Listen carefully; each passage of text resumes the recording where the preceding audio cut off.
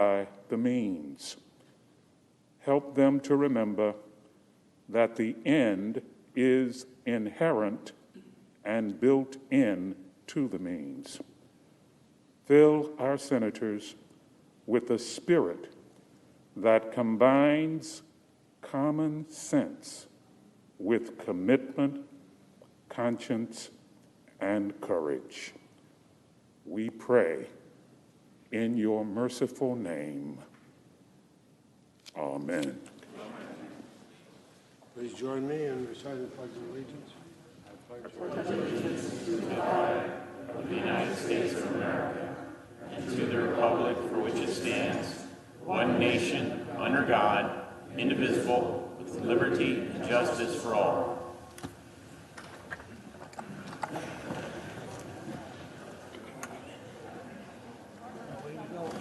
Yes.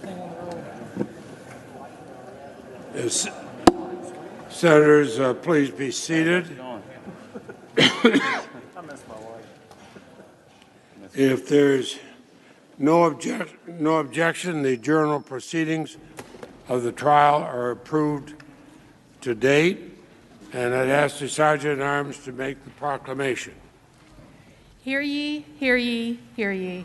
All persons are commanded to keep silence on pain of imprisonment while the Senate of the United States is sitting for the trial of the article of impeachment exhibited by the House of Representatives against Donald John Trump, former President of the United States.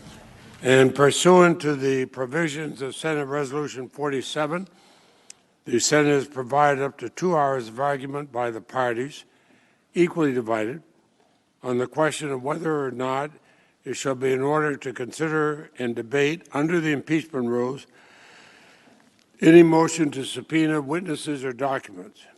Are both parties ready to proceed at this point?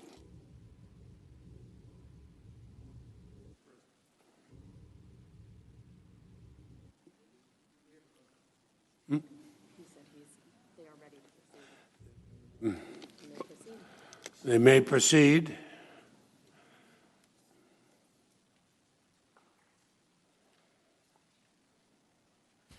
Thank you, Mr. President. Good morning, Senators. Over the last several days, we presented overwhelming evidence that establishes the charges in the article of impeachment.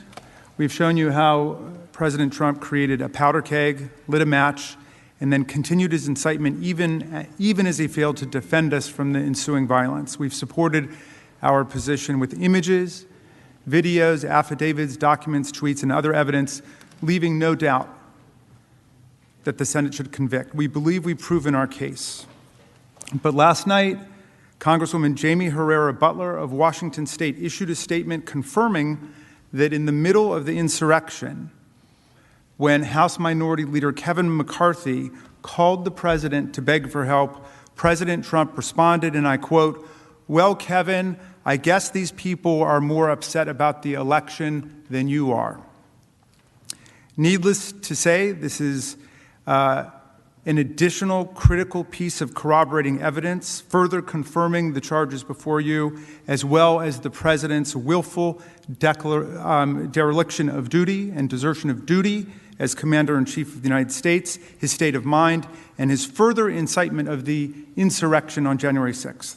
For that reason, and because this is the proper time to do so under the resolution that the Senate adopted to set the rules for the trial, we would like the opportunity to subpoena Congresswoman Herrera regarding her communications with House Minority Leader Kevin McCarthy, and to subpoena her contemporaneous notes that she made regarding what President Trump told Kevin McCarthy in the middle of the insurrection.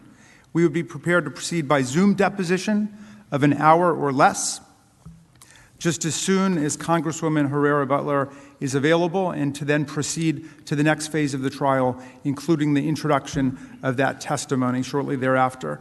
Congresswoman Butler further stated that she hopes other witnesses to this part of the story, other patriots, as she put it, would come forward, and if that happens, we would seek the opportunity to take their depositions via Zoom, also for less than an hour, or to subpoena other relevant documents as well.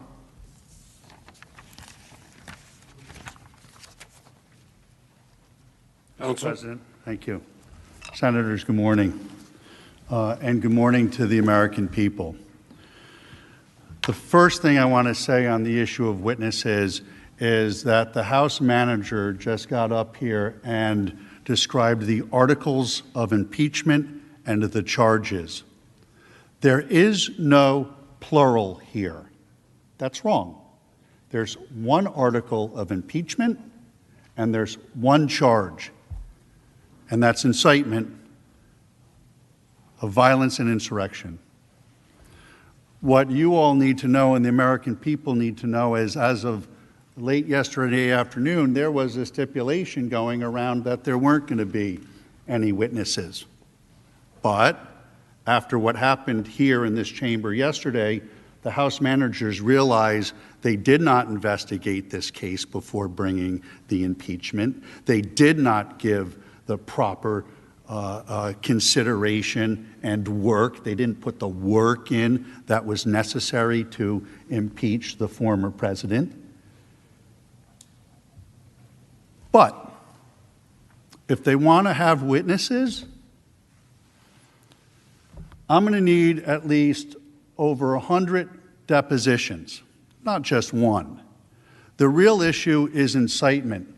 They put into their case over 100 witnesses, people who have been charged with crimes by the federal government.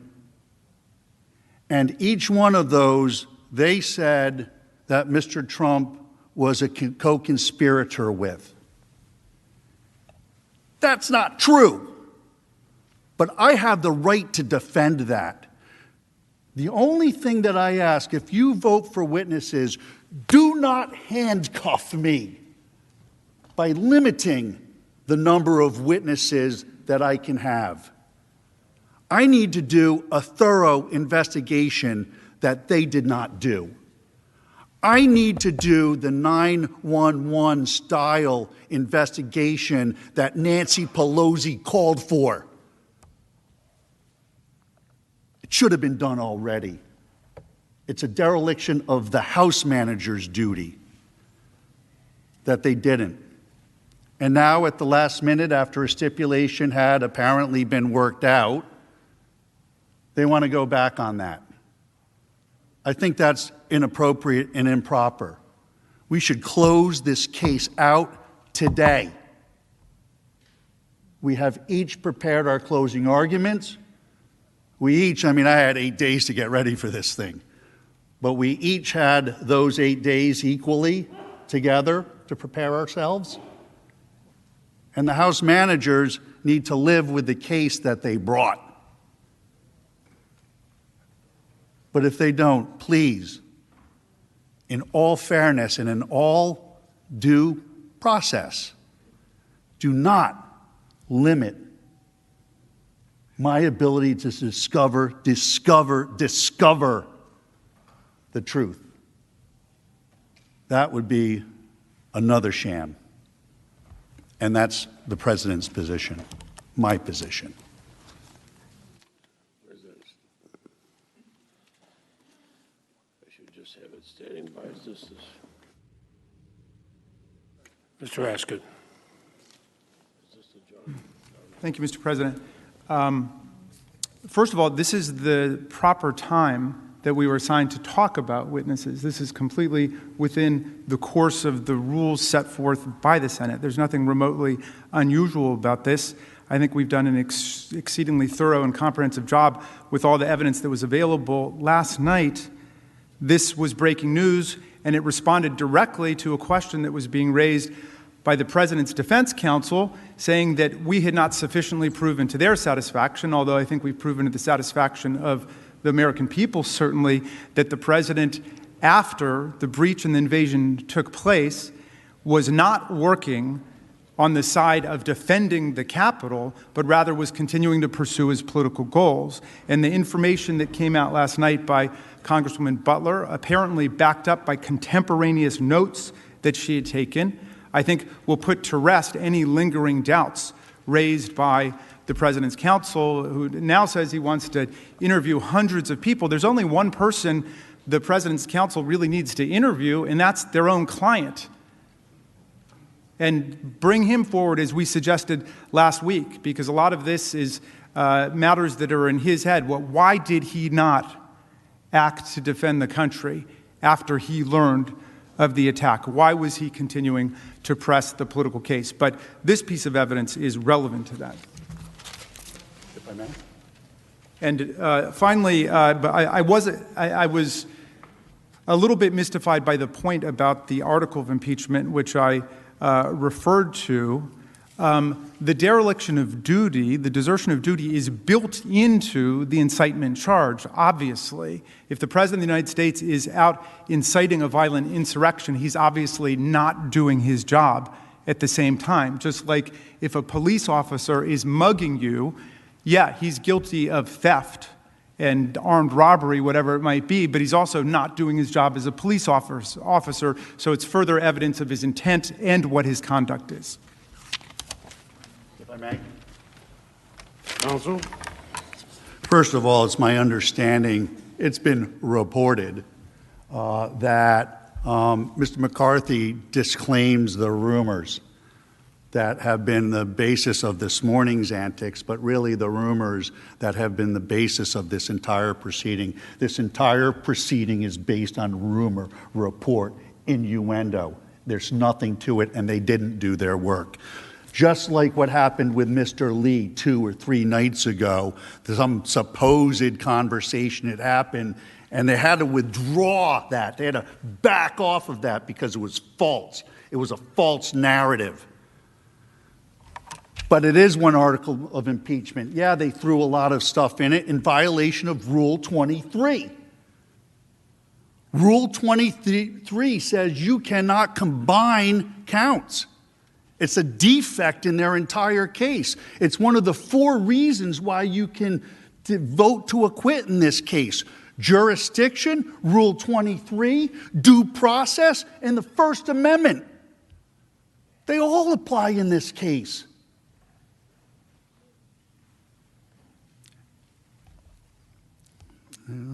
Let me take my own advice and cool the temperature in the room a little bit.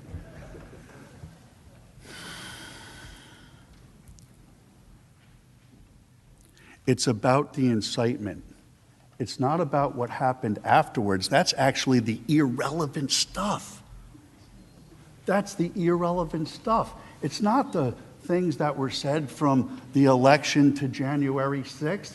It's not relevant to the legal analysis of the issues that are before this body. It doesn't matter what happened after the insurgents into the Capitol building, because that doesn't have to do with incitement. Incitement it's a point in time, folks. It's a point in time when the words are spoken and the words say, implicitly say, explicitly say, to commit acts of violence or lawlessness. And we don't have that here. So for the House managers to say we need depositions about things that happened after, it's just not true. But if he does, there are a lot of depositions that need to be happened.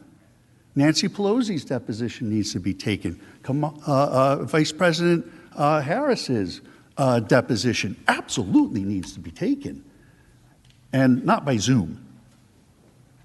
None of these depositions should be done by Zoom. We didn't do this hearing by Zoom. These depositions should be done in person, in my office, in Philadelphia. That's where they should be done. I don't know how many civil lawyers are here, but that's the way it works, folks. When you want somebody's deposition, you send a notice of deposition, and they appear at the place where the notice says. That's civil process. I don't know why you're laughing. It is civil process. That is the way lawyers do it. We send notices of deposition. In the I would remind everybody that we will have order in I don't have the chamber during these proceedings. I haven't laughed at any of you, and there's nothing laughable here. He mentioned my client coming in to testify. That is not the way it's done. If he wanted to talk to Donald Trump, he should have put a subpoena down, like I'm going to slap subpoenas on a good number of people if witnesses are what is required here for them to try to get their case back in order, which has failed miserably for 4 reasons. There is no jurisdiction here. There has been no due process here. They have completely violated and ignored and stepped on the Constitution of the United States. They have trampled on it like people who have no respect for it. And if this is about nothing else, it has to be about the respect of our country, our Constitution, and all of the people that make it up.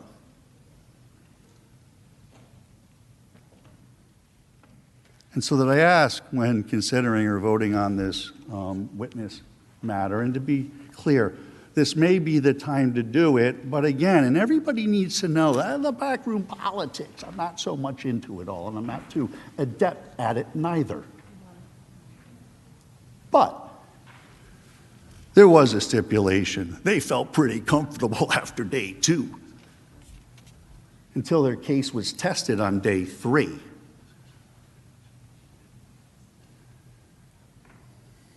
Now is the time to end this. Now is the time to hear the closing arguments. Now is the time to vote your conscience.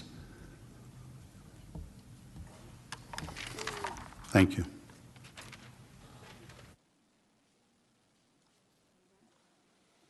Mr. Raskin? We were involved in no discussions about a stipulation, and I have no further comment. Thank you, Mr. President.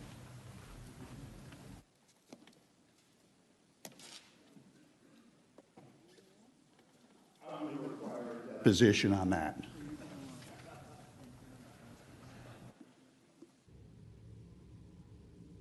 I would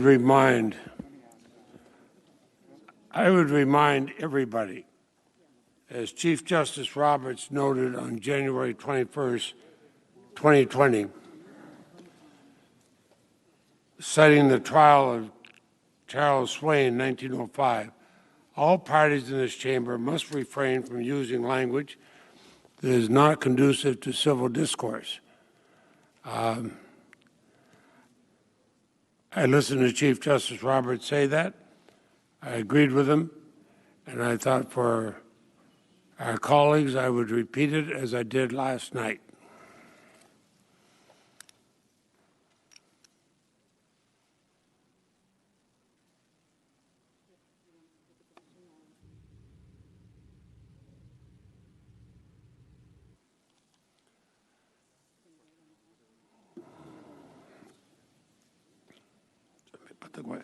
So the question we have before us is whether it shall be in order to consider and debate under the rules of impeachment any motion to subpoena witnesses or documents.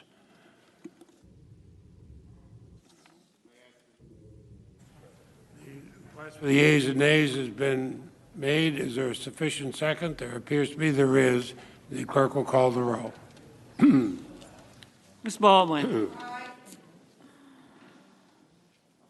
Mr. Barrasso. Mr. Bennett. Mrs. Blackburn. Mr. Blumenthal. Mr. Blunt. Mr. Booker. Mr. Bozeman. Mr. Braun. Mr. Brown. Mr. Burr. Ms. Cantwell. Mrs. Capito. Mr. Cardin. Mr. Carper. Mr. Casey. Mr. Cassidy. Ms. Collins. Mr. Coons. Mr. Cornyn, Ms. Cortez Masto, Mr. Cotton, Mr. Kramer, Mr. Crapo, Mr. Cruz, Mr. Daines, Ms. Duckworth, Mr. Durbin, Mr. Ernst, Ms. Ernst, Mrs. Feinstein, Mrs. Fisher, Mrs. Gillibrand, Mr. Graham, Mr. Grassley, Mr. Haggerty, Ms. Hassan, Mr. Hawley, Mr. Heinrich, Mr. Hickenlooper, Ms. Hirono, Mr. Hoven, Mrs. Hyde-Smith, Mr. Inhofe, Mr. Johnson, Mr. Kane,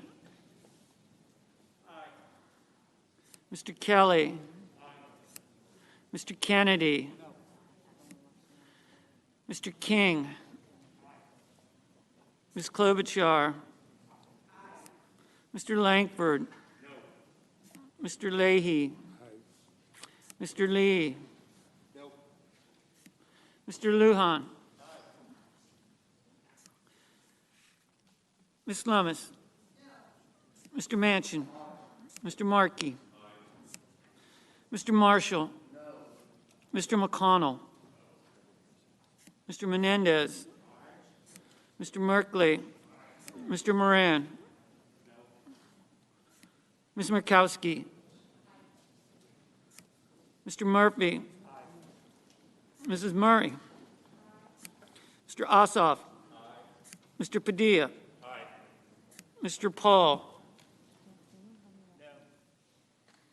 Mr. Peters, Mr. Portman, Mr. Reed, Mr. Risch, Mr. Romney, Ms. Rosen, Mr. Rounds, Mr. Rubio, Mr. Sanders, Mr. Sass, Mr. Schatz, Mr. Schumer, Mr. Scott of Florida, Mr. Scott of South Carolina, Mrs. Shaheen, Mr. Shelby, Ms. Sinema, Ms. Smith, Ms. Stabenow, Mr. Sullivan, Mr. Tester, Mr. Thune, Mr. Tillis, Mr. Toomey, Mr. Tuberville, Mr. Van Hollen, Mr. Warner, Mr. Warnock, Ms. Warren, Mr. Whitehouse, Mr. Wicker, Mr. Wyden, Mr. Young,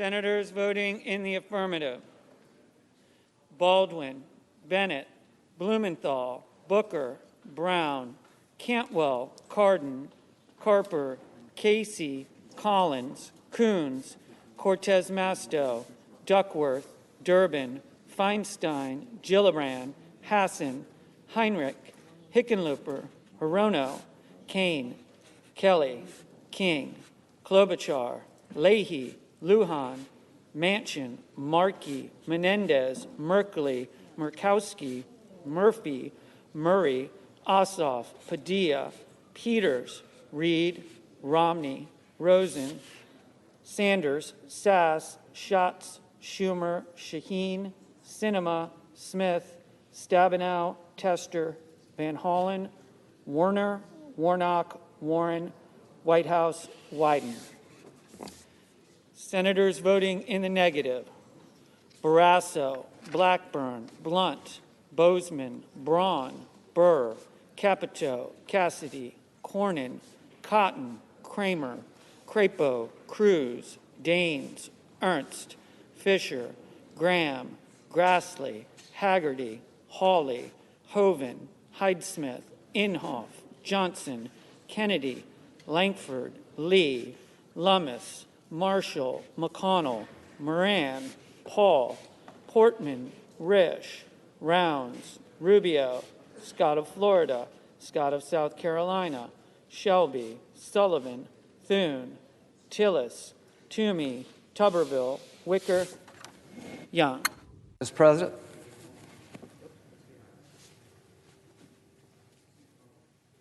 I'd like to change my vote to aye. Mr. Graham.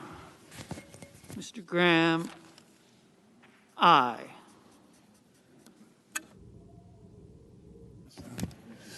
Mr. President. Mr. Sullivan. Just a point of inquiry. There's a little confusion here. Was that a vote on one witness or many witnesses? Debate is not allowed during the vote. I advise the Not debate, it's a Senator point from of Alaska. inquiry. Mr. President, it's a point of inquiry on what we just voted on. That is, I'm advised that is not allowed during the vote. Can't know. Immediately before they start to cast.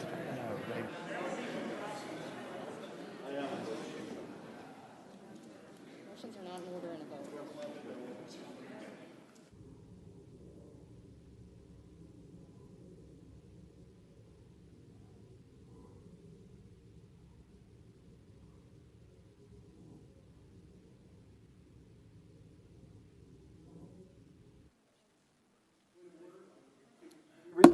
The points of order and debate are not allowed during the vote. That is established Senate procedure that we always follow.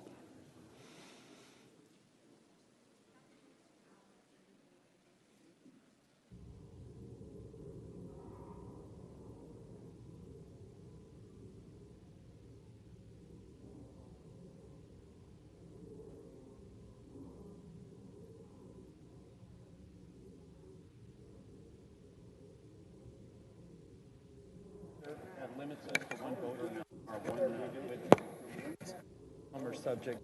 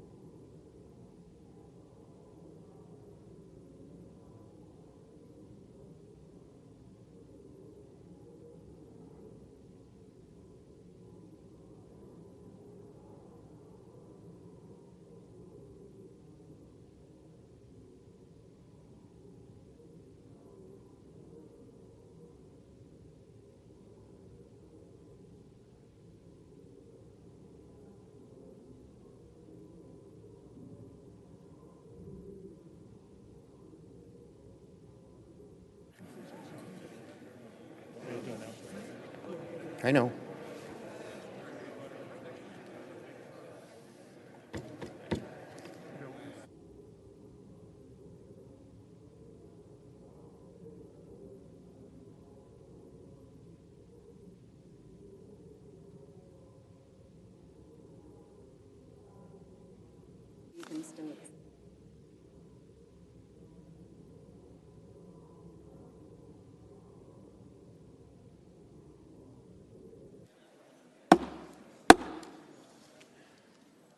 On the question of whether it shall be in order to consider and debate under the rules of impeachment any motion to subpoena witnesses or documents, the motion is agreed to by a vote of 55 to 45. Majority Leader. Mr. President, Majority I Leader. suggest the absence of a quorum. Clerk will call the roll. Ms. Baldwin.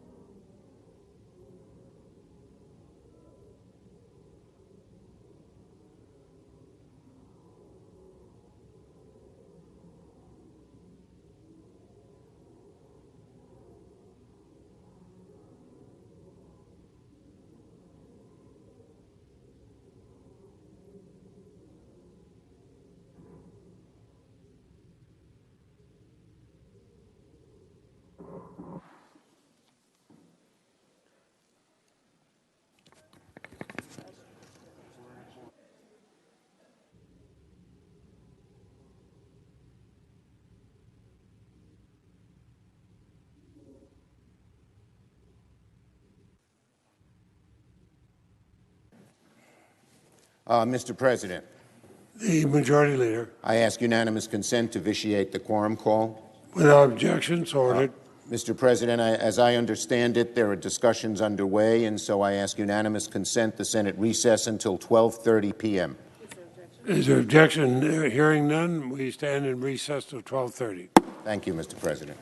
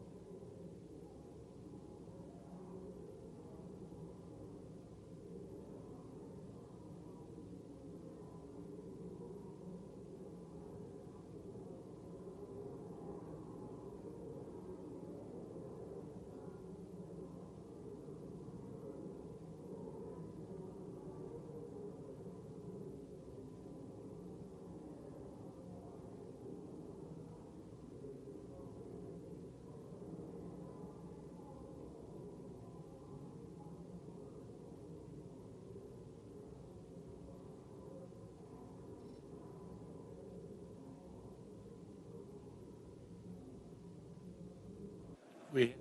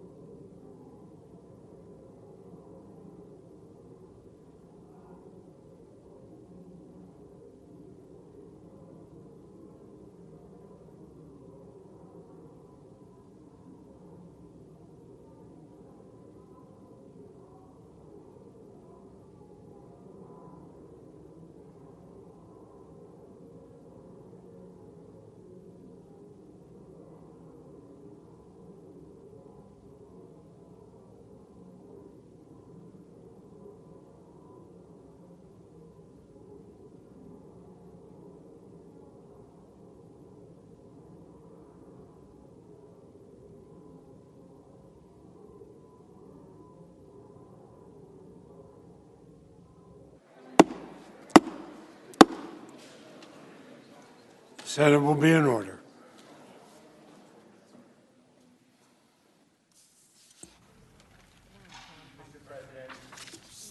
Majority Leader. Without objection, so ordered. Ms. Van Veen? No. Mr. Castor, I'm sorry. May I be recognized? Yes, you are. You are recognized.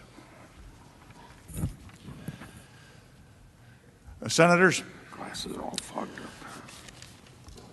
Donald John Trump, by his counsel, is prepared to stipulate that if Representative Herrera Butler were to testify under oath as part of these proceedings, her testimony would be consistent with the statement she issued on February 12, 2021, and the former president's counsel is agreeable to the admission of that public statement into evidence at this time.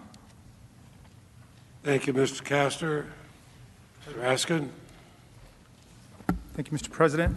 The managers are prepared to enter into the agreement. I will now read the statement. This is the statement of Congresswoman Jamie Herrera Butler, February 12, 2021. In my January 12th statement in support of the article of impeachment, I referenced a conversation House Minority Leader Kevin McCarthy relayed to me that he'd had with President Trump while the January 6th attack was ongoing. Here are the details. When McCarthy finally reached the president on January 6th and asked him to publicly and forcefully call off the riot, the president initially repeated the falsehood that it was Antifa that had breached the Capitol. McCarthy refuted that and told the president that these were Trump supporters.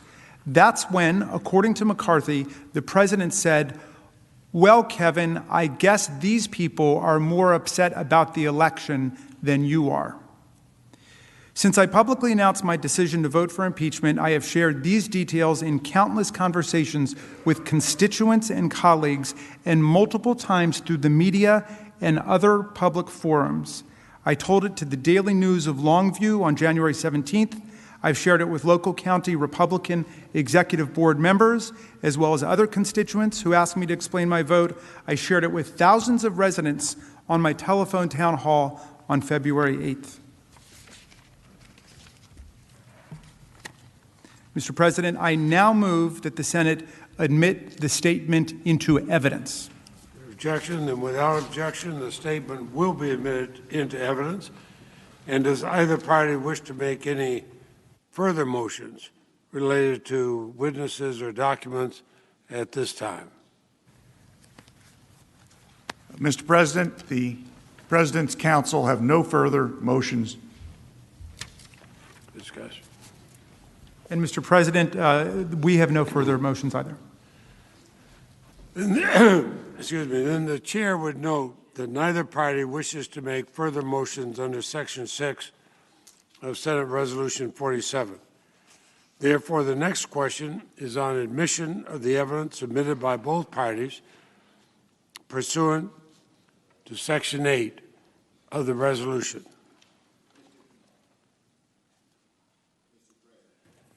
The majority leaders recommend. So now, as we move to another matter, I'm advised that the House managers have no objection to the admission of evidence proposed to be admitted by the former President's counsel under the provisions of Section 8 of Senate Resolution 47, and that the President's counsel have no objections to the evidence proposed to be admitted into evidence by the House managers. Pursuant to Section 8 of the resolution, as agreed to by Leader McConnell and myself a few days ago, both parties have made timely filings of this evidence with the Secretary of the Senate and have provided copies to each other. I therefore ask unanimous consent that the Senate dispense with the provisions of Section 8A of Senate Resolution 47, and that the materials submitted by both parties be admitted into evidence, subject to the provisions of Section 8C of that resolution, which provides that the admission of this evidence does not constitute a concession by either party as to the truth of the matters asserted by the other party, and that each senator shall decide for him or herself the weight to be given such evidence. This request has the approval of both parties and the Republican leader. Without objection, is so ordered.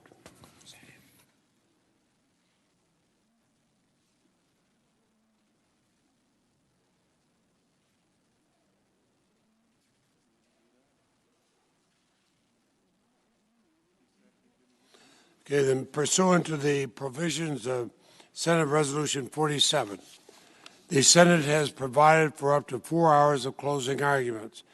They'll be equally divided between the managers on the part of the House of Representatives and the counsel for the former president.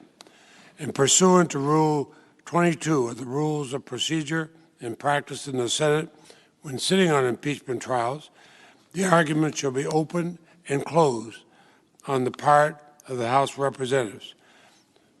So the chair recognizes Mr. Manager Raskin to begin the presentation on the part of the House of Representatives.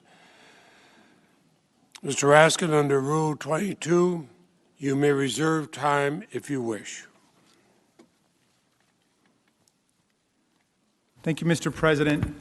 Members of the Senate, before I proceed, it was suggested by defense counsel that Donald Trump's conduct during the attack, as described in Congresswoman Butler's statement, is somehow not part of the constitutional offense for which former President Trump has been charged.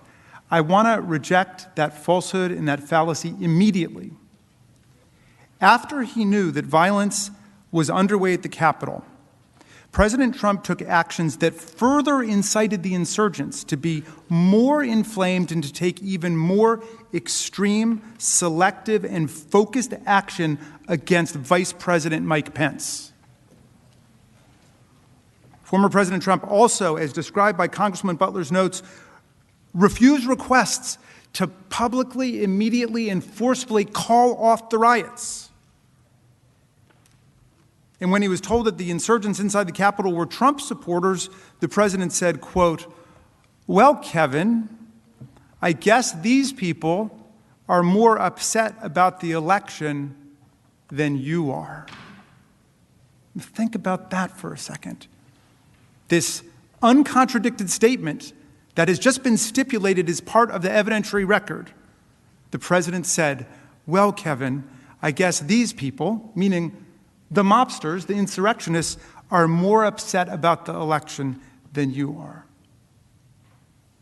That conduct is obviously part and parcel of the constitutional offense that he was impeached for, namely incitement to insurrection. That is continuing incitement to the insurrection. The conduct described not only perpetuated his continuing offense, but also provides to us here today further decisive evidence of his intent to incite the insurrection in the first place. When my opposing counsel says that you should ignore the president's actions after the insurrection began, that is plainly wrong. And it, of course, reflects the fact that they have no defense to his outrageous, scandalous, and unconstitutional conduct in the middle of a violent assault on the Capitol that he incited. Senators, think about it for a second. Say you light a fire, and you're charged with arson. And the defense counsel says, everything that I did after the fire started is irrelevant. And the court would reject that immediately and say, that's not true at all. It's extremely relevant to whether or not you committed the crime. If you run over and try to put out the flames, if you get lots of water and say, help, help, there's a fire, if you call for help, a court will could infer that you didn't intend for the fire to be lit in the first place. They would accept your defense, perhaps, that it was all an accident. It was an all accident. Accidents happen with fire.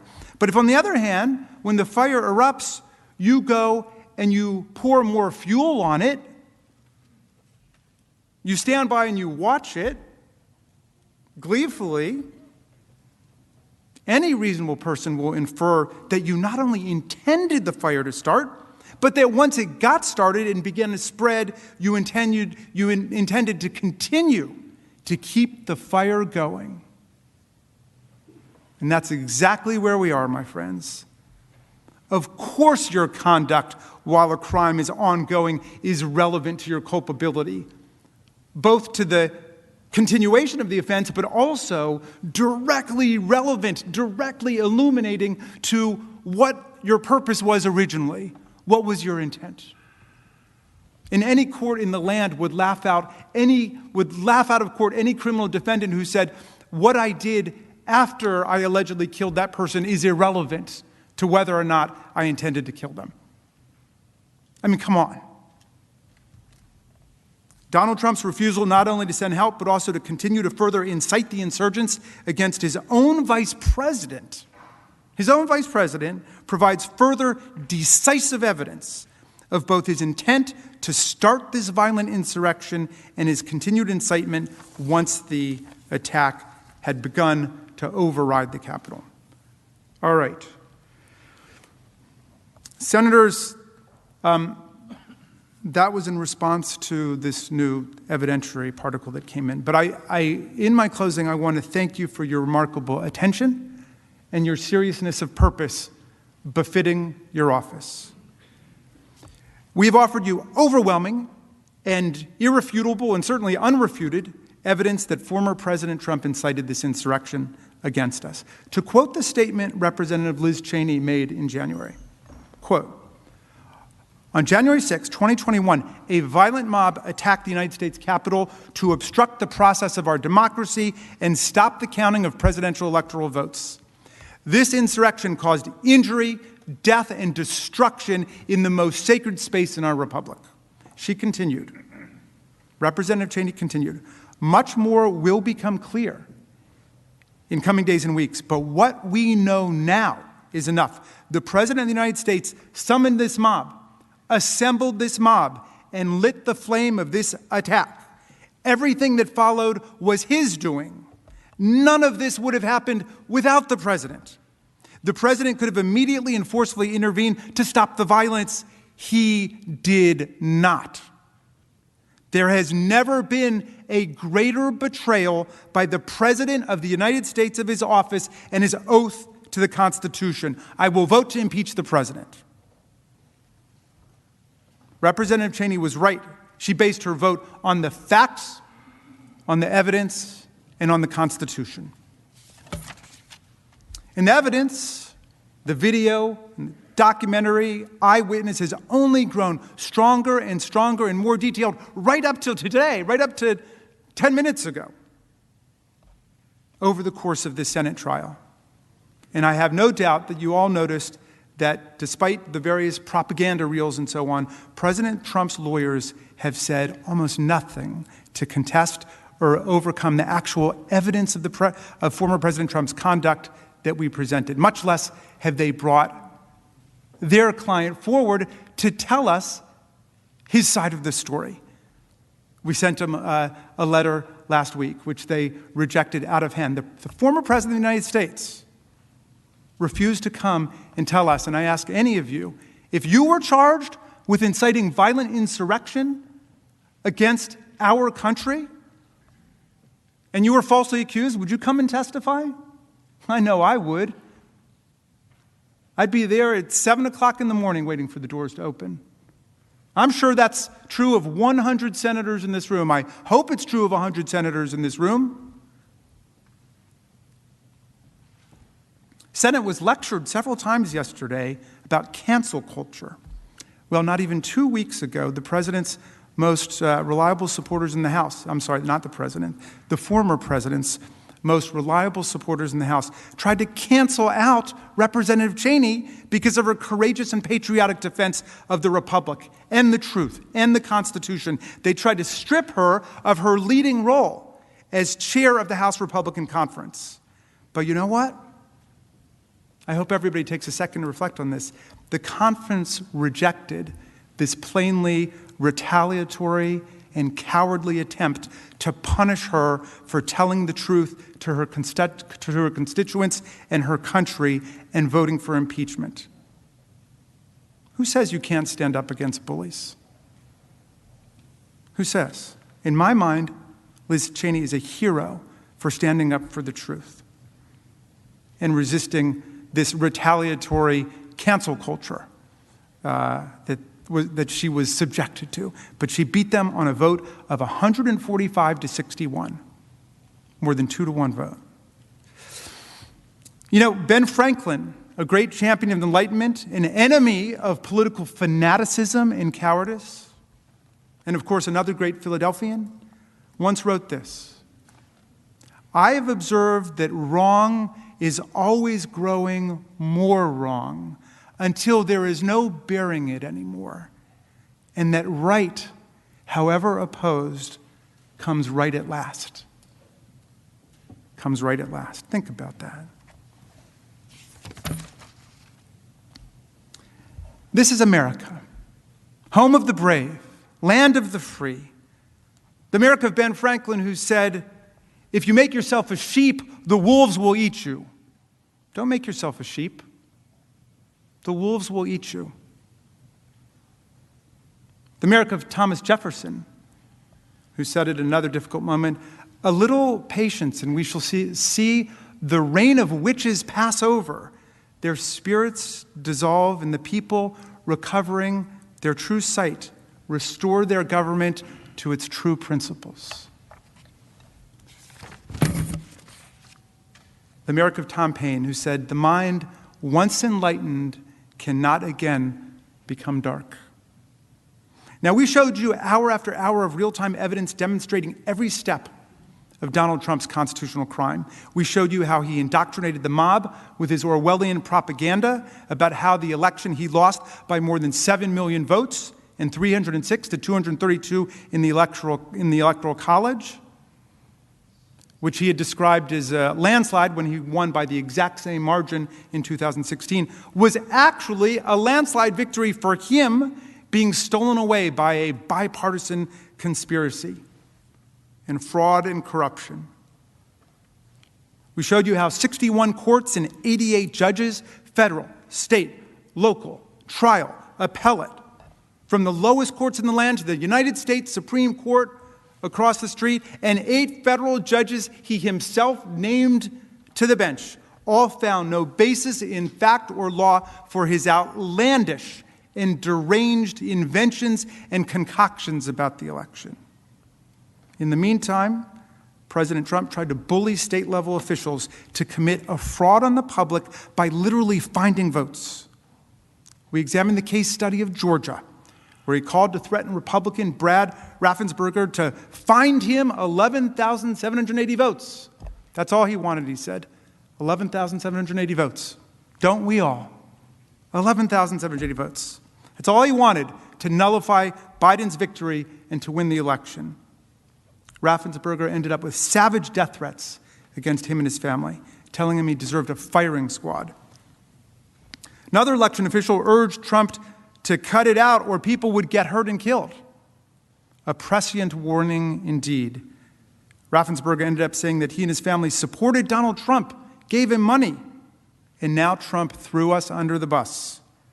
We saw what happened in Lansing, Michigan, with the extremist mob he cultivated, which led to 2 shocking Capitol sieges and a criminal conspiracy by extremists to kidnap and likely assassinate Governor Whitmer. We saw him trying to get state legislatures to disavow and overthrow their popular election results and replace them with Trump electors. We showed you the process of summoning the mob, reaching out, urging people to come to Washington for a wild time. As we celebrate President's Day on Monday, imagine, is there another president in our history who would urge supporters to come to Washington for a wild time? You saw how he embraced violent extremist elements like the Proud Boys, who were told in a nationally televised presidential candidate debate to stand back and stand by, which became their official slogan as they converged on Washington with other extremist and seditious groups and competed to be the lead stormtroopers of the attack on this building. You saw the assembly of the mob on January 6th, and how beautiful that angry mob must have looked to Donald Trump as he peered down from the lectern with the seal of the President of the United States of America emblazoned on it. That crowd was filled with extremists in tactical gear, armed to the teeth and ready to fight, and other brawling MAGA supporters. All of them saying, "Stop the steal right now." And he said he was going to march with them to the Capitol, even though the permit for the rally specifically forbade a march. But he said he would march with them, giving them more comfort that what they were doing was legitimate. It was okay. But of course, he stayed back, as he presumably didn't want to be too close to the action at the Capitol, as the lawyers called it. Not an insurrection, they urged us yesterday. It's an action. He didn't want to be too close to the action when all hell was about to break loose. Now, incitement, as we've discussed, requires an inherently fact-based evidentiary inquiry. And this is what we did.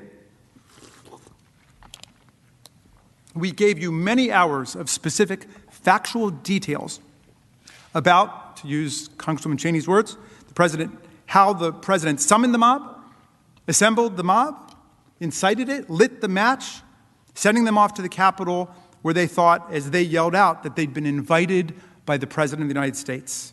And then, of course, they unleashed unparalleled violence against our overwhelmed and besieged but heroic police officers, who you thoughtfully honored yesterday when the officers got in their way as they entered the Capitol at the behest of the President of the United States to stop the steal.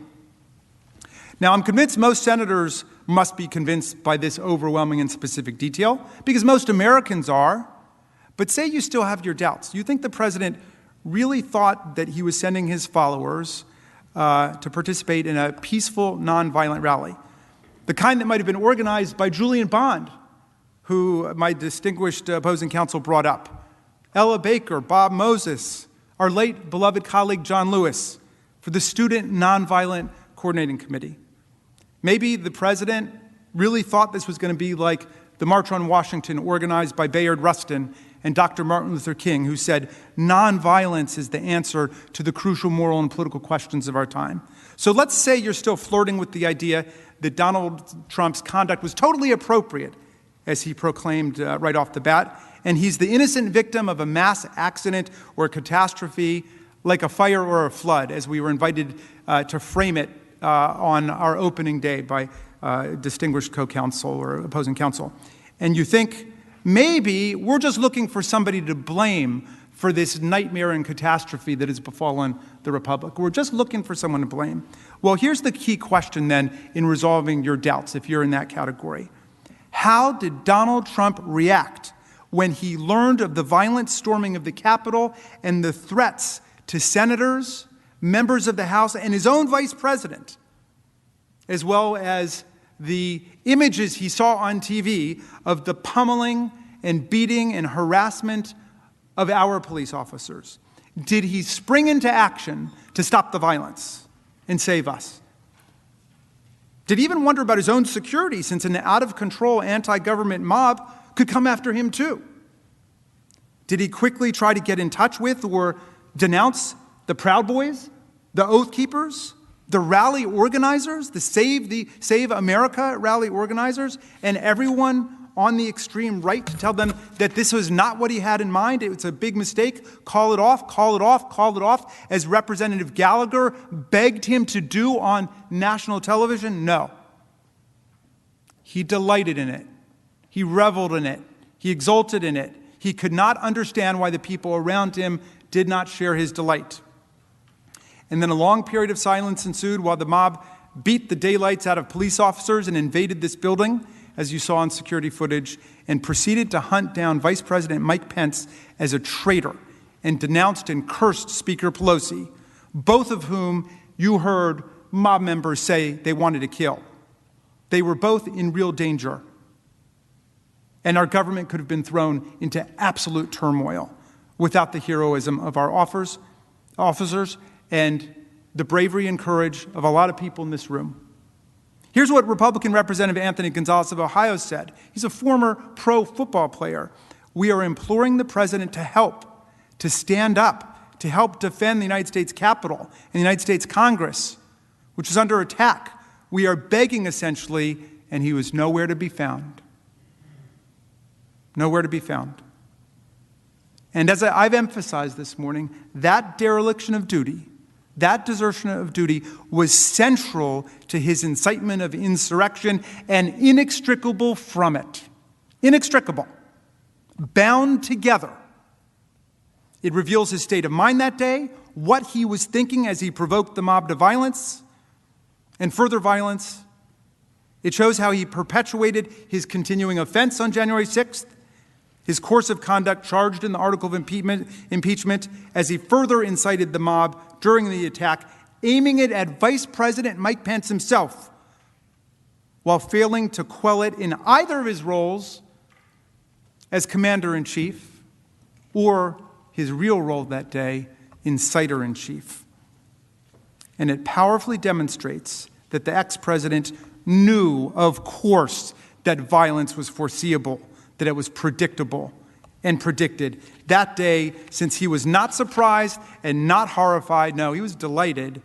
And through his acts of omission and commission that day, he abused his office by siding with the insurrectionists at almost every point, rather than with the Congress of the United States, rather than with the Constitution. In just a moment, my colleague, Mr. Cicilline, will address President Trump's conduct, his actions and inactions, his culpable state of mind during the attack, as he will establish yesterday's explosive revelations about House Minority Leader Kevin McCarthy's desperate call to Trump and Trump's truly astounding reaction confirm that Trump was doing nothing to help the people in this room or this building. It's now clear beyond doubt that Trump supported the actions of the mob, and so he must be convicted. It's that simple. When he took the stage on January 6th, he knew exactly how combustible the situation was. He knew there were many people in the crowd who were ready to jump into action, to engage in violence at any signal that he needed them to fight like hell to stop the steal. And that's exactly what he told them to do. Then he aimed them straight here, right down Pennsylvania at the Capitol, where he told them that the steal was occurring, that is, the counting of the Electoral College votes. And we all know what happened next. They attacked this building, they disrupted the peaceful transfer of power, they injured and killed people, convinced that they were acting on his instructions and with his approval and protection. And while that happened, he further incited them while failing to defend us. If that's not ground for conviction, if that's not a high crime and misdemeanor against the Republic and the United States of America, then nothing is. President Trump must be convicted for the safety and security of our democracy and our people. Mr. Cicilline.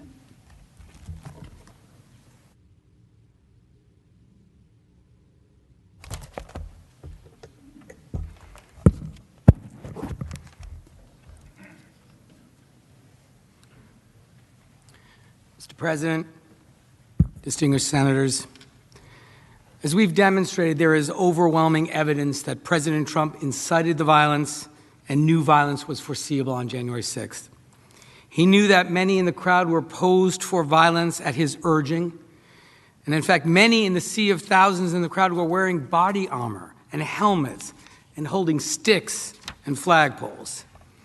And then he not only provoked that very same crowd, but aimed them at the Capitol. He literally pointed at this building, at us, during his speech. He pointed to the building where Congress was going to certify the election results and where he knew the vice president himself was presiding over the process. Now, no one is suggesting that President Trump intended every detail of what happened on January 6th.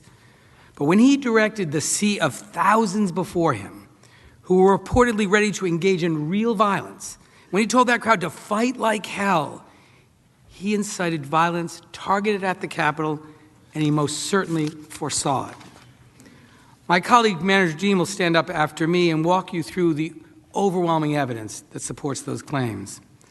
I want to start, though, by talking about what happened after that. There was a lot of discussion yesterday about what the president knew and when he knew it.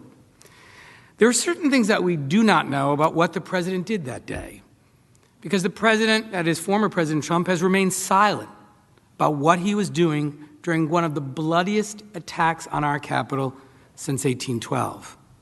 Despite a full and fair opportunity to come forward, he's refused to come and tell his story. As Manager Raskin said, we would all do that. In fact, I would insist on it. If I were accused of a grave and serious crime that I was innocent of, I would demand the right to tell my side of the story. President Trump declined.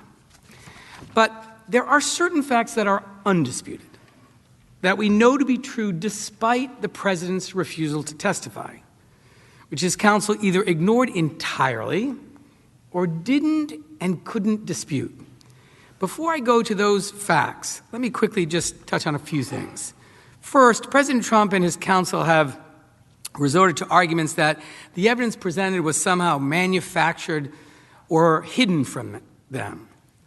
And I want to be very clear about this because this is important. In terms of the timing of when they received materials here, defense counsel had access to all materials when they were entitled to have them under Senate Resolution 47. And they cannot and have not alleged otherwise. As to their desperate claim that evidence was somehow manufactured, they have not alleged that one tweet from their client was actually inaccurate, nor can they. We got these tweets, which are, of course, statements from the former president, from a public archive, and they are all correct. You also know the president's claims about evidence being manipulated also are untrue because they didn't even object to the introduction of the evidence when they had the opportunity to do so. So I hope we can now set those issues aside and turn to the facts of this case and really set the record straight about the undisputed facts in this case, about what the president knew that day and when he knew it.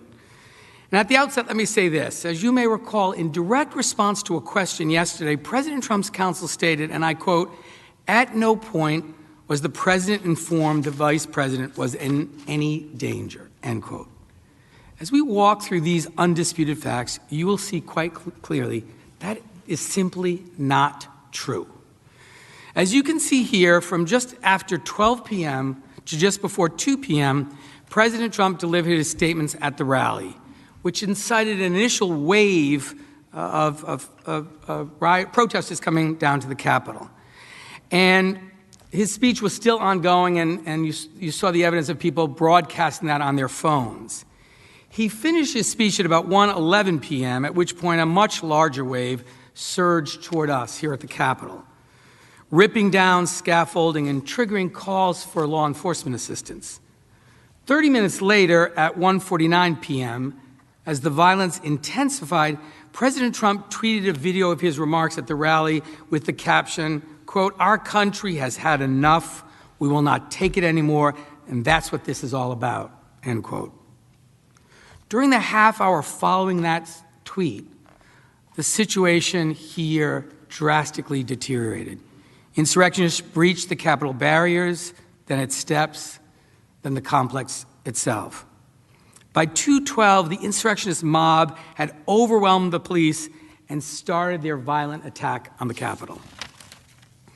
And as you all know, this attack occurred and played out on live television. Every major network was showing it. We've shown you during the course of this trial, side by side, exactly what the president would have seen on TV or his Twitter account. We've also shown you that he would have seen around 2:12 p.m. images of Vice President Pence being rushed off the Senate floor. Now, I won't replay all of that for you, but for timing purposes, here's the footage reacting to Vice President Pence leaving the floor. No audio. They just cut out. It looks like they and sometimes the Senate like they just ushered Mike Pence out really quickly. Yes, they did. That's exactly what just happened there. They ushered Mike Pence out. They moved him fast. I saw the motions too. Defense counsel seems to suggest that somehow the President of the United States was not aware of this. That the President had no idea that his Vice President had been evacuated from the Senate floor for his safety because violent rioters had broken into the Capitol, with thousands more coming, and with the Capitol Police completely overwhelmed. This was on live television.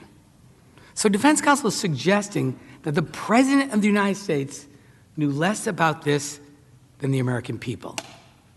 This is just not possible. That the Secret Service failed to mention that his vice president was being rushed from the Senate for his own protection. That nobody in the White House thought to alert him.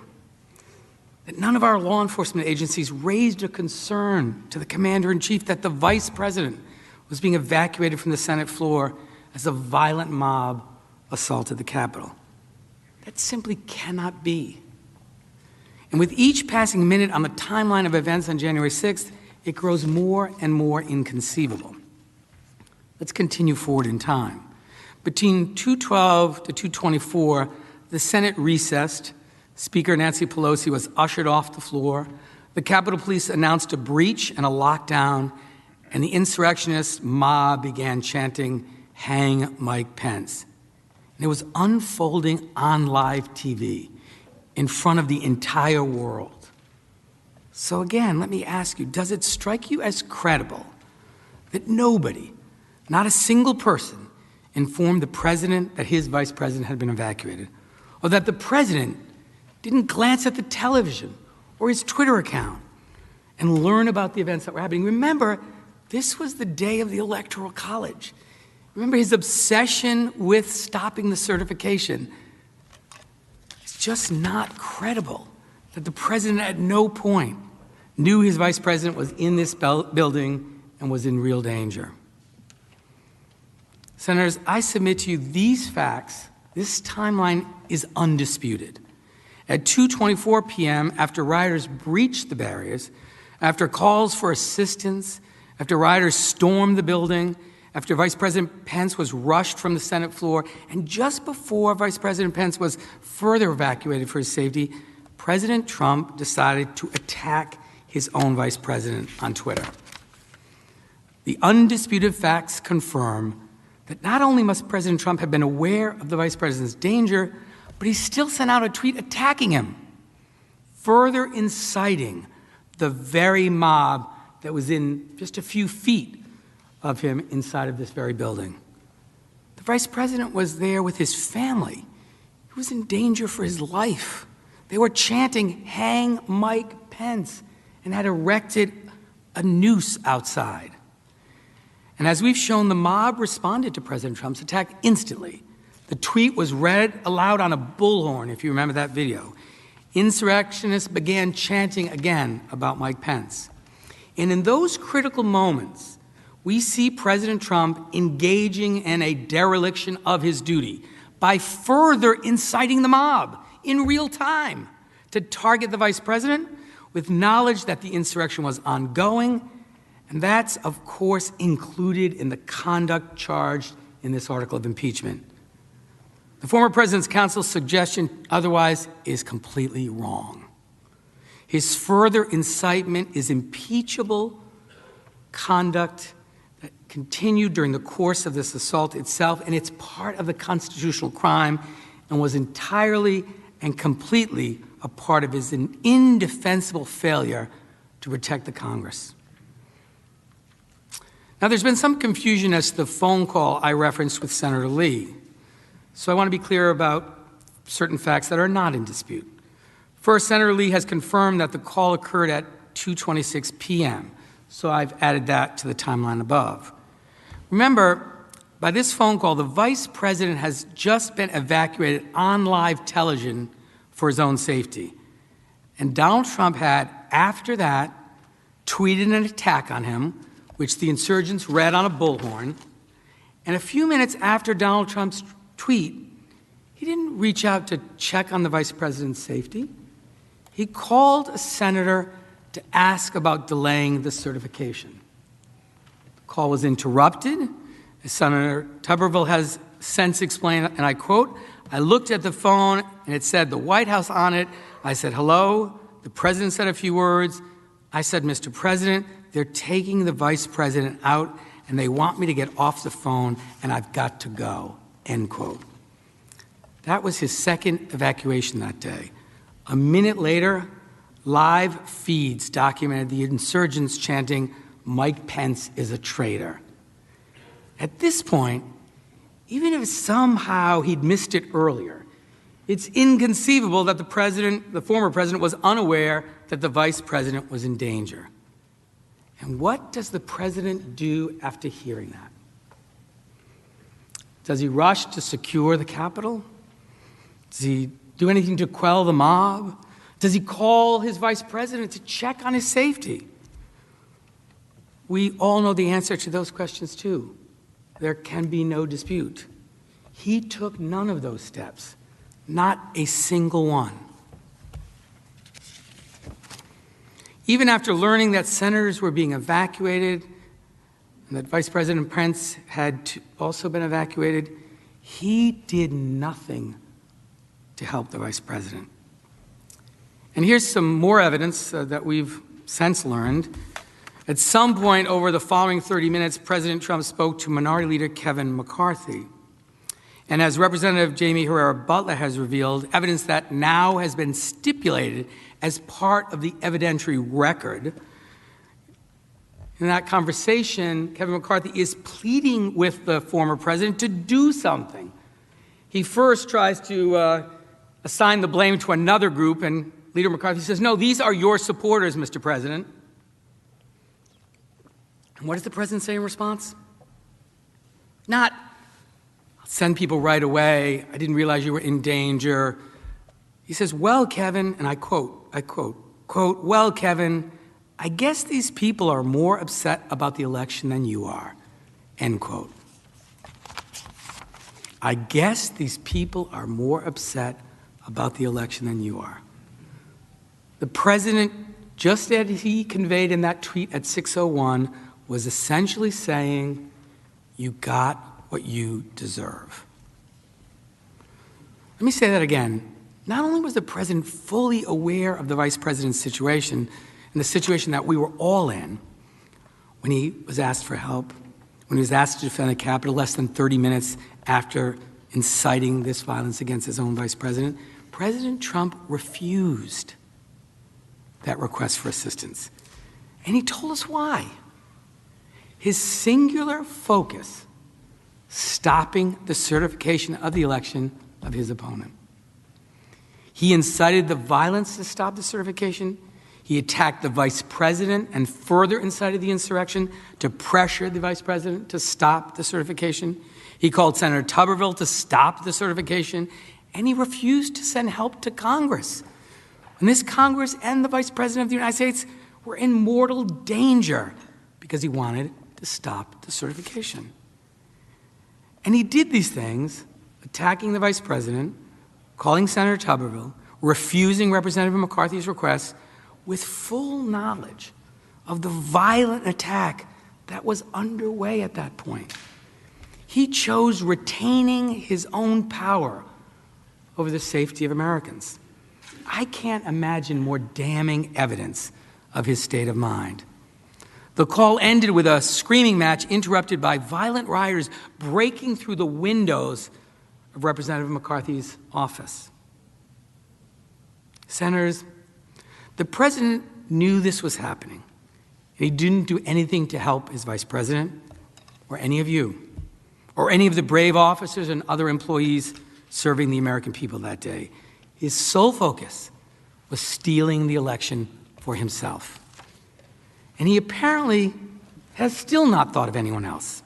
According to more new facts revealed last night, the vice president's team does not agree with the president's counsel or the president's counsel's assessment either. The report, and I quote, says, Pence's team does not agree with the Trump lawyer's assessment that Trump was concerned about Pence's safety. Trump didn't call him that day or for 5 days after that. No one else on Trump's team called as Pence was evacuated to one room in another with screaming mob nearby. Objection, this is not in evidence. Objection, this is not in evidence. If you wanted a stipulation to this... The counsel will sit down. Senators, remember when... Chair has no way of knowing what materials evidence or not. The counsel for the president will have a chance to speak. And the chair will consider the issue.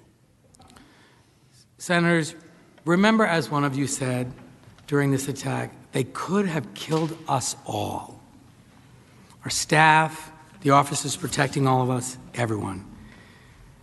And President Trump not only incited it, but continued inciting it as it occurred with attacks on his vice president, and then willfully refused to defend us, furthering his provocation and incitement by the mob, siding with the mob, siding with the violent insurrectionists, criminals who killed and injured police officers sworn to protect us because they were, quote, more upset about the election than Leader McCarthy.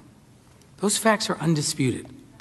President Trump has not offered any evidence or any argument to disprove them. His lawyers almost entirely ignored these facts in their short presentation. We have only his counsel's false claim yesterday that, quote, at no point was the president informed that the vice president was in any danger, end quote.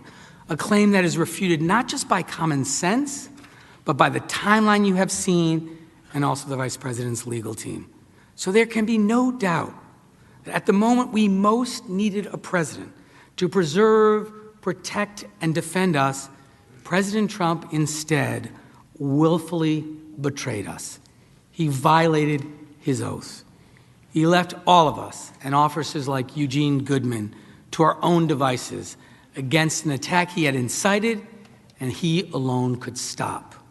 That is why he must be convicted. And I'd like to conclude by making one final point that follows directly from what I just discussed. Our case and the article of impeachment before you absolutely includes President Trump's dereliction of duty on January 6th. His failure as inciter-in-chief to immediately quell or call off the mob, his failure as commander-in-chief to immediately do everything in his power to secure the Capitol, that is a further basis on which to convict, and there can be no doubt of that. The ongoing constitutional misconduct is like any continuing offense, and the proof of that is overwhelming. Most directly, his dereliction of duty offers conclusive, irrefutable evidence that he acted willfully as we charge. He wasn't furious or sad or shocked like virtually everyone else in America. He was reported by those around him as delighted. Rather than rush to our aid or demand his mob retreat, he watched the attack on TV and praised the mob to Leader McCarthy as more loyal to him, more upset about the election, and that was all that mattered. His reaction is also further evidence of his intent. He acted exactly the way a person would act if they had indeed incited the mob to violence to stop the steal. Moreover, as I've shown, President Trump's dereliction and desertion of duty includes his decision to further incite the mob, even as he failed to protect us. While the mob hunted Vice President Pence in these very halls, he attacked Vice President Pence. While he tried to stop the steal, he spread the big lie. We all saw how his mob responded in real time. This further incitement was part of his dereliction of duty, was also part of his course of conduct, encouraging and provoking the mob to violence. President Trump's dereliction of duty also highlights how foreseeable the attack was to him.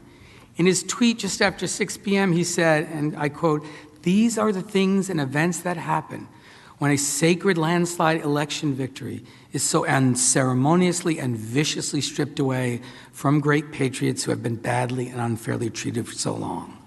This tweet continued his endorsement of the attack, his failure to condemn it, his desertion of duty.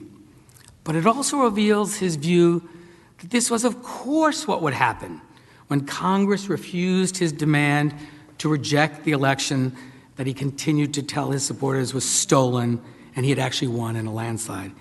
Again, he wasn't surprised. He saw this as a predictable result of his repeated demands that his followers stop the steal by any means possible. This was all connected. His dereliction of duty, his desertion of duty was part and parcel of the crime charged in the impeachment. And it's certainly a basis on which to vote for conviction. If you believe that he willfully refused to defend us and the law enforcement officers fighting to save us, and that he was delighted by the attack, and that he saw it as a natural result of his call to stop the steal, and that he continued to incite and target violence as the attack unfolded, we respectfully submit you must vote to convict and disqualify so that the events of January 6th can never happen again in this country. Mr. President. I'd like to call up Ms. Dean. Mr. President, I've got a point of order.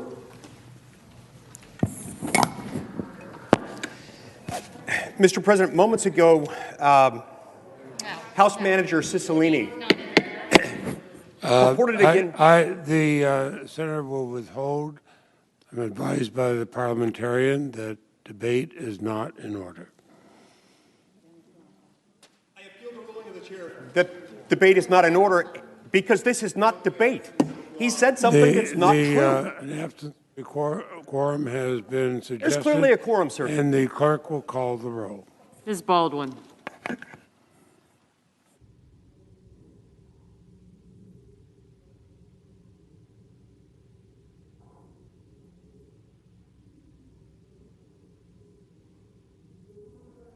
Consent to suspend the quorum call. Is there objection? Their objection is heard. Mr. Barrasso.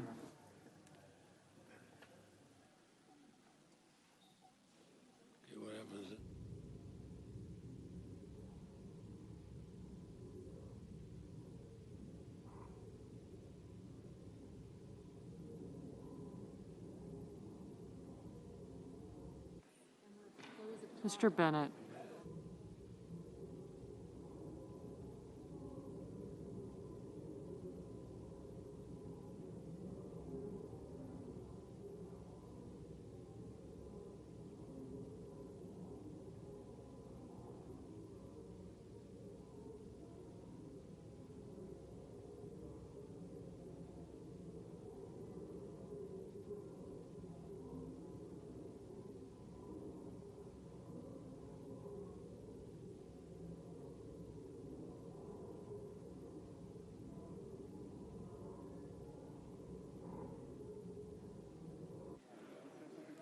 Mrs. Blackburn.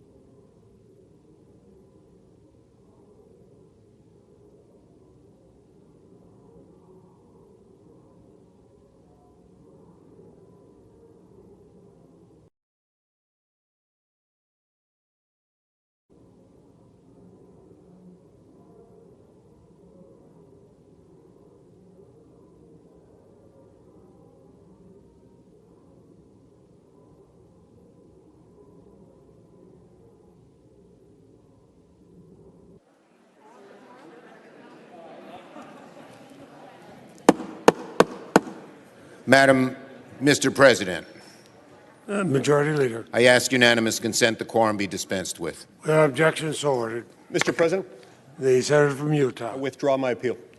The appeal withdrawn. The chair would advise everybody. The evidentiary record is closed. S-Res 47 described the scope of those things not admitted into evidence as those referenced in trial. New evidence is not permitted in closing argument. References to such new evidence will be stricken.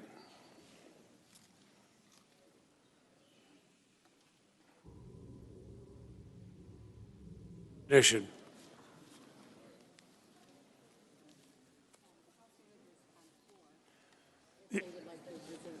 The House managers have the floor if they wish to resume.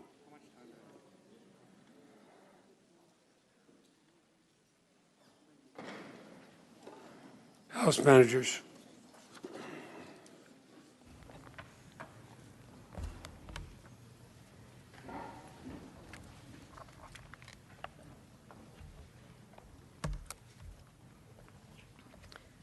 Mr. President, House manager.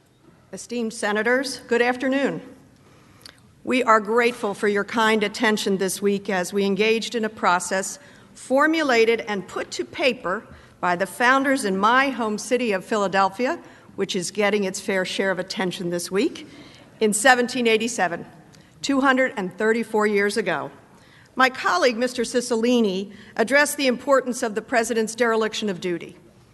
I will focus on three specific aspects of this case which the defense have raised questions about.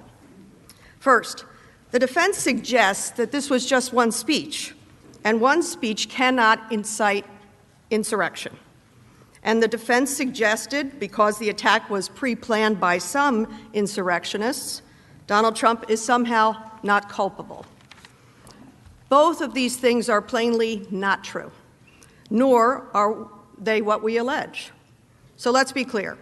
We are not suggesting that Donald Trump's January 6th speech by itself incited the attack. We have shown that his course of conduct leading up to and including that speech incited the attack. The defense is correct that the insurrection was pre-planned. That supports our point. We argued, and the evidence overwhelmingly confirms, that Donald Trump's conduct over many months incited his supporters to believe, one, his big lie, that the only way he could lose was if the election was rigged. Two, that to ensure the election would not be stolen, to prevent the fraud, they had to stop the steal. And three, they had to fight to stop the steal or they would not have a country anymore. This conduct took time, and it culminated in Donald Trump sending a save the date on December the 19th, 18 days before the attack, telling his base exactly when, where, and who to fight. And while he was doing this, he spent $50 million from his legal defense fund to simultaneously broadcast his message to stop the steal over all major networks. Donald Trump invited them, he incited them, then he directed them. Here are a few clips that will help bring that story to light.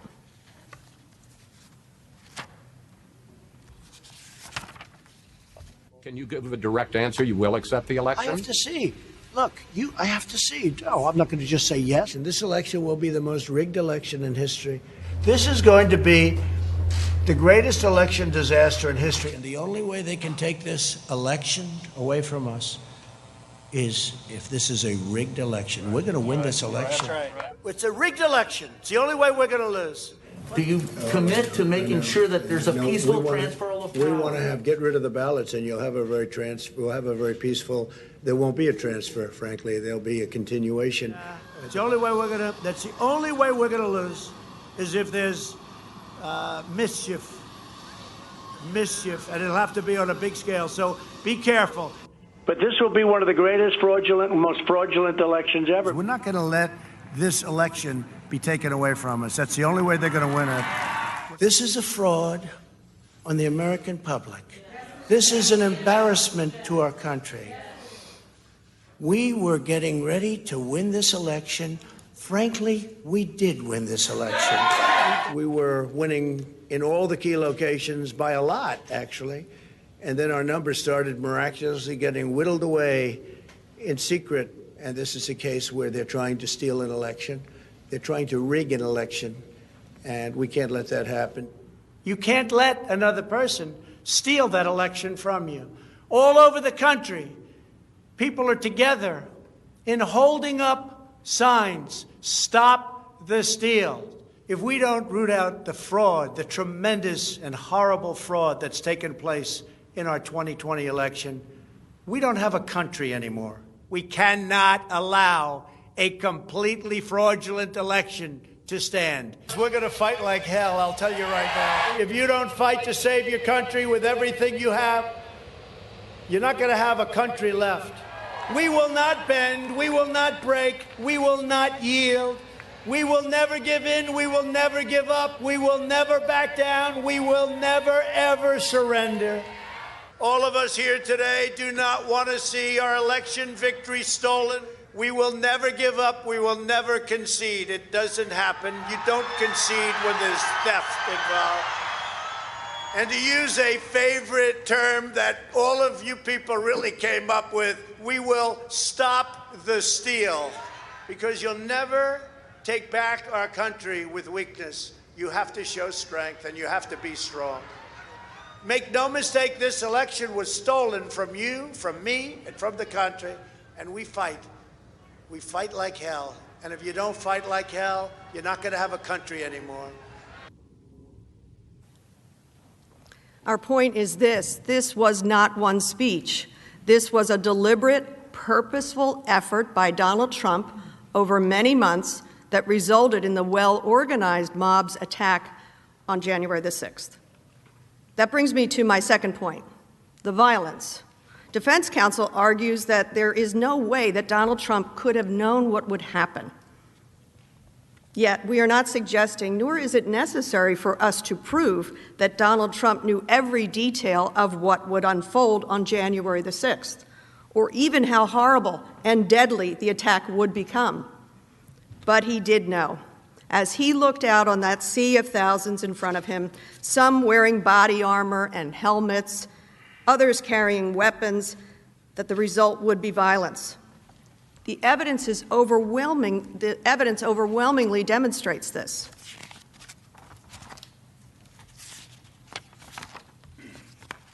A few points on this.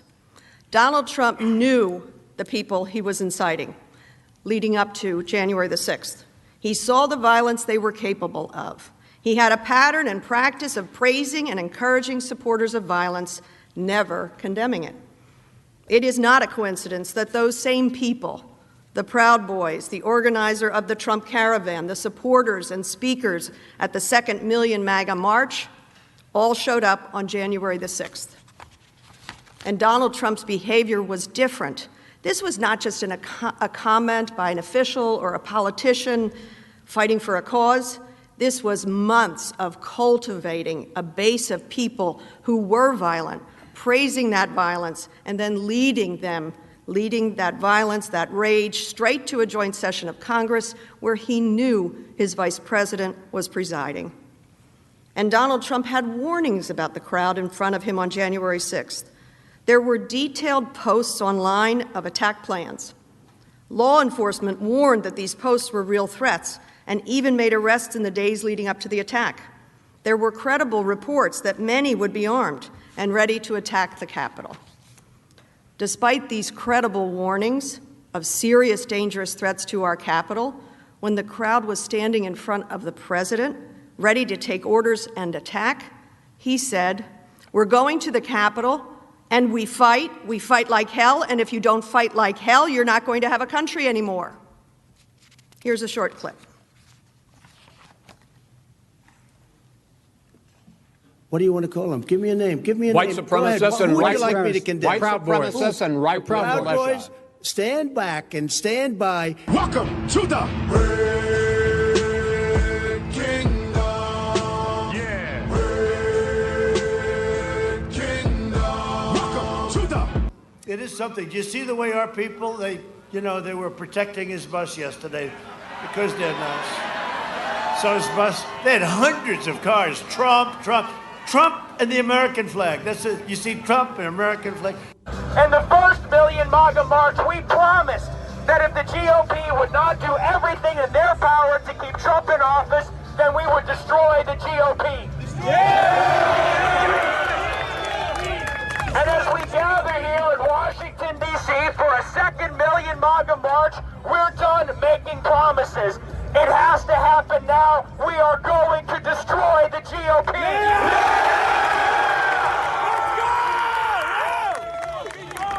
Let's go! Destroy the GOP! Destroy the GOP! Destroy the GOP! Because you'll never take back our country with weakness. You have to show strength, and you have to be strong.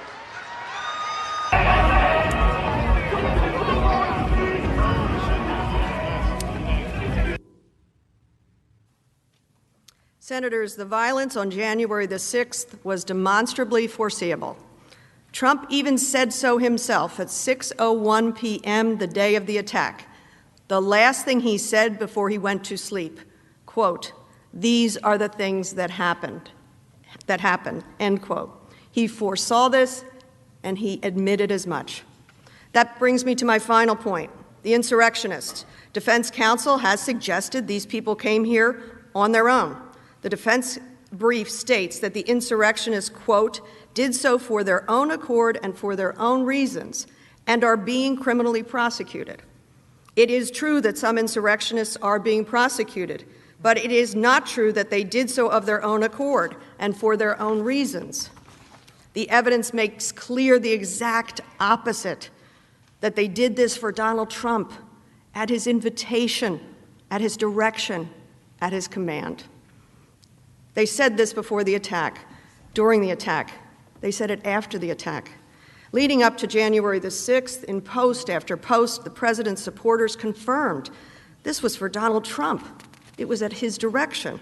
One supporter wrote, and I quote, "If Congress illegally certifies Biden, Trump would have absolutely no choice but to demand us to storm the Capitol and kill/beat them up for it." They even say publicly, openly, and proudly that President Trump would help them commandeer the National Guard. So all they have to do is overwhelm 2,000 Capitol Police officers. During his speech on January the 6th, Trump supporters chanted his words back to him. They even live tweeted his commands, as Ms. DeGette showed you. During the attack, the insurrectionists at the Capitol chanted Donald Trump's words from his tweets, rallies, and from the speech of the 6th. They held signs that said and chanted, "Fight for Trump, stop the steal." They read his tweets over bullhorns, amplifying his demands. Another rioter, while live streaming the insurrection from the Capitol, said, quote, "He'll be happy. We're fighting for Trump." What's more, the insurrectionists were not hiding. They believed they were following the orders from our commander-in-chief. They felt secure enough in the legitimacy of their actions to take selfies, to post photos and videos on social media. After the attack, rioter after rioter confirmed this too. Jenna Ryan, who was later accused for her role in the insurrection, said, quote, "I thought I was following my president. I thought we were following what we were called to do." And President Trump requested that we be in D.C. on the 6th. When it became clear that Donald Trump would not protect them, some of his supporters said they felt duped. They felt tricked. Listen to some of this evidence. And even if they think for a second that they're going to get away with it today, they got another thing coming. Because today is just a day. And today is just the beginning. They haven't seen a resistance until they have seen a patriot fight for their country. in the trial. If you died today. Parties will withhold. This is crooked. The parties will withhold. It is in the record. The evidentiary record is closed. S. 47 describes the scope of those things admitted into evidence as those referenced in trial. New evidence is not permitted in closing argument. References to such new evidence will be stricken.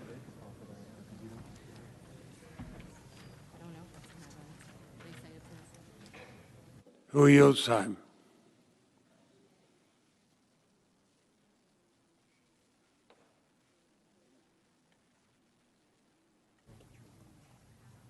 Mr. President, the statement was in evidence, the slide was not, so we will withdraw the slide. But the statement was in evidence.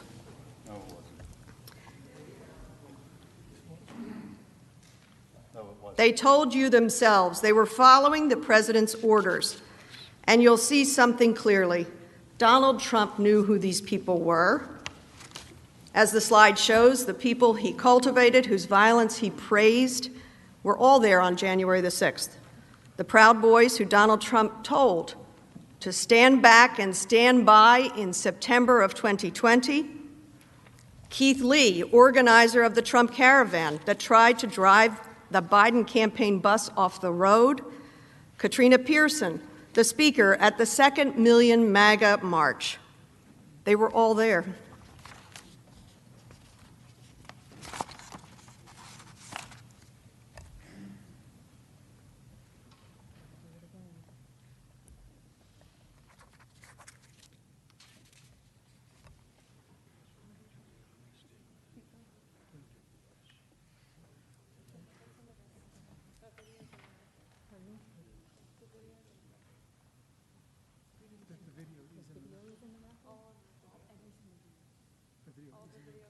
The video you're about to see is in the record.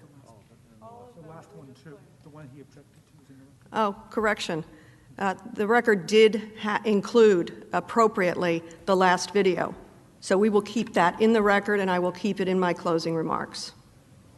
True. Never saw it. Can we play the next video? They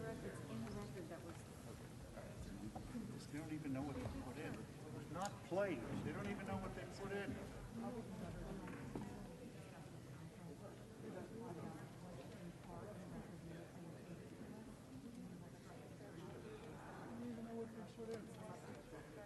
So we're going to make them, we're going to have them show us what's in the record when these statements are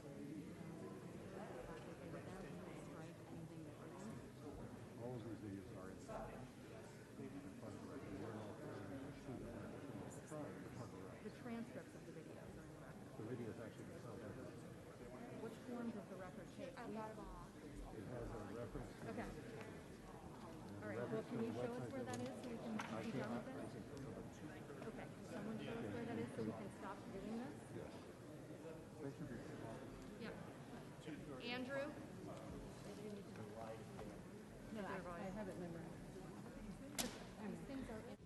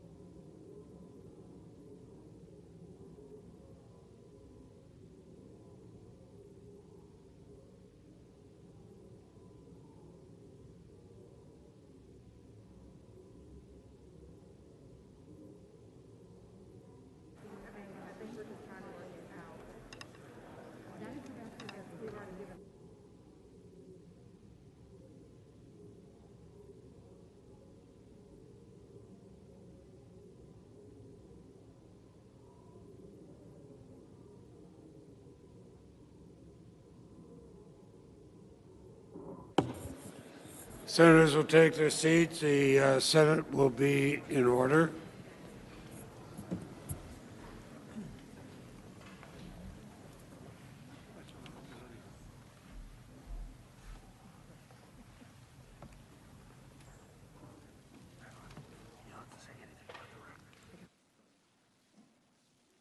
Representative may continue. Thank you, Mr. President. I have to say that of all the trials I have ever been a part of, this is certainly one of them. As the slides show, the people he cultivated, whose violence he praised, were all there on January the 6th. The Proud Boys who Donald Trump told to stand back and stand by in September of 2020, Keith Lee, the organizer of the Trump caravan that tried to drive the Biden campaign bus off the road, Katrina Pearson, the speaker at the second Million MAGA March, they were all there. Here is one final clip, also submitted in the record. That's what we fucking need, to have 30,000 guns on there. That's true. That's what we need. Senators, some of the insurrectionists are facing criminal charges. Donald Trump was acting as our commander-in-chief. He was our president. He used his office and the authority it commands to incite an attack. And when Congress and the Constitution were under attack, he abandoned his duties, violated his oath, failing to preserve, protect, and defend. That is why we are here, because the President of the United States, Donald J. Trump, incited and directed thousands of people to attack the legislative branch. He knew what his supporters were capable of. He inflamed them, sent them down Pennsylvania Avenue, not on any old day, but on the day we were certifying the election results. As they were banging on our doors, he failed to defend us, because this is what he wanted. He wanted to remain in power. For that crime against the Republic, he must be held accountable. Senators, the insurrectionists are still listening. Before I end, I must admit, until we were preparing for this trial, I didn't know the extent of many of these facts. I witnessed the horror, but I didn't know. I didn't know how deliberate the president's planning was, how he had invested in it, how many times he incited his supporters with these lies, how carefully and consistently he incited them to violence on January the 6th. While many of us may have tuned out his rallies, I also did not know the extent that his followers were listening, were hanging on his every word. And honestly, I did not know how close the mob actually came to their violent ends, that they were just steps away from all of us, that the death toll could have been much higher, but for the bravery of men and women who protected us. But now we know. We know the bravery of people like Officer Goodman and all the men and women of the Capitol Police, of the custodians who, with pride and a sense of duty in their work, cleaned up shattered glass, splintered wood, and blood-stained floors. We know the sacrifice of life and limb. We know what Donald Trump did. We know what he failed to do.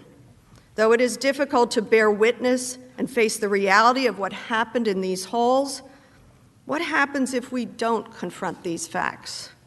What happens if there is no accountability? For those who say we need to get past this, we need to come together, we need to unify. If we don't set this right and call it what it was, the highest of constitutional crimes by the President of the United States, the past will not be past. The past will become our future for my grandchildren and for their children. Senators, we are in a dialogue with history, a conversation with our past, with a hope for our future. 234 years from now, it may be that no one person here among us is remembered. And yet, what we do here, what is being asked of each of us here in this moment, will be remembered. History has found us. I ask that you not look the other way.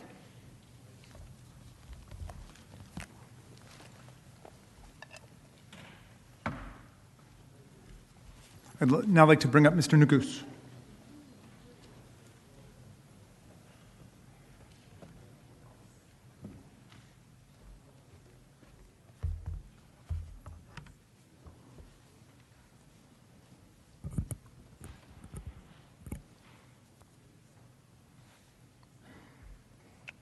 Mr. President, distinguished senators, there's an old quote from Henry Clay, son of Kentucky, that courtesies of a small and trivial character are the ones that strike deepest in the grateful and appreciating heart. I want to say on behalf of all the House managers, we are very grateful for the courtesies that you've extended to us and to President's counsel during the course of this trial. You've heard my colleague, Manager Dean, go through the overwhelming evidence that makes clear that President Trump must be convicted and disqualified for his high crime. I'm not going to repeat that evidence. It speaks for itself. Earlier in this trial, you might recall a few days ago that I mentioned my expectation that President Trump's lawyers might do everything they could to avoid discussing the facts of this case. And I can understand why. I mean, the evidence that all of us presented, that Manager Dean just summarized, is pretty devastating. And so rather than address it, the President has offered up distractions, excuses, anything but actually trying to defend against the facts. They said things like, President Trump is now a private citizen, so the criminal justice system can deal with him, or that we haven't set a clear standard for incitement. They talked a lot about due process, and that all politicians say words like fight. I'd like to take a minute to explain why each of those distractions are precisely that, distractions, and why they do not prevent in any way the Senate from convicting President Trump. Number one, every president is one day a private citizen again. So, the argument that because President Trump has left office, he shouldn't be impeached for conduct committed while he was in office doesn't make sense. Why would the Constitution include the impeachment power at all if the criminal justice system serves as a suitable alternative once a president leaves office? It wouldn't. Impeachment is a remedy separate and apart from the criminal justice system, and for good reason. The presidency, it comes with special powers, extraordinary powers, not bestowed on ordinary citizens. And if those powers are abused, they can cause great damage to our country, and they have to be dealt with in a separate forum. This forum. And it would be unwise to suggest that going forward, the only appropriate response to constitutional offenses committed by a president are criminal charges when the president returns to private life. That's not the kind of political system any of us want. And it's not the kind of constitutional system the framers intended. Second, it is true. We haven't cited criminal statutes establishing elements of incitement because, again, this isn't a criminal trial. It's not a criminal case. President Trump is charged with a constitutional offense, and you are tasked with determining whether or not he committed that high crime as understood by our framers. So the relevant question, which President Trump's lawyers would have you ignore, is would our framers have considered a president inciting a violent mob to attack our government while seeking to stop the certification of our elections? Would they have considered that an impeachable offense? Who among us really thinks the answer to that question is no? Third, due process. So, just to be absolutely clear, the House, with the sole power of impeachment, determines what the process looks like in the House, and the Senate does the same for the trial. During this trial, the president has counsel. They've argued very vigorously on his behalf. We had a full presentation of evidence, adversarial presentations, motions. The president was invited to testify. He declined. The president was invited to provide exculpatory evidence.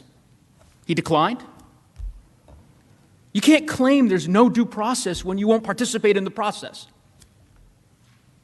And we know this case isn't one that requires a complicated legal analysis. You lived it. The managers and I, we lived it. Our country lived it. The president, in public view, right out in the open, incited a violent mob. A mob that temporarily, at least, stopped us from certifying an election. If there were ever an exigent circumstance, this is it. Number 4,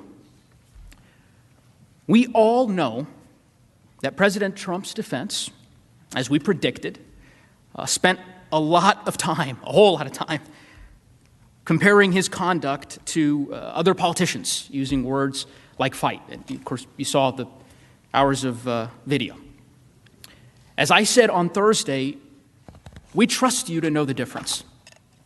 Because what you will not find in those video montages that they showed you is any of those speeches, those remarks culminating in a violent insurrection on our nation's capital.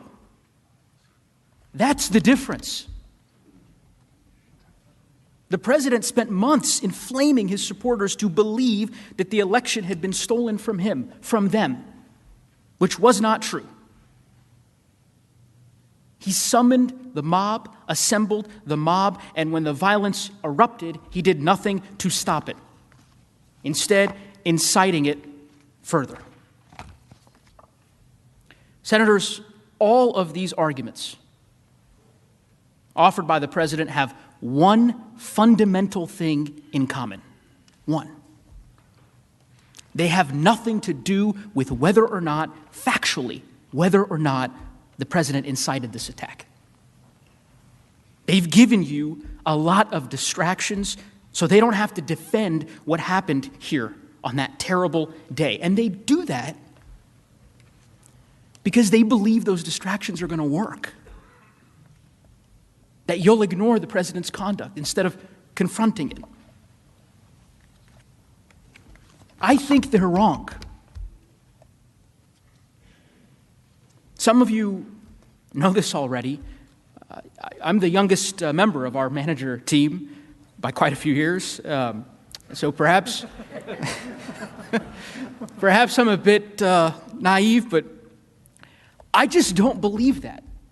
I really don't. I don't believe their effort is going to work. And here is why. Because I know what this body is capable of. I may not have witnessed it, but I've read about it in the history books. I've seen the C-SPAN footage. Archives, sometimes I've watched them for hours. And yes, I've actually done that. And the history of our country in those books and in those tapes, the history of this country has been defined right here on this floor. The 13th Amendment, the amendment abolishing slavery, was passed in this very room. In this room, not figuratively, literally, where you all sit and where I stand. In 1964, this body, with the help of senators like John Sherman Cooper and so many others, this body secured passage of the Civil Rights Act. We made the decision to enter World War II from this chamber. We've certainly had our struggles, but we've always risen to the occasion when it mattered the most. Not by ignoring injustice or cowering to bullies and threats, but by doing the right thing, by trying to do the right thing. And that's why so many nations around the world aspire to be like America. They stand up to dictators and autocrats and tyrants because America is a guiding light for them, a North Star. They do so, they look to us because we have been a guiding light, a north star in these moments. Because the people who sat in your chairs, when confronted with choices that define us, rose to the occasion. I want to offer one more example of a decision made in this room by this body that resonated with me. The first day I stood up in this trial, I mentioned that I was the son of immigrants, like many of you, and many senators graciously approached me after my presentation and asked me where my parents were from. And I told those who asked that my folks were from East Africa. In 1986, this body considered a bill to override President Reagan's veto of legislation imposing sanctions on South Africa during apartheid. 2 senators who sit in this room, one Democrat and one Republican, voted to override that veto. That vote was not about gaining political favor. And in fact, it was made despite potentially losing political favor. And I have to imagine that that vote was cast, like the decisions before it, because there are moments that transcend party politics and that require us to put country above our party because the consequences of not doing so are just too great. Senators, this is one of those moments. Many folks who are watching today's proceedings may not know this, but House members like me and Lead Manager Raskin, our fellow managers, we're not allowed on the Senate floor without express permission. No one is. Certainly the senators are aware of that. This floor is sacred. It's one of the reasons why I, like so many of you, was so offended to see it desecrated by that mob. To see those insurrectionists diminishing and devaluing and disrespecting these hallowed halls that my whole life I have held in such awe. Because of those rules that I just mentioned, this will be the only time I have the privilege to stand before you like this. When the trial's over, I'll go back to being not an impeachment manager, but back to being just a House member. The trial will end, and we'll resume our lives and our work. But for some, there will be no end to the pain of what happened on January 6th. The officers who struggled to recover from the injuries they sustained to protect us, they struggle to recover today. The families who continue to mourn those who they lost on that terrible, tragic day. I was struck yesterday by defense counsel's continued references to hate. One of my favorite quotes of Dr. Martin Luther King Jr., it's one that has sustained me during times of adversity, I suspect it sustained some of you, is that I've decided to stick with love, that hate is too great a burden to bear. This trial is not born from hatred. Far from it. It's born from love of country, our country, our desire to maintain it, our desire to see America at its best. And in those moments that I spoke of, Civil Rights Act, so much more, we remember those moments because they helped define and enshrine America at its best. I firmly believe that our certification of the Electoral College votes in the early hours of January 7th, our refusal to let our republic be threatened and taken down by a violent mob, will go down in history as one of those moments too. And I believe that this body can rise to the occasion once again today. by convicting President Trump, defending our republic. And the stakes could not be higher. Because the cold, hard truth is that what happened on January 6th can happen again. I fear, like many of you do, that the violence we saw on that terrible day may be just the beginning. We've shown you the ongoing risks, the extremist groups who grow more emboldened every day. Senators, this cannot be the beginning. It can't be the new normal. It has to be the end. And that decision is in your hands.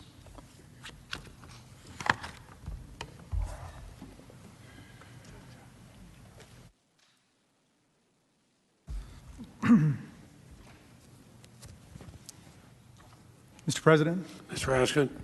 Senators, my daughter Hannah said something to me last night that stopped me cold and brought me up short. Our kids have been very moved by all the victims of the violence, the officers and their families. But Hannah told me last night she felt really sorry for the kid of a man who said goodbye to his children before he left home to come and join Trump's actions. Their father had told them that their dad might not be coming home again and they might never see him again. In other words, he was expecting violence. He might die, as insurrectionists did.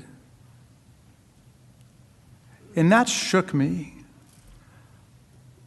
Hannah said, how can the president put children and people's families in that situation and then just run away from the whole thing? That shook me. And I was filled with self-reproach because when I first saw the line about, your father going to Washington and you might not see him again, I just thought about it, well, like a prosecutor, like a manager. I thought, what damning evidence that is, that people are expecting lethal violence at a protest called by the President of the United States and saying their final goodbyes to their kids. But Hannah, my dear Hannah, thought of it like a human being. She thought of it, if you'll forgive me, like a patriot. Someone who just lost her brother and doesn't want to see any other kids in America go through that kind of agony and grief. Senators, when I say all three of my kids are better than me, you know that I am not engaged in idle flattery. Maybe some of you feel the same way about your kids. They're literally better people than me. They've got a lot of their mom, Sarah Bloom Raskin, in them, and they're better than me. And Hannah saw through the legality of the situation. She saw through the politics of the situation, all the way to the humanity of the situation, the morality of the situation. That was one of the most patriotic things I ever heard anybody say. The children of the insurrectionists, even the violent and dangerous ones, they're our children too. They are Americans, and we must take care of them and their future. We must recognize and exercise these crimes against our nation, and then we must take care of our people and our children, their hearts and their minds. As Tommy Raskin used to say, it's hard to be human. Many of the Capitol and Metropolitan police officers and guardsmen and women who were beaten up by the mob also have kids. You remember Officer Fanone, who had a heart attack after being tased and roughed up for hours by the mob, and then begged for his life, telling the insurrectionists that he had 4 daughters. And that just about broke my heart all over again. We talked about this for a long time last night. My kids felt terrible that other kids, fathers and mothers, were pulled into this nightmare by a president of the United States. Senators, we proved he betrayed his country We proved he betrayed his Constitution. We proved he betrayed his oath of office. The startling thing to recognize now is that he is even betraying the mob. He told them he would march with them, and he didn't. They believed the president was right there with them somewhere in the crowd, fighting the fantasy conspiracy to steal the election and steal their country away from them. They thought they were one big team working together. He told them their great journey together was just beginning, and now there are hundreds of criminal prosecutions getting going all over the country. People getting set to say goodbye to members of their family. And the president who contacted them, solicited them, lured them, invited them, incited them, that president has suddenly gone quiet and dark. Nowhere to be found. He cannot be troubled to come here to tell us what happened and tell us why this was the patriotic and the constitutional thing to do. Senators, this trial in the final analysis is not about Donald Trump. The country and the world know who Donald Trump is. This trial is about who we are. Who we are.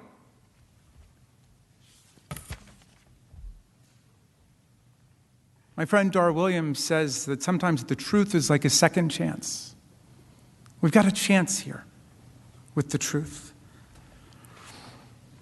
Do we still believe in the separation of powers? President Trump tried to sideline or run over every other branch of government, thwart the will of the people at the state level, usurp the people's choice for president. This case is about whether our country demands a peaceful, nonviolent transfer of power to guarantee the sovereignty of the people. Are we going to defend the people who defend us? Not just honor them with medals, as you rightfully did yesterday, but actually back them up against savage, barbaric, insurrectionary violence? Will we restore the honor of our capital and the people who work here? Will we be a democratic nation that the world looks to for understanding democratic values and practices and constitutional government and the rights of women and men? Will the Senate condone the President of the United States inciting a violent attack on our chambers, our offices, our staff, and the officers who protect us? When you see the footage of Officer Hodges stuck in the doorway, literally being tortured by the mob, if government did that to you, that would be torture. And when you see that footage and he's shouting in agony for his dear life, it's almost unwatchable. When the Vice President of the United States escapes a violent mob that's entered this Capitol building, seeking to hang him and calling out, "Traitor, traitor, traitor," and when they shut down the counting of the Electoral College votes, is this the future you imagine for our kids? Is it totally appropriate, as we've been told? Or as Representative Cheney said, is it the greatest betrayal of the presidential oath of office in the history of our country? And if we can't handle this together as a people, all of us, forgetting the lines of party and ideology and geography and all of those things, if we can't handle this, how are we ever going to conquer the other crises of our day? Is this America? Is this what we want to bequeath to our children and our grandchildren? I was never a great Sunday school student. Actually, I was pretty truant most of the time. But one line always stuck with me from the book of Exodus as both beautiful and haunting, even as a kid, after I asked what the words meant. "Thou shalt not follow a multitude to do evil." Thou shalt not follow a multitude to do evil. The officer who got called the N-word 15 times and spent hours with his colleagues battling insurrectionists who had metal poles and baseball bats and hockey sticks, bear spray, and Confederate battle flags, posed the right question to the Senate and to all of us. Is this America? Dear senators, that's going to be up to you now. In whatever committees and subcommittees you're on, whatever you came to Washington to do, to work on, from defense to agriculture to energy to aerospace to healthcare, this is almost certainly how you will be remembered by history. That might not be fair. It really might not be fair, but none of us can escape the demands of history and destiny right now. Our reputations and our legacy will be inextricably intertwined with what we do here and with how you exercise your oath to do impartial justice. Impartial justice. I know and I trust you will do impartial justice, driven by your meticulous attention to the overwhelming facts of the case and your love for our Constitution, which I know dwells in your heart.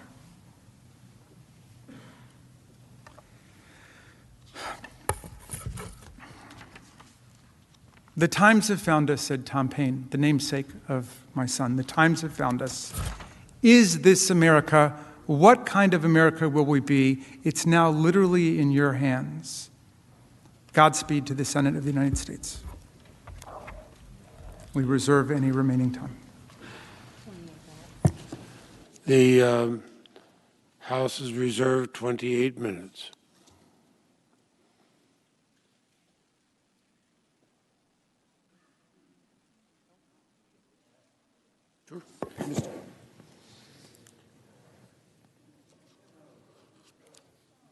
Proceed.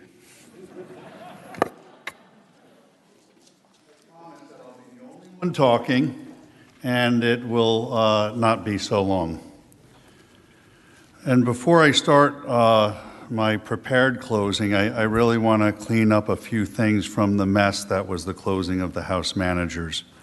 I do not want to ruin my closing because I think the ending's pretty good.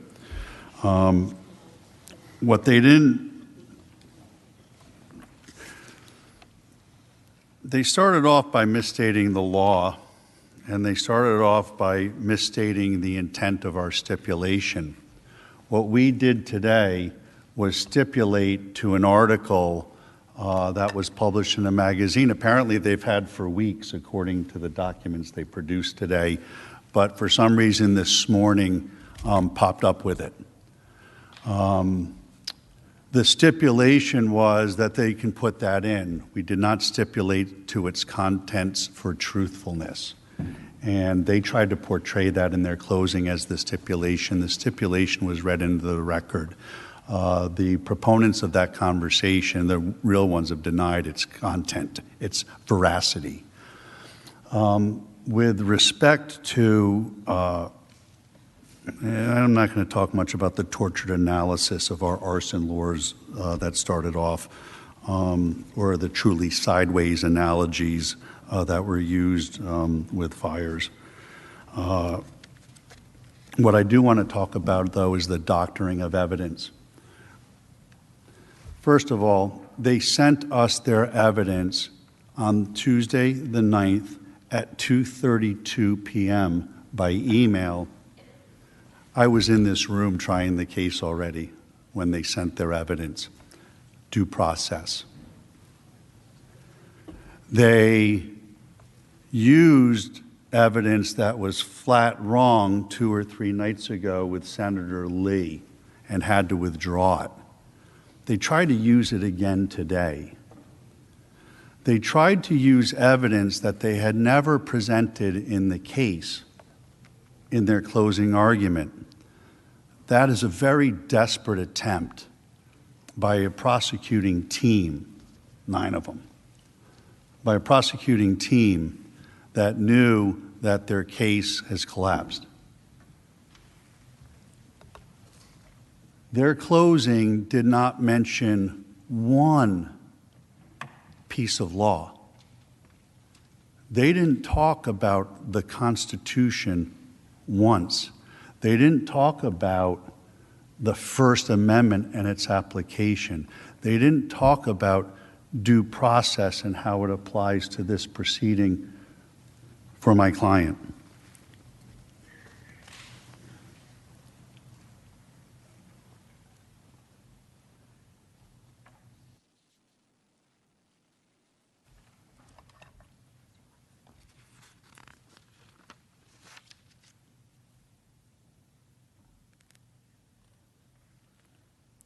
Basic rule of any court is that when you close a case out, you close on the facts that were admitted in the trial. It's a basic, fundamental principle of due process and fairness. And that was violently breached today on multiple occasions. And you have to ask yourself, why? Why did they resort to those tactics at this moment in time?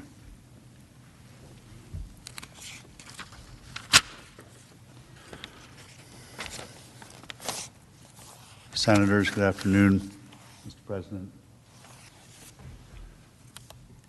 What took place here at the U.S. Capitol on January 6th was a grave tragedy. Over the course of this trial, you have heard no one on either side of this debate argue that the infiltration of the Capitol was anything less than a heinous act on the home of American democracy. All of us, starting with my client, are deeply disturbed by the graphic videos of the Capitol attack that have been shown in recent days. The entire team condemned and have repeatedly condemned the violence and law-breaking that occurred on January 6th in the strongest possible terms. We've advocated that everybody be found, punished to the maximum extent of the law. Yet the question before us is not whether there was a violent insurrection of the Capitol. On that point, everyone agrees. Based on the explicit text of the House impeachment article, this trial is about whether Mr. Trump willfully engaged in incitement of violence and even insurrection against the United States. And that question they have posed in their article impeachment has to be set up against the law of this country. No matter how much truly horrifying footage we see of the conduct of the rioters and how much emotion has been injected into this trial, that does not change the fact that Mr. Trump is innocent of the charges against him. Despite all of the video played, at no point in their presentation did you hear the House managers play a single example of Mr. Trump urging anyone to engage in violence of any kind. At no point did you hear anything that could ever possibly be construed as Mr. Trump encouraging or sanctioning an insurrection. Senators, you did not hear those tapes because they do not exist, because the act of incitement never happened. He engaged in no language of incitement whatsoever on January 6th or any other day following the election.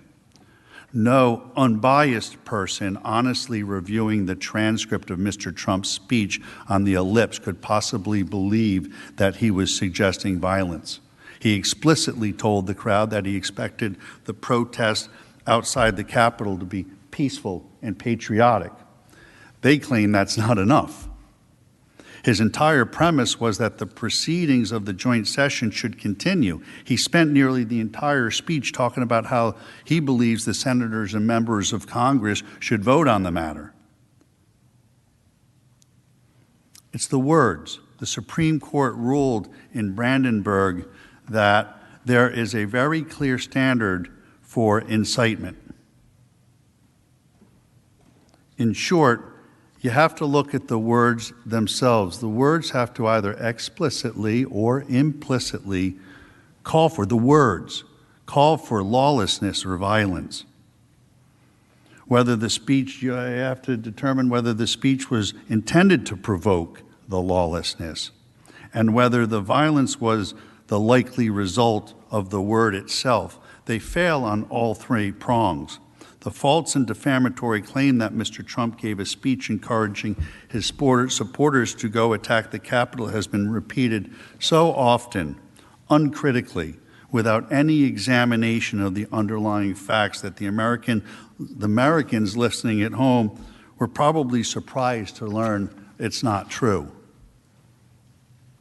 Furthermore, some of the people in this room followed Mr. Trump's statements and tweets in the weeks leading up to January 6th very closely.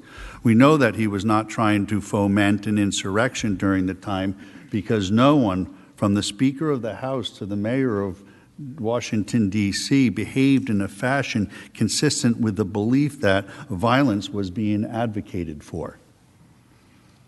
Mr. Trump did not spend the weeks prior to January 6th inciting violence. He spent those weeks pursuing his election challenge through the court system and other legal procedures exactly as the Constitution and the Congress prescribe. To believe, based on the evidence you have seen, that Mr. Trump actually wanted and indeed willfully incited an armed insurrection to overthrow the U.S. government would be absurd. The gathering on January 6th was supposed to be an entirely peaceful event. Thousands and thousands of people, including Mr. Trump, showed up that day with that intention.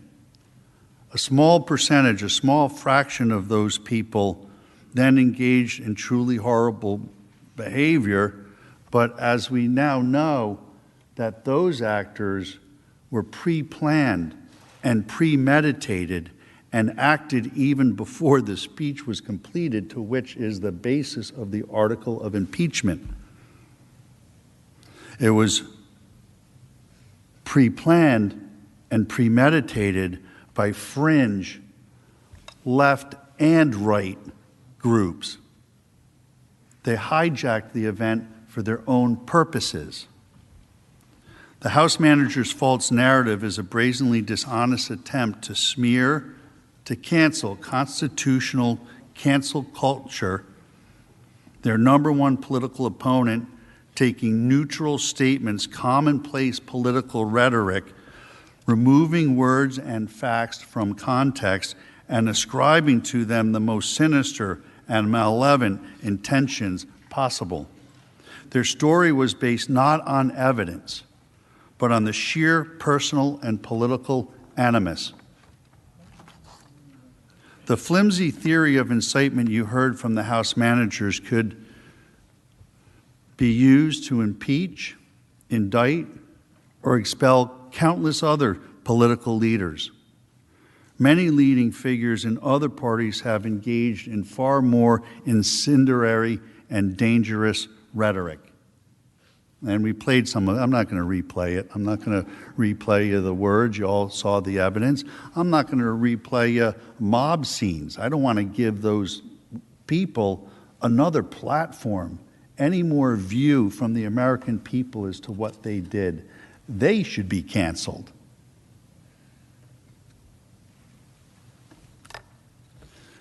Democrat politicians spent months prior to January 6th attacking the very legitimacy of our nation's most cherished institutions and traditions.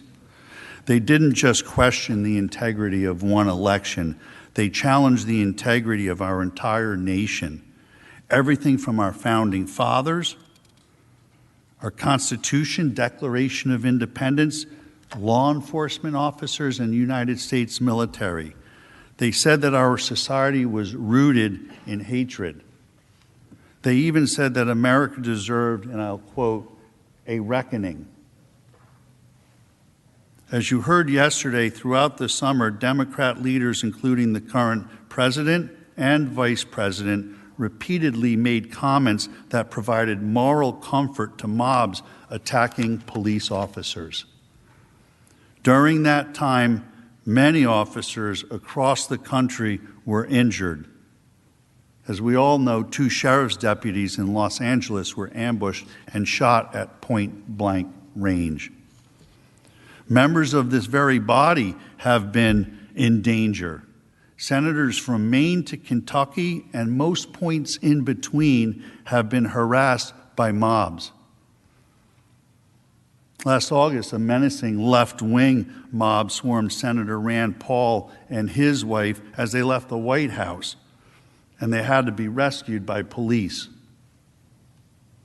For months, our federal courthouse in Portland was placed under siege by violent anarchists who attacked law enforcement officers daily and repeatedly and tried to set fire to the building.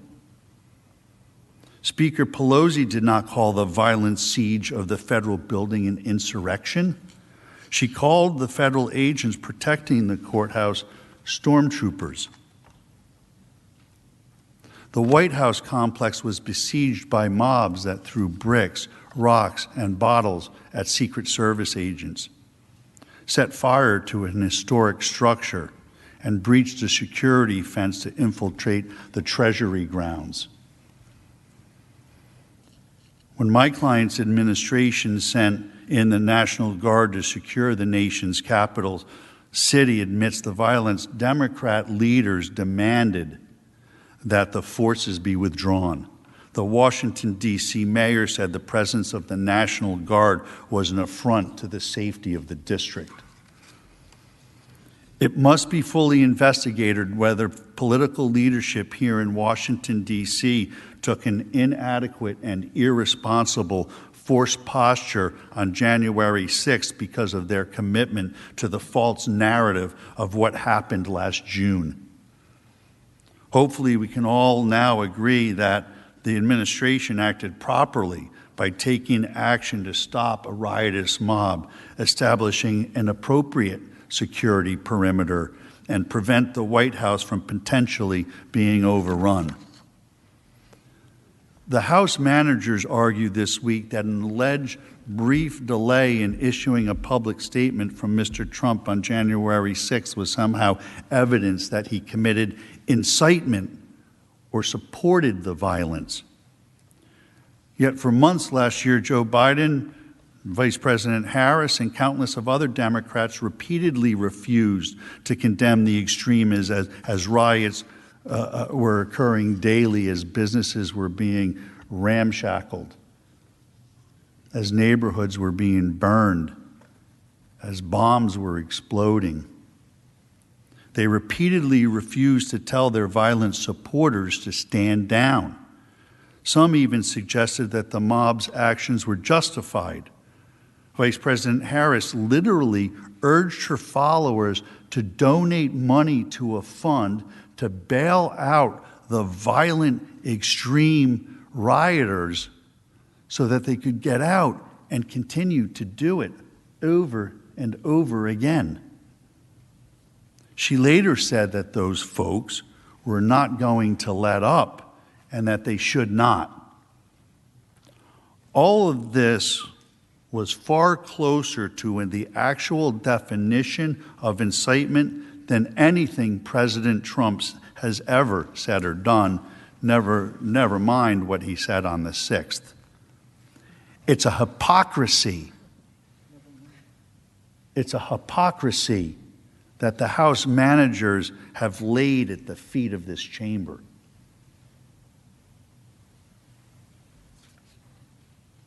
The House managers suggested in this recent history is irrelevant to the current proceedings. But not only is Democrats' behavior surrounding last year's riots highly relevant as precedent, and not only does it reveal the dishonesty and insincerity of this entire endeavor, it also provides crucial context that should inform our understanding of the events that took place on January 6th.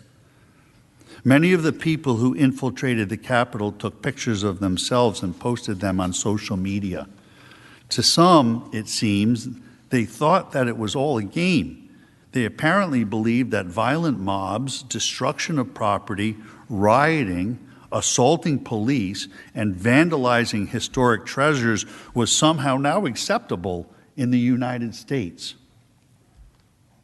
Where might they have gotten that idea? I would suggest to you that it was not from Mr. Trump. It was not Mr. Trump. It was not anyone in the Republican Party that spent the 6 months immediately prior to the Capitol assault giving rhetorical aid and comfort to mobs, making excuses for rioters, celebrating radicalism, and explaining that angry, frustrated, and marginalized people were entitled to blow off steam like that. Let me be very clear. There can be no excuse for the depraved actions of the rioters here at the Capitol or anywhere else across this country. 100% of those guilty of committing crimes deserve lengthy prison sentences for their shameful and depraved conduct. But this trial has raised the question about words, actions, and consequences. As a nation, we must ask ourselves, how did we arrive at this place where rioting and pillaging would become commonplace?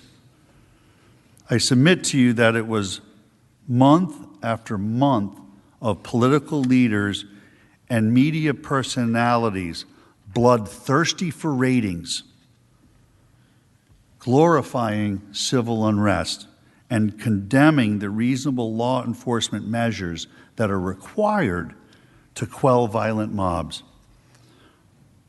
Hopefully, we can all leave this chamber in uniform agreement that all rioting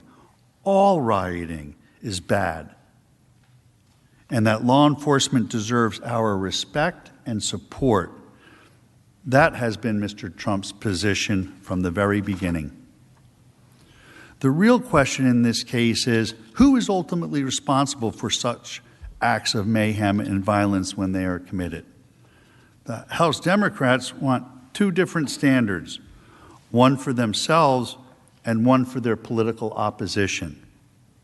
They have carried out a grossly unconstitutional effort to punish Mr. Trump for protected First Amendment speech. It's an egregious violation of his constitutional rights. Since he uttered not a single word encouraging violence, this action can only be seen as an effort to censor disfavored political speech and discriminate against a disapproved viewpoint. It is an unprecedented action with the potential to do grave and lasting damage to both the presidency and the separation of powers and the future of democratic self-government. Yesterday, we played you a video of countless Democrat members of the Senate urging their supporters to fight. We showed you those videos not because we think you should be forcibly removed from office for saying those things, but because we know you should not be forcibly removed from office for saying those things. But recognize the hypocrisy.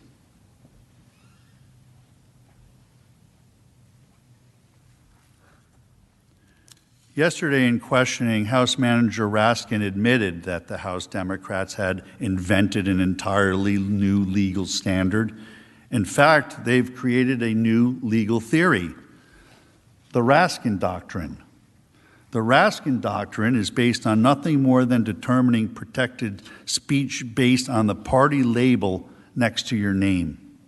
Regardless of what you have heard or what you have seen from the House managers, if you pay close attention, you will see that any speech made by Democrat elected officials is protected speech, while any speech made by Republican elected officials is not protected. The creation of the Raskin Doctrine actually reveals the weakness of the House manager's case. Elected officials, and we reviewed this in depth yesterday, under Supreme Court precedent, Wood and Bond, and by the way, Bond didn't burn his draft card. He actually still had it. It was part of his defense.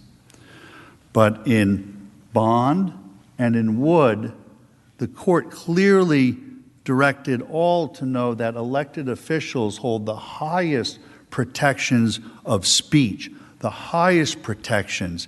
And I remind you why. because you all need to be free to have robust political discussion, because your discussion is about how our lives are going to go. And that shouldn't be squelched by any political party on either side of the aisle, no matter who's the majority party at the time. Why would the House managers make up their own legal standard? I'll tell you why. Because they know they cannot satisfy the existing constitutional standard set forth by the United States Supreme Court that has existed for more than half a century. They argue Mr. Trump, as an elected official, has no First Amendment rights. It's the complete opposite of the law. We've shown you without contradiction that is wrong. They also know that they cannot satisfy the three-part test of Brandenburg, as elucidated in the Bible Believers case. There was absolutely no evidence that Mr. Trump's words were directed to inciting imminent lawless action.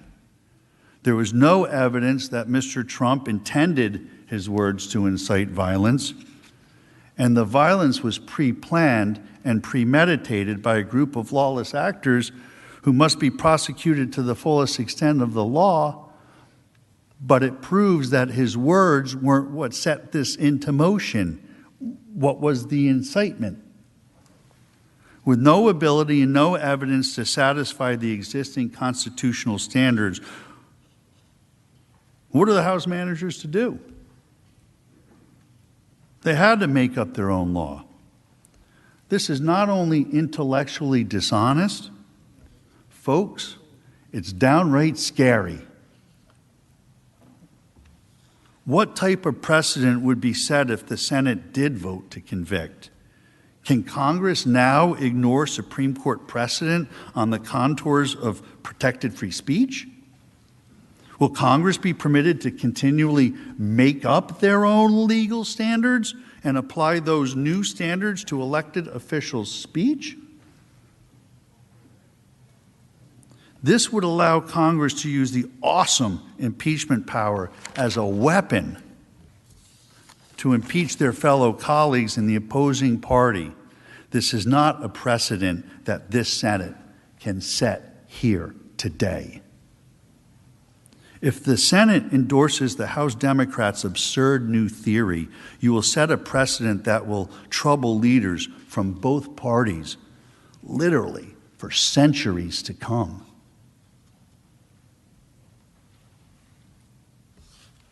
But that will not be the only disgraceful precedent to come from this case. This has been perhaps the most unfair and flagrantly unconstitutional proceeding in the history of the United States Senate.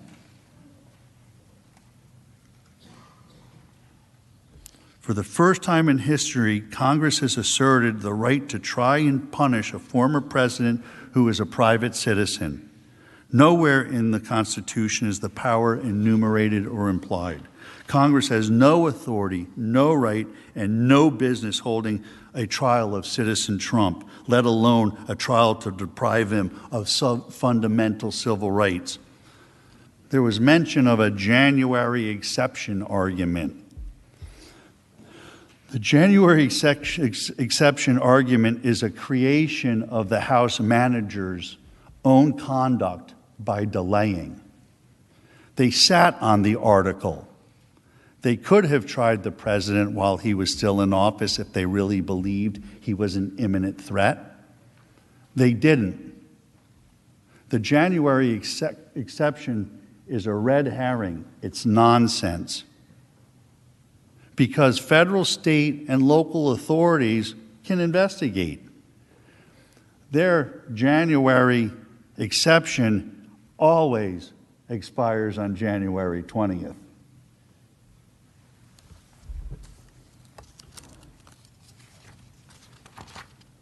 House Democrats and this deeply unfair trial have shamefully trampled every tradition, norm, and standard of due process in a way I've never, ever seen before. Mr. Trump was given no right to review the so-called evidence against him at trial. He was given no opportunity to question its propriety. He was given no chance to engage in fact-finding. Much of what was introduced by the House was unverified, second or third-hand reporting cribbed from a biased news media, including stories based on anonymous sources whose identities aren't even known to them. Never mind my client. They manufactured and doctored evidence, so much so that they had to withdraw it. We had the evidence after we started the trial. They went on for 2 days, so in the evening I was able to go back and take a really close look at the stuff. Myself and Mr. Castor and Ms. Bateman and Mr. Brennan, we all worked hard and looked at the evidence, 4 volumes of books in little tiny print. And we literally had, 12, 14 hours to really look at the evidence before we had to go on.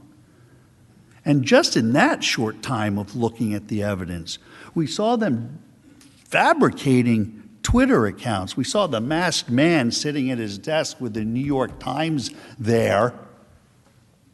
And when we looked closely, we found that the date was wrong, the check had been added. They fabricated evidence. They made it up. They never addressed that in their closing, as though it were acceptable, as though it were all right, as though that's the way it should be done here in the Senate of the United States of America. Fraud, flat out, fraud.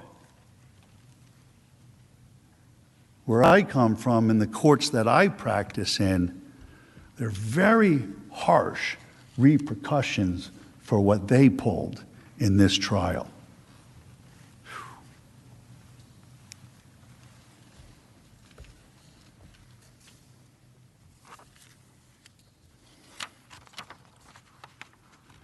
As we have shown, the House managers were caught creating false representations of tweets,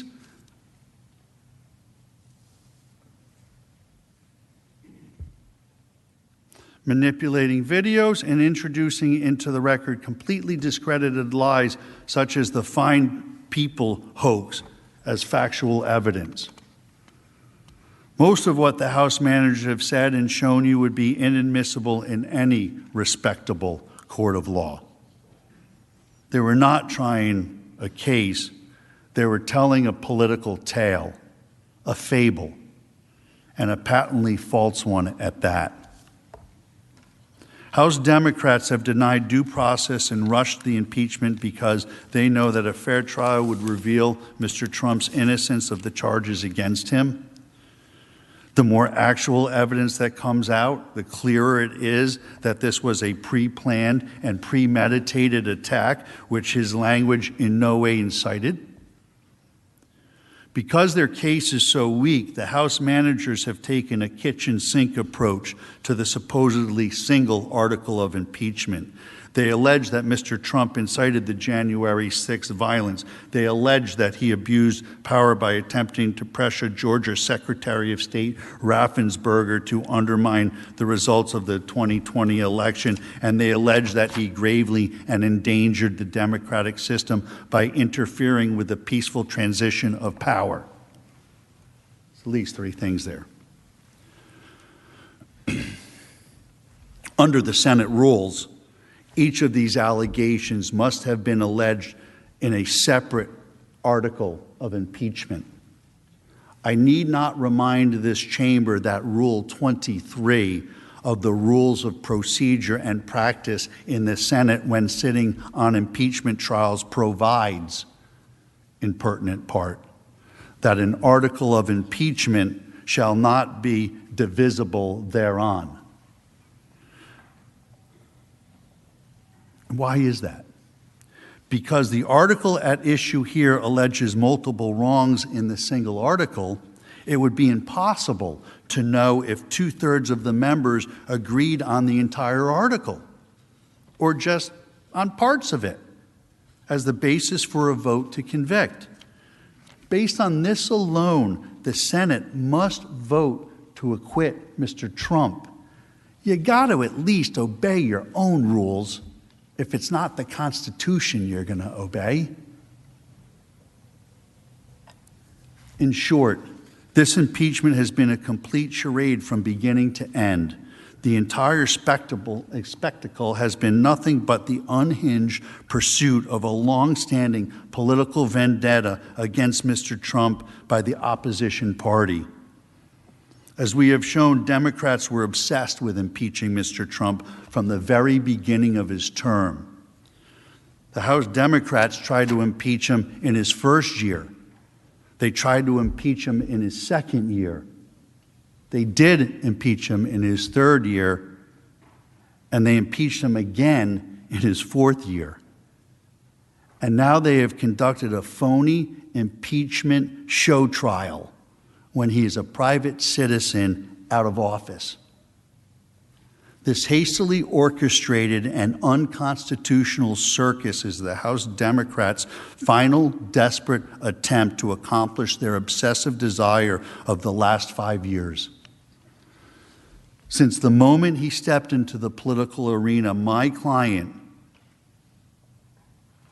since my client stepped in, they have been possessed by an overwhelming zeal to vanquish an independent-minded outsider from the midst and to shame, demean, silence, and demonize his supporters in the desperate hope that they will never, ever pose an electoral challenge.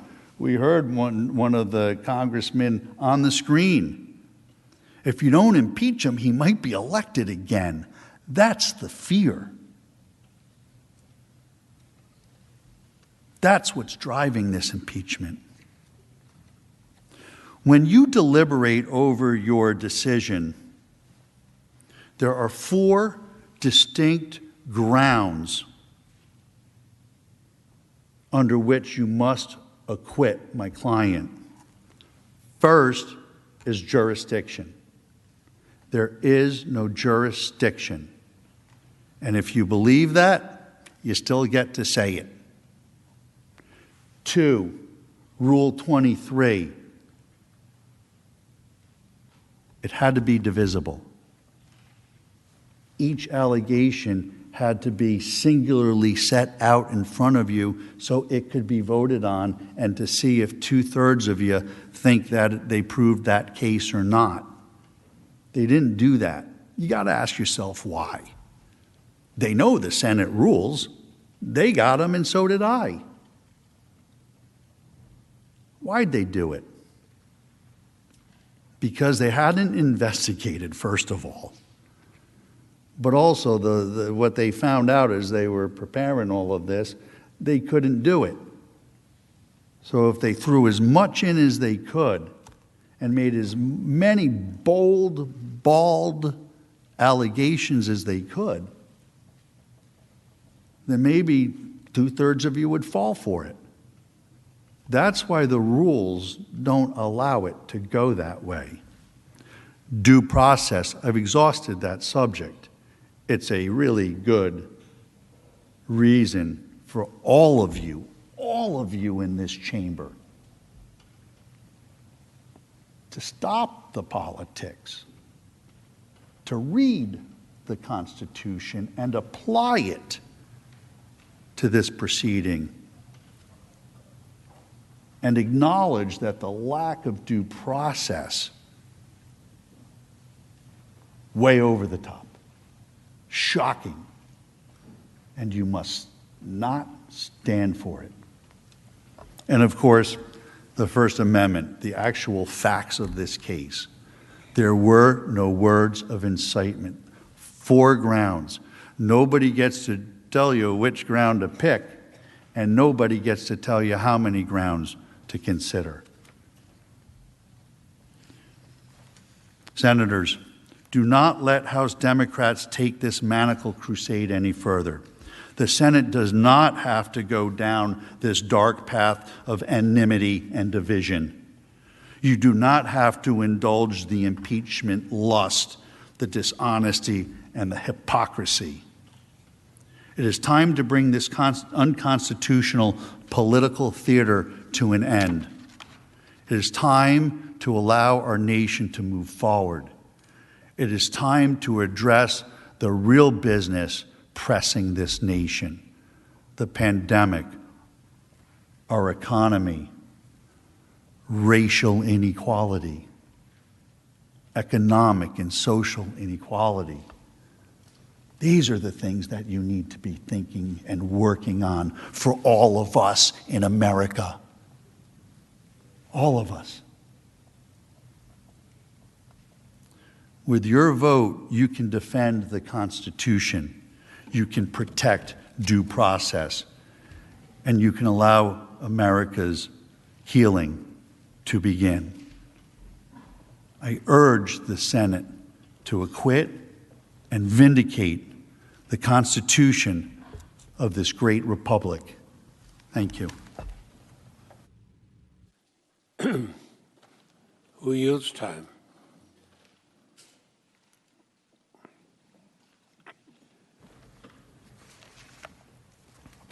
Mr. President, Senators, I understand, I'm told we have around 27 minutes, but I will return all of that, but perhaps 5 back to you. There's just a few things that I need to address. And so in an extraordinary and perhaps unprecedented act of self-restraint on my part, I will resist the opportunity to rebut every single false and illogical thing that you just heard. And I am going to be able to return to you, perhaps 22 or 23 minutes. Few points. One, we have definitely made some progress in the last few days, because a few days ago, the President's team, although I think it was perhaps a member who has since left the team, lectured us that this was not an insurrection and said that the impeachment managers were outrageous in using the word insurrection. Today, counsel in his closing statement said it was a violent insurrection, and he denounced it. And I would certainly love to see President Trump also call it a violent insurrection and denounce it too. And I believe, although I don't have a verbatim text, that counsel called for long sentences for the people who were involved. Again, I would love to hear that come from the President as well.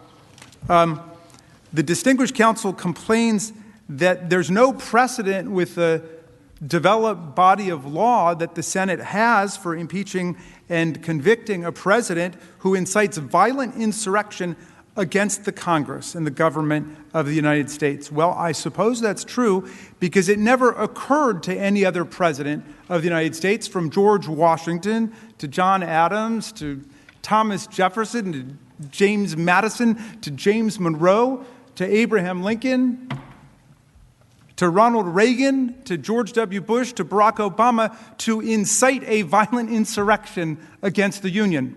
You're right, we've got no precedent for that.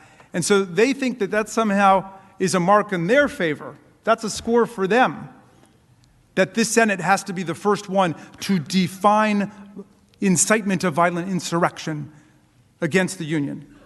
And so the gentleman puts it on me. He says, inciting a president for committing incitement to violent insurrection against the Union is the new Raskin doctrine. We've tried to convince him that there are well-known principles and elements of incitement which we have talked to you about ad nauseum, and that this is an intrinsically, inherently fact-based judgment. But if that is the Raskin doctrine, that a president of the United States cannot incite violent insurrection against the Union and the Congress, then I embrace it, and I take it as an honor. Most law professors never even get a doctrine named after them. So I will accept that.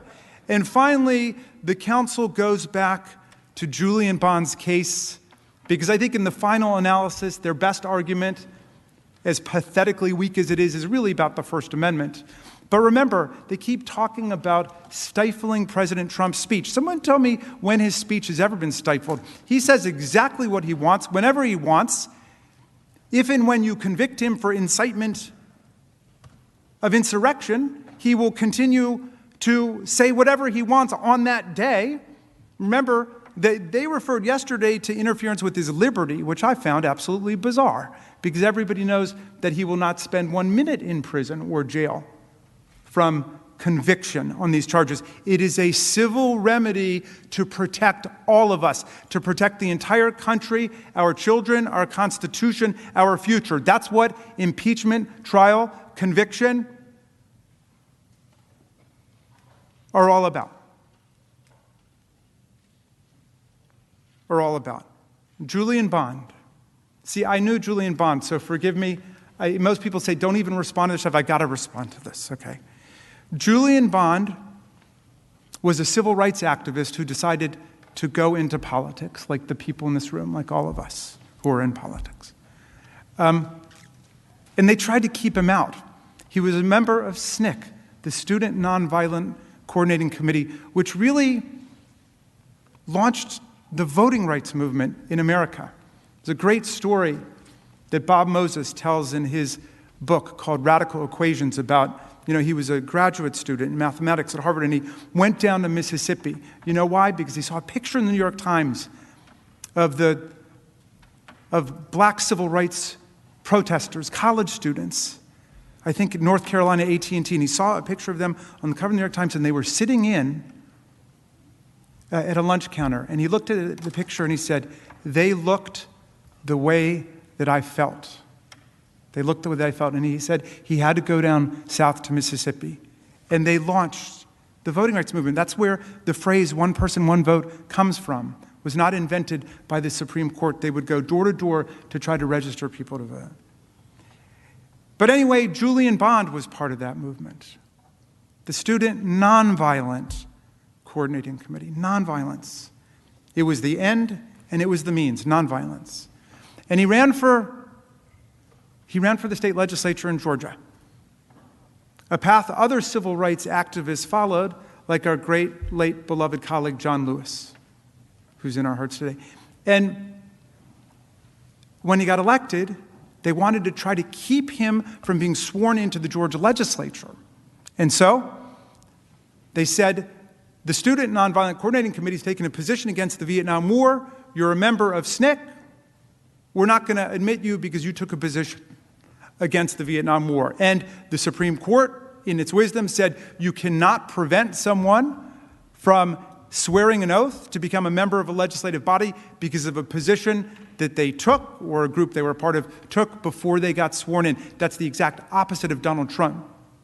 He got elected to office. He swore an oath to the Constitution to preserve, protect, and defend the Constitution. He served as president for 4 years, right up until the end, when he wanted to exercise his rights under the imaginary January exception, and he incited a violent mob and insurrection to come up here, and we all know what happened.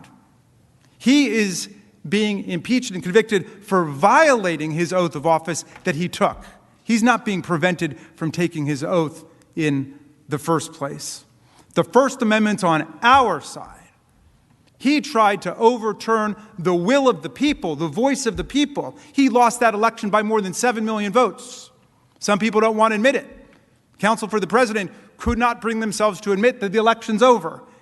In answer to the question from the distinguished gentleman from Vermont, he refused to answer that. He said it was irrelevant, despite all of the evidence you've heard about the big lie and how that set the stage for his incitement of the insurrectionary violence against us.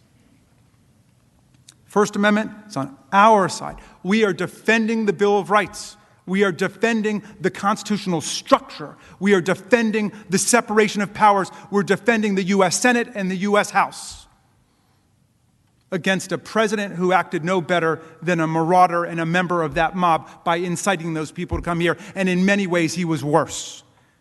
He named the date, he named the time, and he brought them here, and now he must pay the price. Thank you, Mr. President. Thank you, Mr. Raskin. Mr. President. The majority leader is recognized. Mr. President, the Senate is now ready to vote on the article of impeachment, and after that is done, we will adjourn the court of impeachment. The clerk will read the article of impeachment.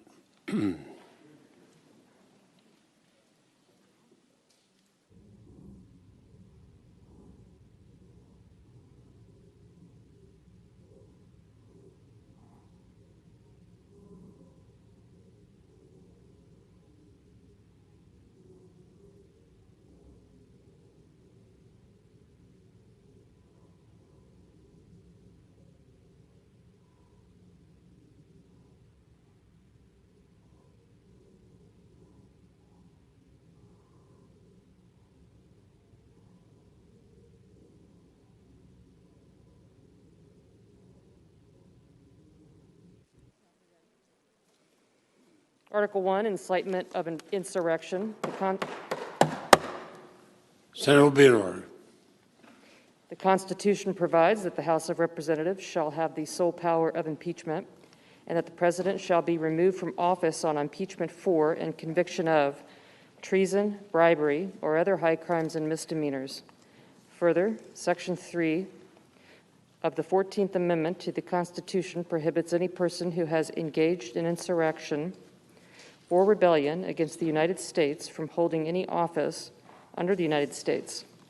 In his conduct while President of the United States and in violation of his constitutional oath, faithfully to execute the office of the President of the United States and, to the best of his ability, preserve, protect, and defend the Constitution of the United States, and in violation of his constitutional duty to take care that the laws be faithfully executed, Donald John Trump engaged in high crimes and misdemeanors by inciting violence against the government of the United States in that, on January 6, 2021, pursuant to the 12th Amendment to the Constitution of the United States, the Vice President of the United States, the House of Representatives, and the Senate met at the United States Capitol for a joint session of Congress to count the votes of the Electoral College. In the months preceding the joint session, President Trump repeatedly issued false statements asserting that the presidential election results were the product of widespread fraud and should not be accepted by the American people or certified by state or federal officials. Shortly before the joint session commenced, President Trump addressed a crowd at the Ellipse in Washington, D.C. There he reiterated false claims that we won this election and we won it by a landslide. He also willfully made statements that in context encouraged and foreseeably resulted in lawless action at the Capitol, such as, if you don't fight like hell, you're not going to have a country anymore. Thus incited by President Trump, members of the crowd he had addressed in an attempt to, among other objectives, interfere with the joint session's solemn constitutional duty to certify the results of the 2020 presidential election, unlawfully breached and vandalized the Capitol, injured and killed law enforcement personnel, menaced members of Congress, the Vice President, and congressional personnel, and engaged in other violent, deadly, destructive, and seditious acts. President Trump's conduct on January 6, 2021, followed his prior efforts to subvert and obstruct the certification of the results of the 2020 presidential election. Those prior efforts included a phone call on January 2, 2021, during which President Trump urged the Secretary of State of Georgia, Brad Raffensperger, to find enough votes to overturn the Georgia presidential election results and threatened security Raffensperger if he failed to do so. In all this, President Trump gravely endangered the security of the United States and its institutions of government. He threatened the integrity of the democratic system, interfered with the peaceful transition of power, and imperiled a co-equal branch of government. He therefore betrayed his trust as president to the manifest injury of the people of the United States. Wherefore, Donald John Trump, by such conduct, has demonstrated that he will remain a threat to national security, democracy, and the Constitution if allowed to remain in office, and has acted in a manner grossly incompatible with self-government, and the rule of law. Donald John Trump thus warrants impeachment and trial, removal from office, and disqualification to hold and enjoy any office of honor, trust, or profit under the United States, and demand that you, the said Donald John Trump, should be put to answer the accusations as set forth in this article, and that such proceedings, examinations, trials, and judgments might be thereupon had as are agreeable to law and justice. Each senator, when his or her name is called, will stand in his or her place, and they'll vote guilty or not guilty as required by Rule 23 of the Senate Rules of Impeachment. Article 1, Section 3, Clause 6 of the Constitution, regarding the vote required for conviction on impeachment, provides that, quote, no person shall be convicted without the concurrence of 2/3 of the members present, close quote. The question is on the article of impeachment. Senators, how say you? Is the respondent Donald John Trump guilty or not guilty? A roll call vote is required, and the clerk will call the roll. Ms. Baldwin. Guilty. Ms. Baldwin, guilty. Mr. Barrasso. Mr. Barrasso, not guilty. Mr. Bennett. Mr. Bennett, guilty. Mrs. Blackburn. Mrs. Blackburn, not guilty. Mr. Blumenthal. No. Mr. Blumenthal, guilty. Mr. Blunt. Not guilty. Mr. Blunt, not guilty. Mr. Booker. Guilty. Mr. Booker, guilty. Mr. Bozeman. Not guilty. Mr. Bozeman, not guilty. Mr. Braun. Not guilty. Mr. Braun, not guilty. Mr. Brown. Guilty. Mr. Brown, guilty. Mr. Burr. Guilty. Mr. Burr, guilty. Ms. Cantwell. Guilty. Ms. Cantwell, guilty. Mrs. Capito. Mrs. Capito, not guilty. Mr. Cardin. Guilty. Mr. Cardin, guilty. Mr. Carper. Guilty. Mr. Carper, guilty. Mr. Casey. Guilty. Mr. Casey, guilty. Mr. Cassidy. Guilty. Mr. Cassidy, guilty. Ms. Collins. Guilty. Ms. Collins, guilty. Mr. Coons. Guilty. Mr. Coons, guilty. Mr. Cornyn. Not guilty. Mr. Cornyn, not guilty. Ms. Cortez Masto. Guilty. Ms. Cortez Masto, guilty. Mr. Cotton. Mr. Cotton, not guilty. Mr. Kramer. Not guilty. Mr. Kramer, not guilty. Mr. Crapo.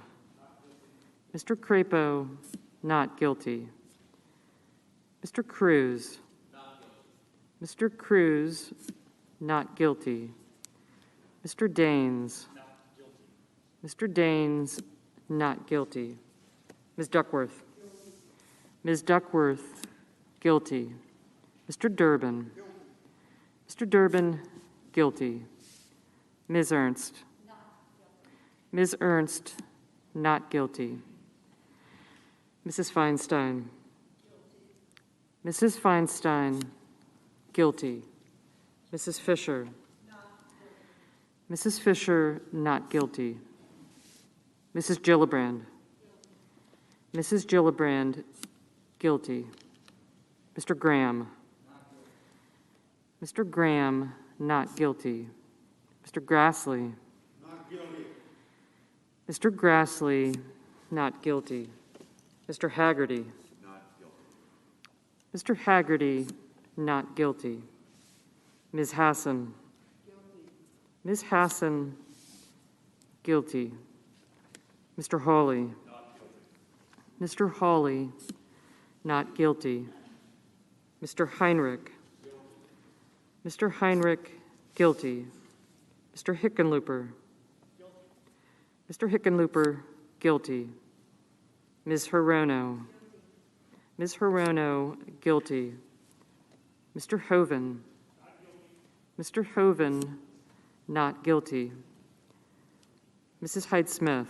Not guilty. Mrs. Hyde-Smith, not guilty. Mr. Inhofe. Mr. Inhofe, not guilty. Mr. Johnson.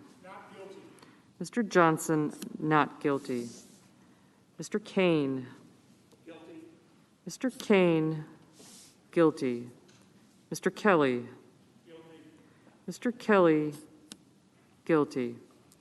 Mr. Kennedy. Not guilty. Mr. Kennedy, not guilty. Mr. King. Mr. King, guilty.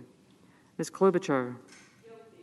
Ms. Klobuchar, guilty. Mr. Langford. Mr. Langford, not guilty. Mr. Leahy. Guilty. Mr. Leahy, guilty. Mr. Lee. Not guilty. Mr. Lee, not guilty. Mr. Lujan. Mr. Lujan, guilty. Ms. Lummis. Ms. Lummis, not guilty. Mr. Manchin. Mr. Manchin, guilty. Mr. Markey. Mr. Markey, guilty. Mr. Marshall. Mr. Marshall, not guilty. Mr. McConnell. Mr. McConnell, not guilty. Mr. Menendez. Mr. Menendez, guilty. Mr. Merkley. Mr. Merkley, guilty. Mr. Moran. Mr. Moran, not guilty. Ms. Murkowski. Ms. Murkowski, guilty. Mr. Murphy. Mr. Murphy, guilty. Mrs. Murray.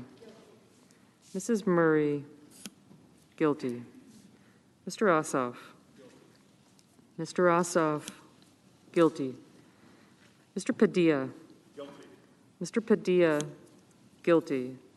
Mr. Paul. Not guilty. Mr. Paul, not guilty. Mr. Peters. Mr. Peters, guilty. Mr. Portman. Mr. Portman, not guilty. Mr. Reed.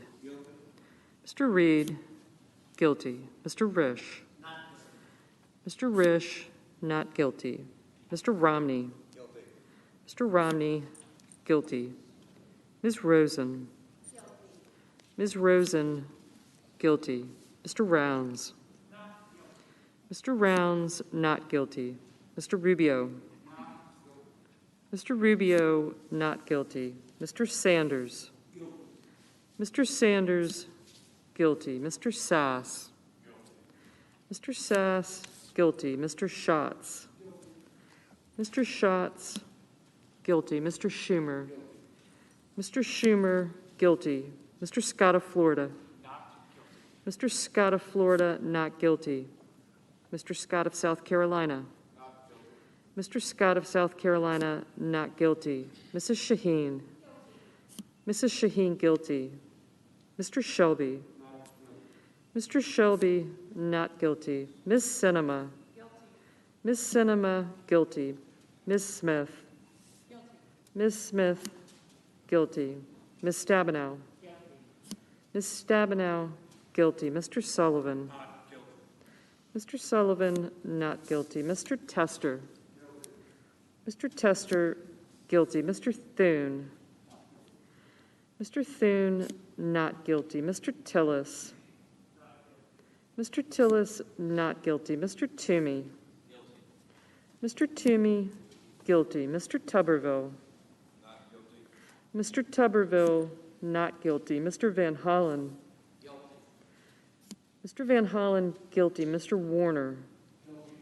Mr. Warner, guilty. Mr. Warnock. Guilty. Mr. Warnock, guilty. Ms. Warren. Guilty. Ms. Warren, guilty. Mr. Whitehouse. Guilty. Mr. Whitehouse, guilty. Mr. Wicker. Mr. Wicker, not guilty. Mr. Wyden. Mr. Wyden, guilty. Mr. Young. Not guilty.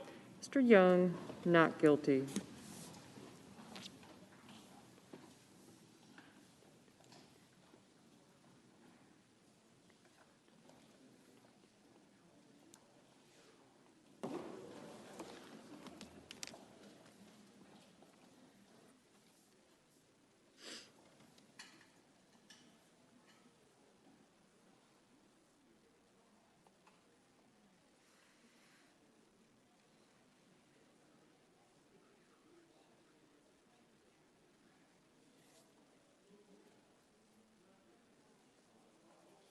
Why we have these things. Unless you had a script.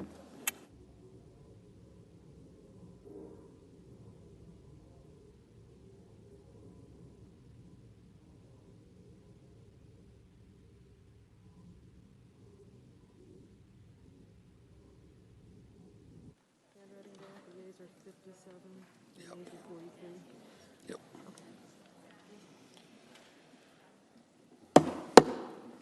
The yeas are 57. The nays are 43.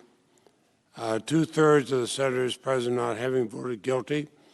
The Senate judges that the respondent, Donald John Trump, former President of the United States, is not guilty as charged in the article of impeachment. The presiding officer directs judgment to be entered in accordance with the judgment of the Senate as follows.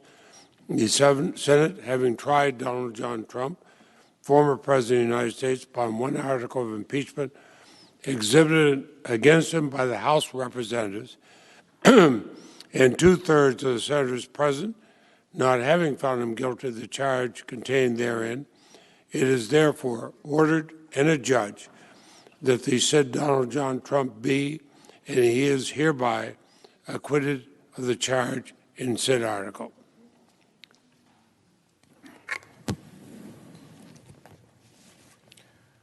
Mr. President. Majority Leader is recognized. Mr. President, I send an order to the desk. And the clerk will report. Ordered that the Secretary be directed to communicate to the Secretary of State as provided by Rule 23 of the Rules of Procedure and Practice in the Senate when sitting on impeachment trials, and also to the House of Representatives, the judgment of the Senate in the case of Donald John Trump, and transmit a certified copy of the judgment to each. Without objection, the order will be entered. Majority Leader. Mr. President, I move that the Senate, sitting as a court of impeachment on the article against Donald John Trump, adjourn sine die. And without objection, the motion is agreed to. The Senate, sitting as a court of impeachment, stands adjourned sine die. And could I have order, please? The presiding officer, the acting sergeant at arms will escort the House managers out of the Senate chamber. And in order.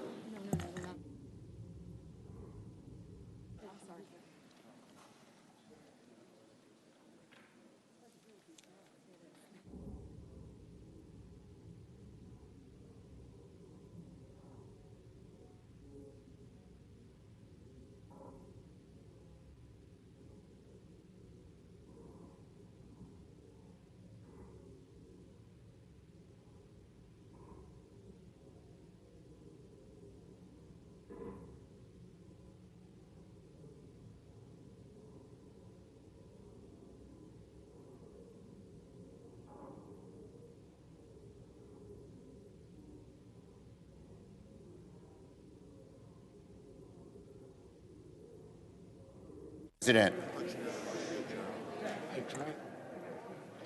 Mr. President. Majority Leader. Mr. President, can we have order? The Senate is not in order, and the Senate will be in order. Mr. President, I ask unanimous consent the Senate be in a period of morning business with senators permitted to speak therein for up to 10 minutes each. Without objection, is so ordered. Does any senator seek recognition? Senator from New York, Majority Leader.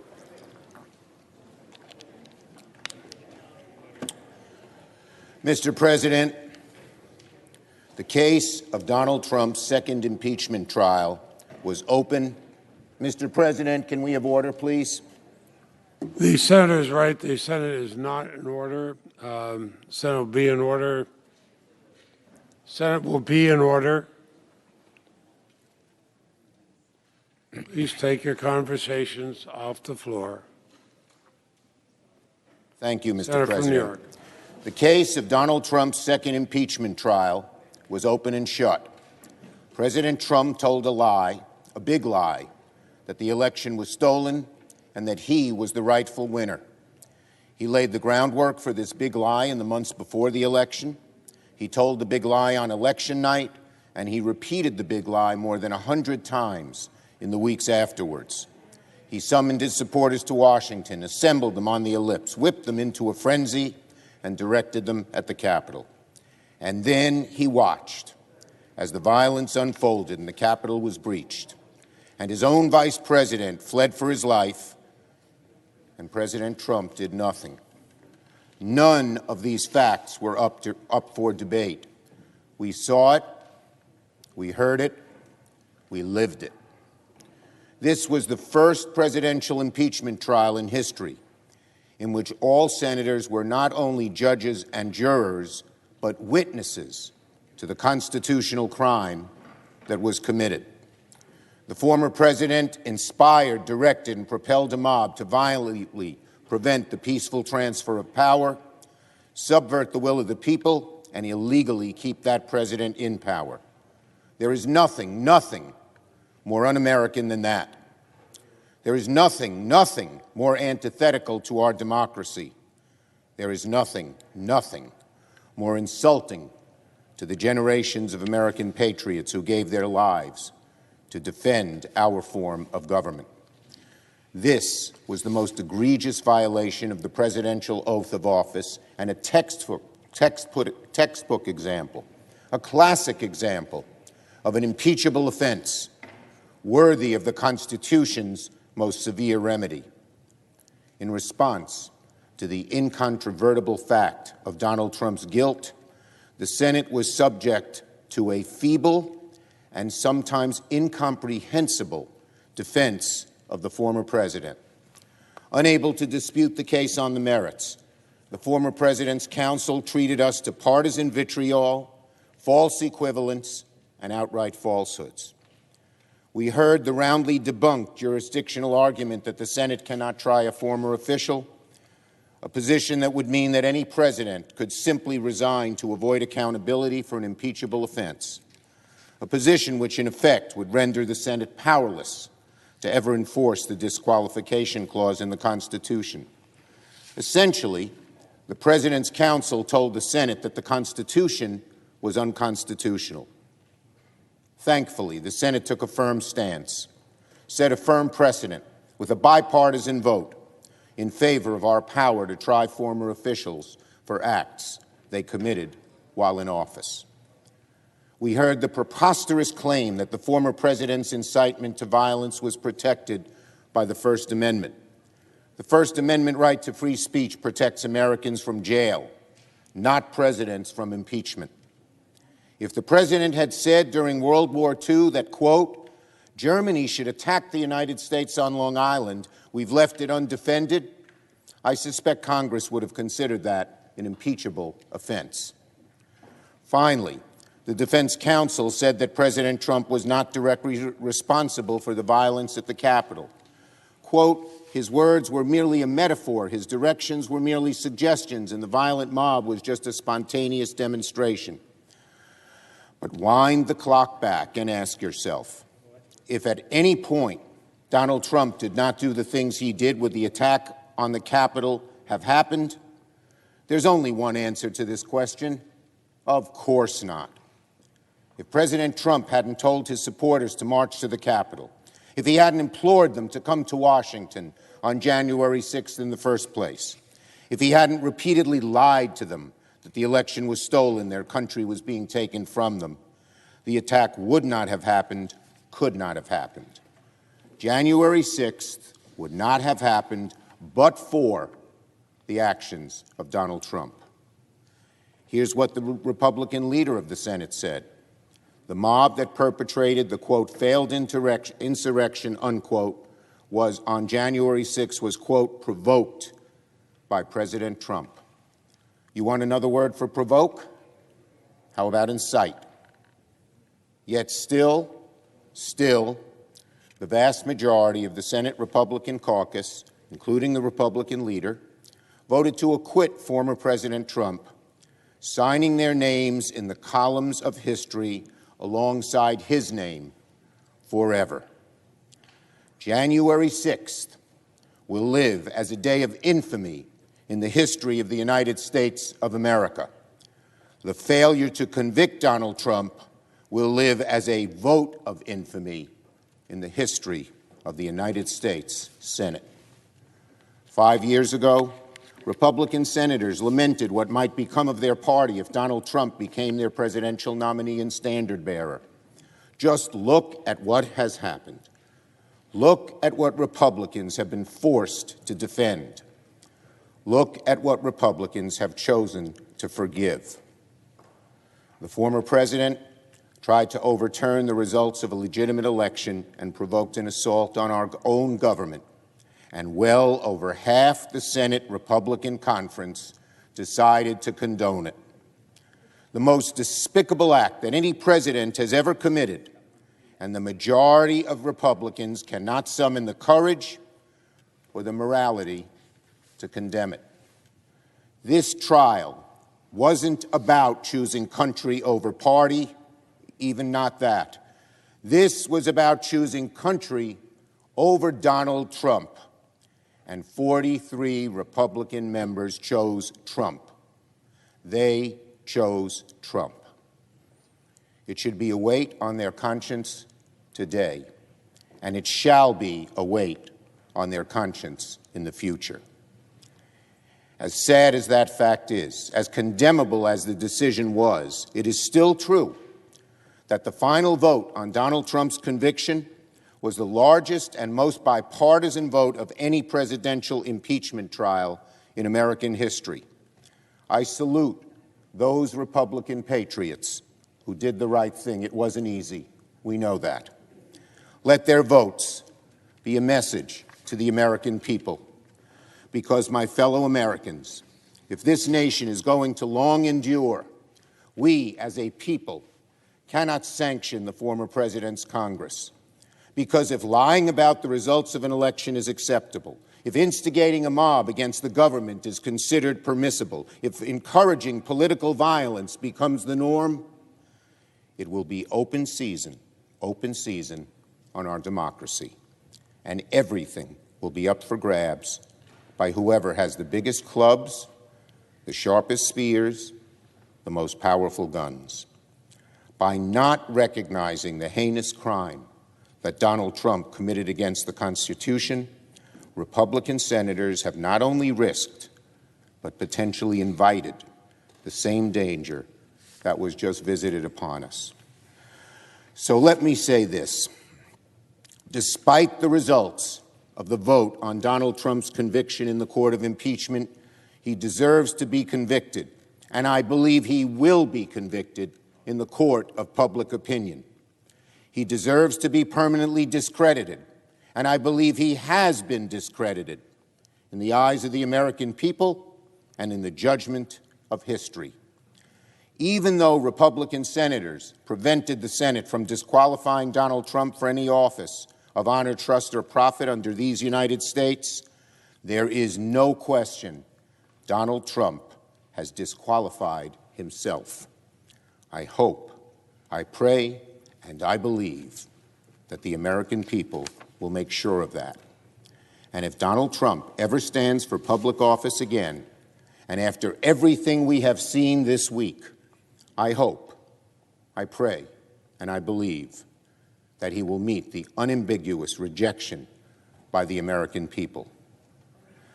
6 hours after the attack on January 6th, after the carnage and mayhem was shown on every television screen in America, President Trump told his supporters to, quote, "Remember this day forever." I ask the American people to heed his words. Remember that day forever, but not for the reasons the former president intended. Remember the panic in the voices over the radio dispatch, the rhythmic pounding of fists and flags at the chamber doors. Remember the crack of a solitary gunshot.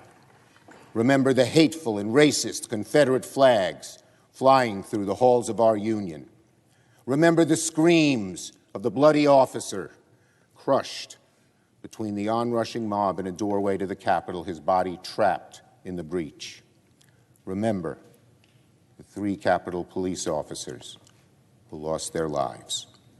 Remember that those rioters in delaying Congress from certifying the election. Remember how close our democracy came to ruin. My fellow Americans, remember that day, January 6th, forever. The final terrible legacy of the 45th President of the United States, and undoubtedly our worst. Let it live on in infamy, a stain on Donald John Trump that can never, never be washed away. Mr. President, on Monday, we'll recognize President's Day. Part of the commemoration in the Senate will be the annual reading of Washington's farewell address. Aside from winning the Revolutionary War, I consider it his greatest contribution to American civil life. And it had nothing to do with the words he spoke, but the example it set. Washington's farewell address established for all time that no one had the right to the office of the presidency, that it belonged to the people. What an amazing legacy. What an amazing gift to the future generations. The knowledge that this country will always be greater than any one person, even our most renowned. That's why members of both parties take turns reading Washington's address once a year in full record, to pledge common attachment to the selflessness at the core of our democratic system. This trial was about the final acts of a president who represents the very antithesis of our first president and sought to place one man before the entire country, himself. Let the record show, before God, history, and the solemn oath we swear to the Constitution, that there was only one correct verdict in this trial, guilty. And I pray that while justice was not done in this trial, it will be carried forward by the American people who, above any of us in this chamber, determine the destiny of our great nation. I yield the floor.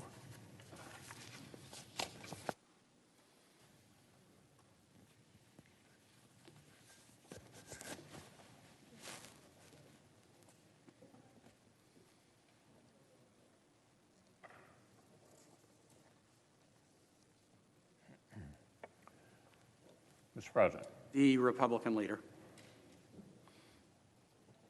January 6th was a disgrace. American citizens attacked their own government. They used terrorism to try to stop a specific piece of domestic business they did not like. Fellow Americans beat and bloodied our own police.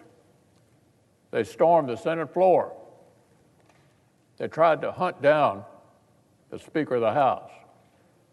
They built a gallows and chanted about murdering the Vice President. They did this because they'd been fed wild falsehoods by the most powerful man on earth. Because he was angry he'd lost an election. Former President Trump's actions preceded the riot were a disgraceful dereliction of duty. The House accused the former president of, quote, incitement. That is a specific term from the criminal law. Let me just put that aside for a moment and reiterate something I said weeks ago. There's no question, none, that President Trump is practically and morally responsible for provoking the events of the day. No question about it. The people who stormed this building believed they were acting on the wishes and instructions of their president. And having that belief was a foreseeable consequence of the growing crescendo of false statements, conspiracy theories, and reckless hyperbole, which the defeated president kept shouting into the largest megaphone on planet Earth. The issue is not only the president's intemperate language on January 6th. It is not just his endorsement of remarks in which an associate urged, quote, trial by combat. It was also the entire manufactured atmosphere of looming catastrophe, the increasingly wild myths about a reverse landslide election that was somehow being stolen, some secret coup by our now president. Now, I defended the president's right to bring any complaints to our legal system. The legal system spoke. The Electoral College spoke. As I stood up and said clearly at that time, the election was settled. It was over. But that just really opened a new chapter of even wilder, and more unfounded claims. The leader of the free world cannot spend weeks thundering that shadowy forces are stealing our country and then feign surprise when people believe him and do reckless things. Now, sadly, many politicians sometimes make overheated comments or use metaphors. We saw that unhinged listeners might take literally, but that was different. That's different from what we saw. This was an intensifying crescendo of conspiracy theories orchestrated by an outgoing president who seemed determined to either overturn the voters' decision or else torch our institutions on the way out. The unconscionable behavior did not end when the violence actually began. Whatever our ex-president claims he thought might happen that day, whatever reaction he says he meant to produce, by that afternoon, we know he was watching the same live television as the rest of us. A mob was assaulting the Capitol in his name. These criminals were carrying his banners, hanging his flags, and screaming their loyalty to him.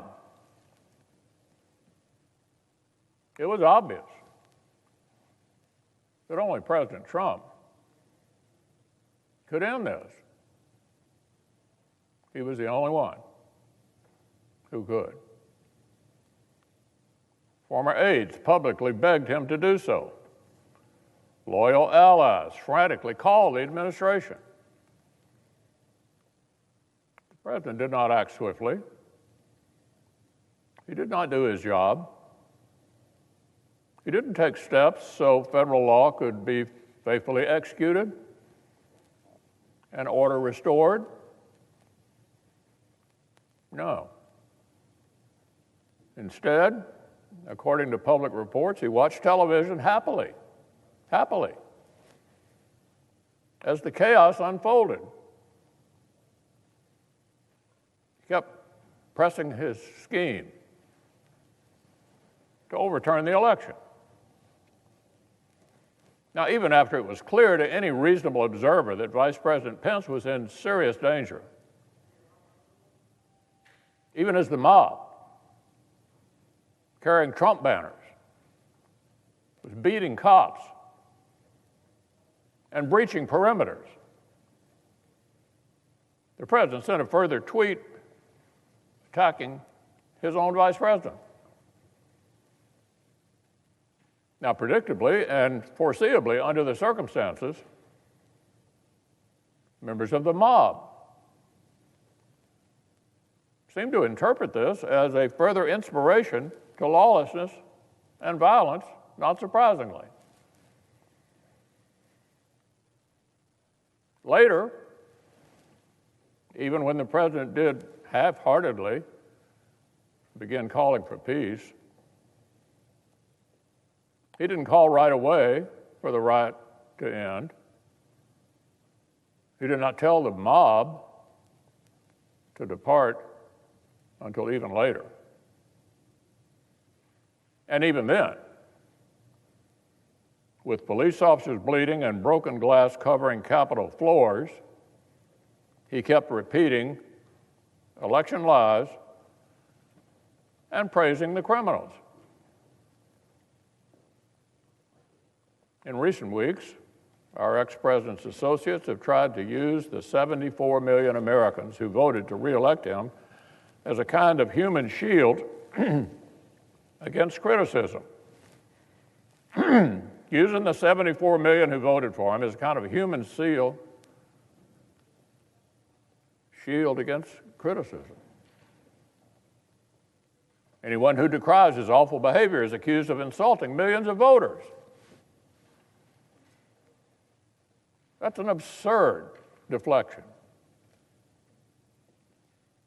74 million Americans did not invade the Capitol. Hundreds of rioters did. 74 million Americans did not engineer the campaign of disinformation and rage that provoked it. One person did. Just one. Now, I've made my view of this episode very plain. But our system of government gave the Senate a specific task.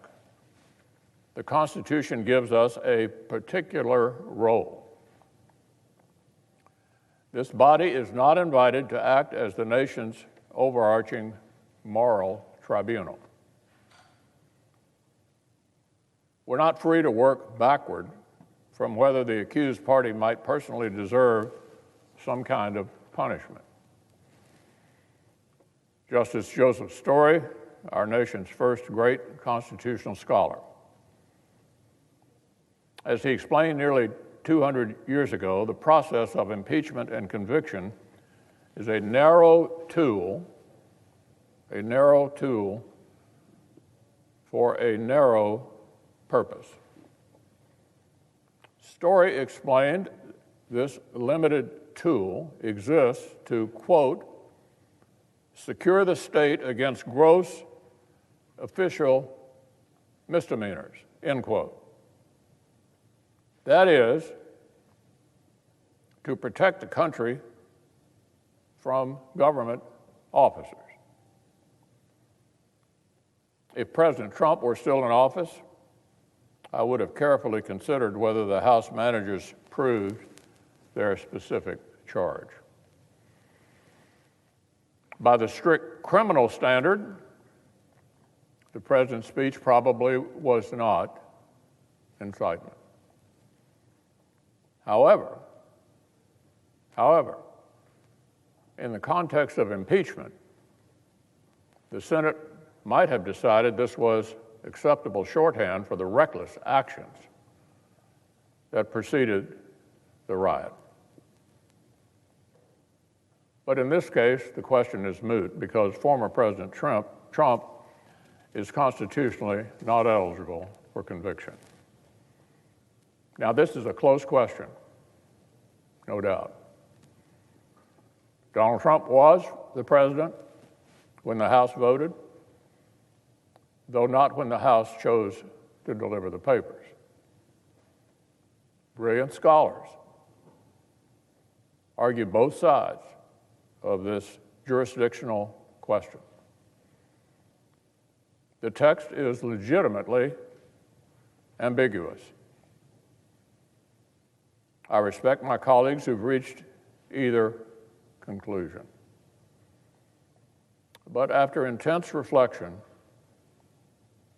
I believe the best constitutional reading shows that Article 2, Section 4 exhausts the set of persons who can legitimately be impeached, tried, or convicted. It's the president, it's the vice president, and civil officers. We have no power to convict and disqualify a former office holder who is now a private citizen. Here is Article 2, Section 4. Quote, the president, the vice president, and all civil officers of the United States shall be removed from office on impeachment for and conviction of treason, bribery, or other high crimes and misdemeanors, end quote. Now, everyone basically agrees that the second half of that sentence exhausts the legitimate grounds for conviction. The debates around the Constitution's framing make that abundantly clear. Congress cannot convict for reasons besides those. It therefore follows that the list of persons in that same sentence is also exhaustive. There's no reason why one list would be exhaustive, but the other would not. Article 2, Section 4 must limit both why impeachment and conviction can occur and to whom. And to whom. If this provision does not limit impeachment and conviction powers, then it has no limits at all. The House has sole power of impeachment, and the Senate's sole power to try all impeachments would create an unlimited circular logic empowering Congress to ban any private citizen from federal office. Now, that's an incredible claim. But it's the argument the House managers seem to be making. One manager said the House and Senate have, quote, absolute, unqualified jurisdictional power, end quote. Well, that was very honest, because there is no limiting principle in the constitutional text that would empower the Senate to convict former officers that would not also let them convict and disqualify any private citizen. An absurd end result to which no one subscribes. Article 2, Section 4 must have force. It tells us the president, the vice president, and civil officers may be impeached and convicted. Donald Trump's no longer the president. Likewise, the provision states that officers subject to impeachment and conviction shall be removed from office if convicted. Shall be removed from office if convicted. As Justice Story explained, the Senate, upon conviction, is bound in all cases to enter a judgment of removal from office. Removal is mandatory upon conviction. Clearly, he explained, that mandatory sentence cannot be applied to someone who's left office. The entire process revolves around removal. If removal becomes impossible, conviction becomes insensible. In one light, it certainly does seem counterintuitive that an office holder can elude Senate conviction by resignation or expiration of term, an argument we heard made by the managers. But this underscores that impeachment was never meant to be the final forum for American justice. Never meant to be the final forum for American justice. Impeachment, conviction, and removal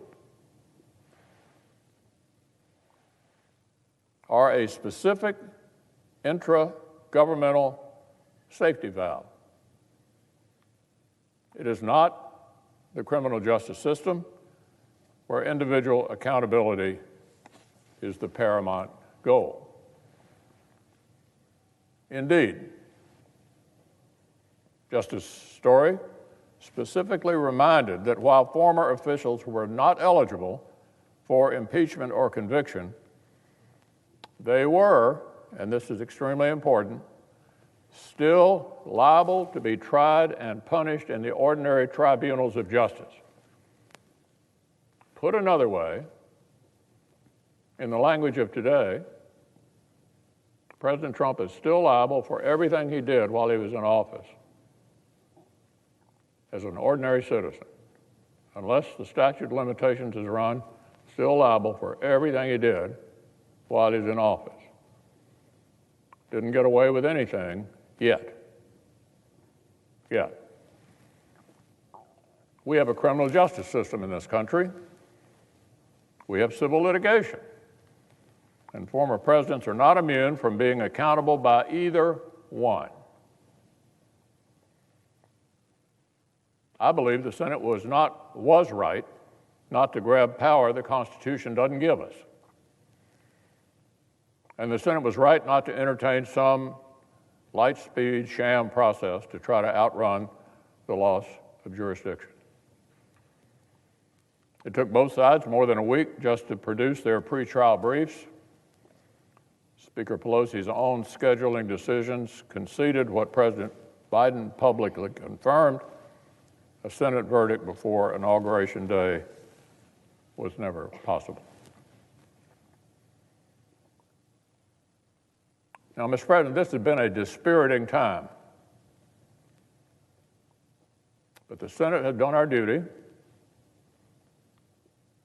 The framers' firewall held up again. On January the 6th, we returned to our posts and certified the election. We were uncowed. We were not intimidated. We finished the job. And since then, we resisted the clamor to defy our own constitutional guardrails in hot pursuit of a particular outcome. We refused to continue a cycle of recklessness by straining our own constitutional boundaries in response. The Senate's decision today does not condone anything that happened on or before that terrible day. It simply shows that senators did what the former president failed to do. We put our constitutional duty first.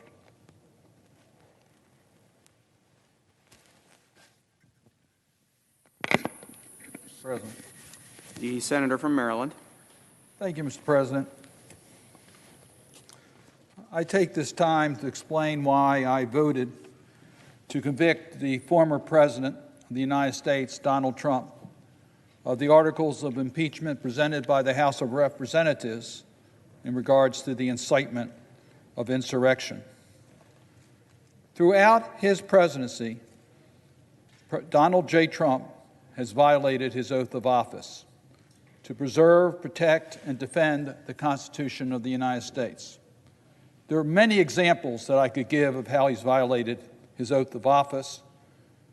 I could also cite the basis of the first articles of impeachment that were tried last year as violating his oath of office. But by far, Mr. President, the most egregious violation of his oath of office took place in his incitement of insurrection that occurred with the attack on this Capitol on January the 6th. But it started well before January 6th. The seeds were planted a long time ago, and even before the November elections, when President Trump pointed out, when the polls were showing that he might lose in the election, that he refused to acknowledge that he would accept the election results if he lost. He didn't say that once before the November elections. He said it on several occasions.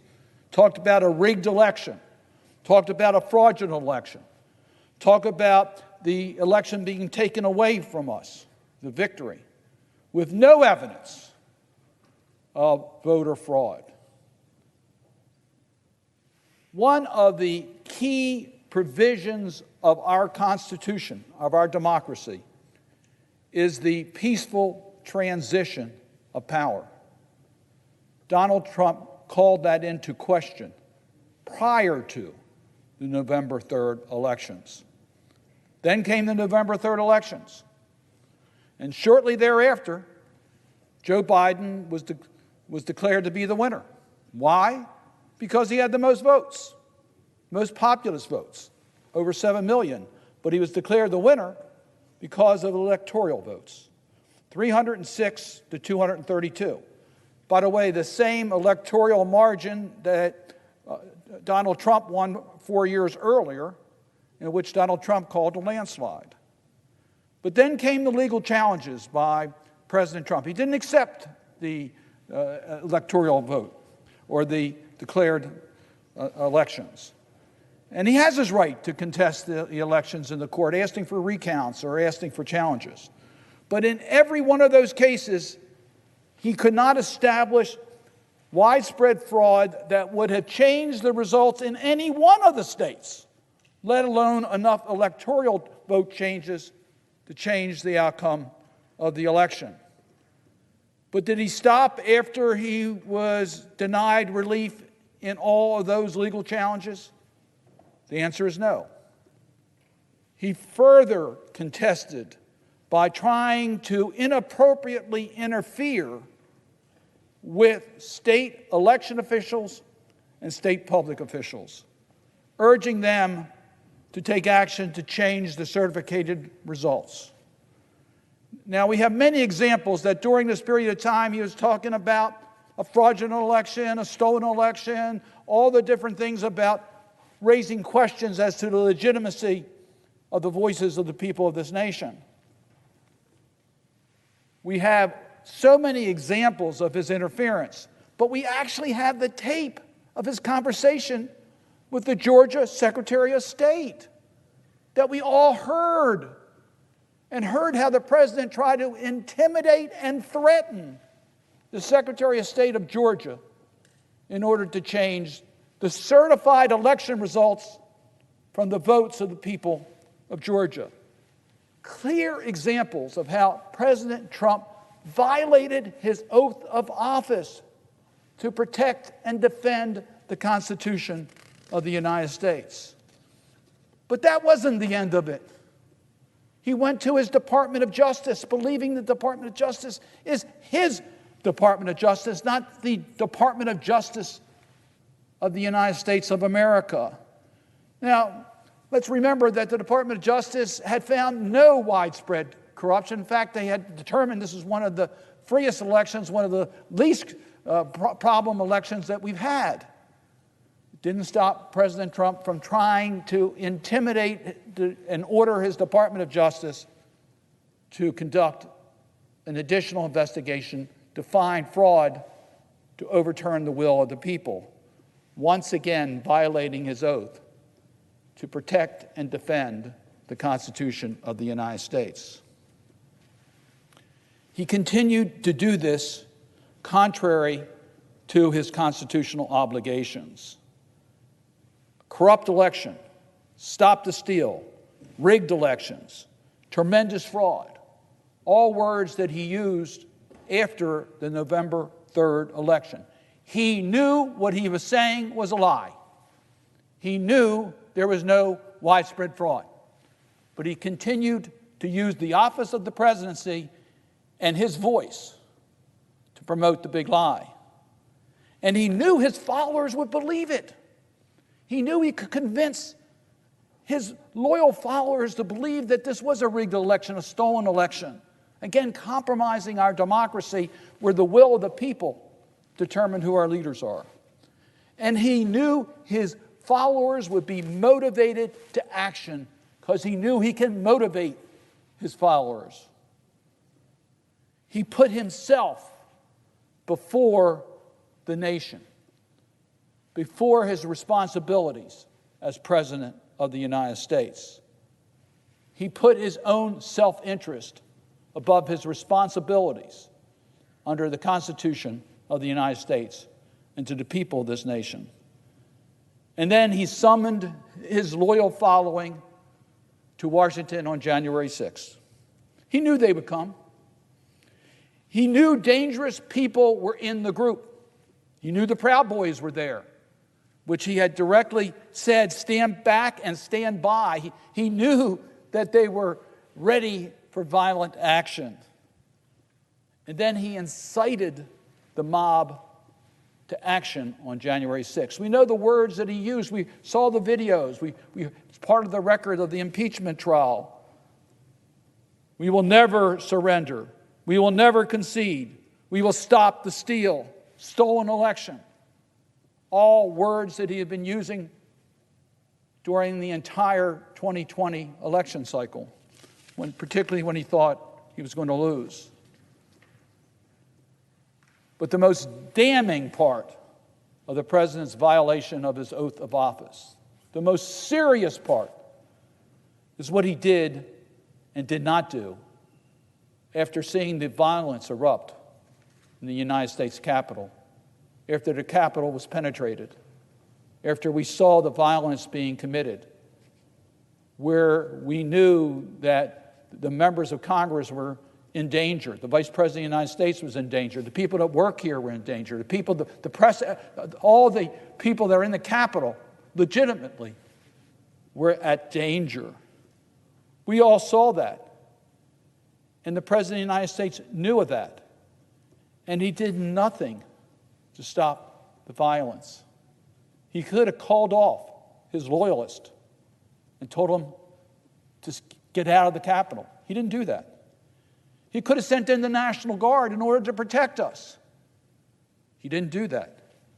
And he never condemned the participants in this mob in penetrating the Capitol for what they did. I'm going to sort of summarize my feeling about that by agreeing with Representative Liz Cheney, the House Republican Conference Chair, who said it on the floor of the House, and let me just quote her statement. The President of the United States summoned this mob, assembled this mob, and lit the flame of this attack. Everything that followed was his doing. None of this would have happened without the President. The President could have immediately and forcefully intervened to stop the violence. He did not.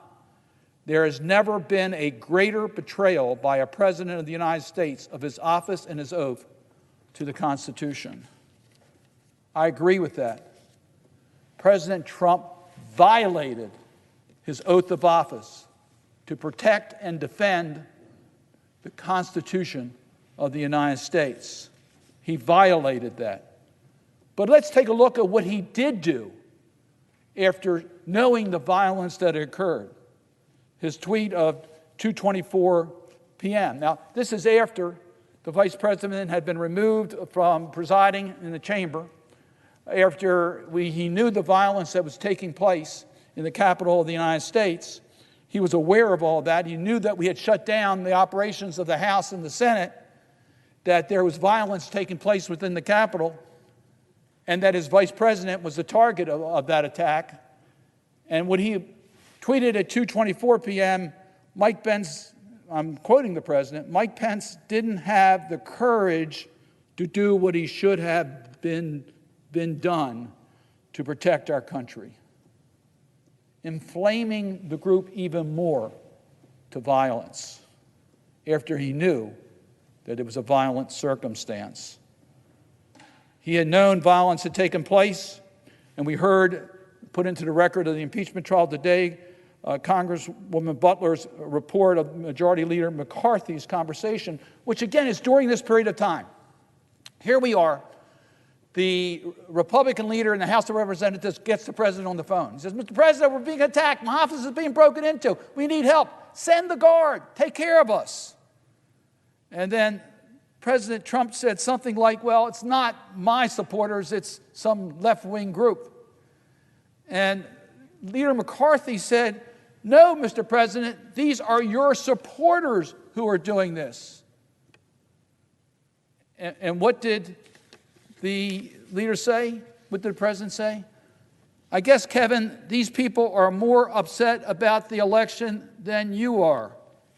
Here we have the members of Congress in harm's way, and the president is talking about the support for those who are causing the violence, putting his own interest above the safety of the people that he has sworn to protect as our commander-in-chief.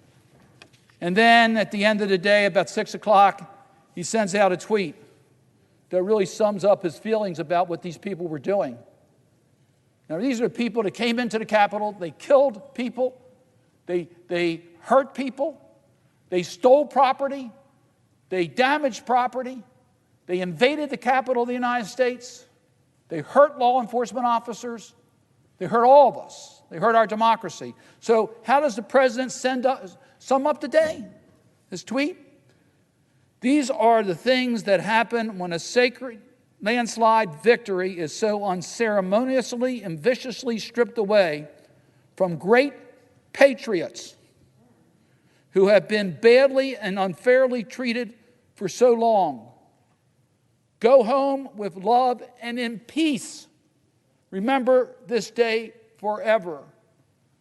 Repeating the big lie, saying the day was a day of celebration when it was one of the most bleak days, dark days in the history of our nation.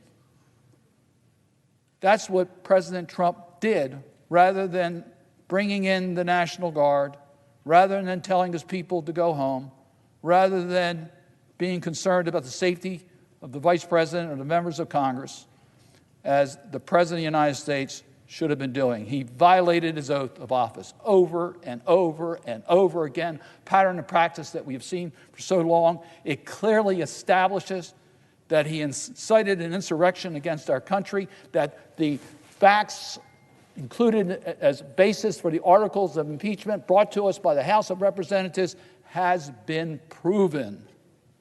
The purpose of impeachment is not just the accountability for the president, but also to protect our Constitution, to make sure this conduct never happens again.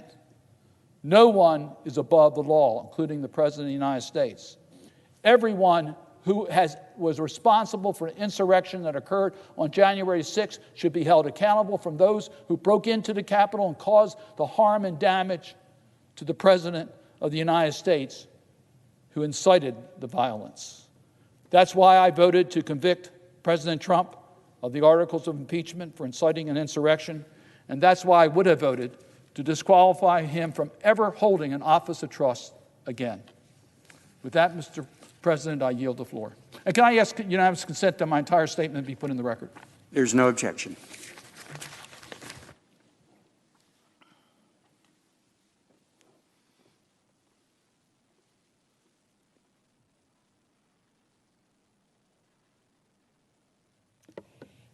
Mr. President, The senator from Maine. Thank you, Mr. President.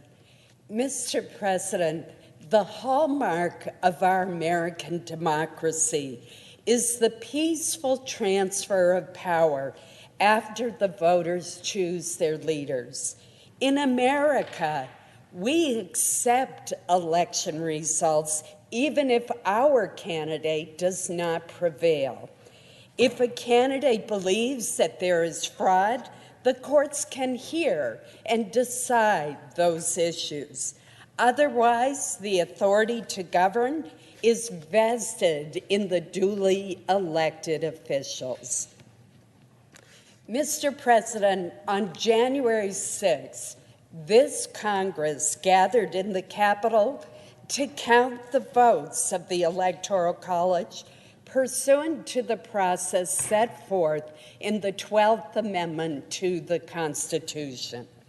At the same time, a mob stormed the Capitol, determined to stop Congress from carrying out our constitutional duty.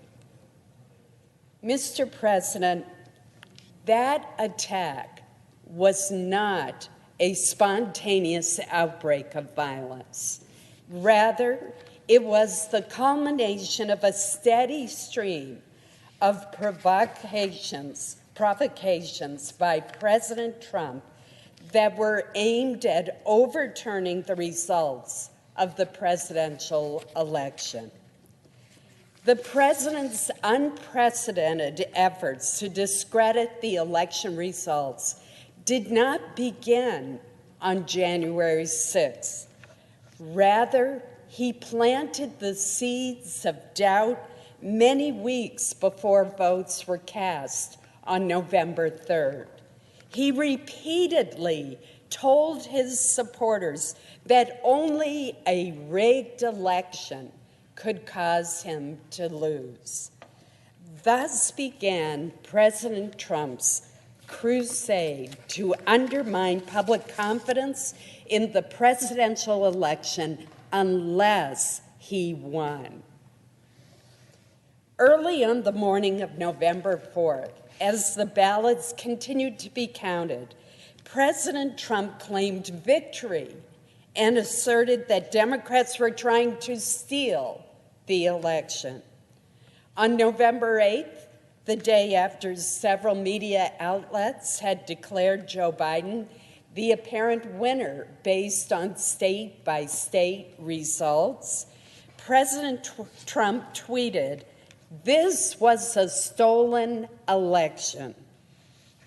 With that, Mr. President, his post-election campaign to change the outcome began.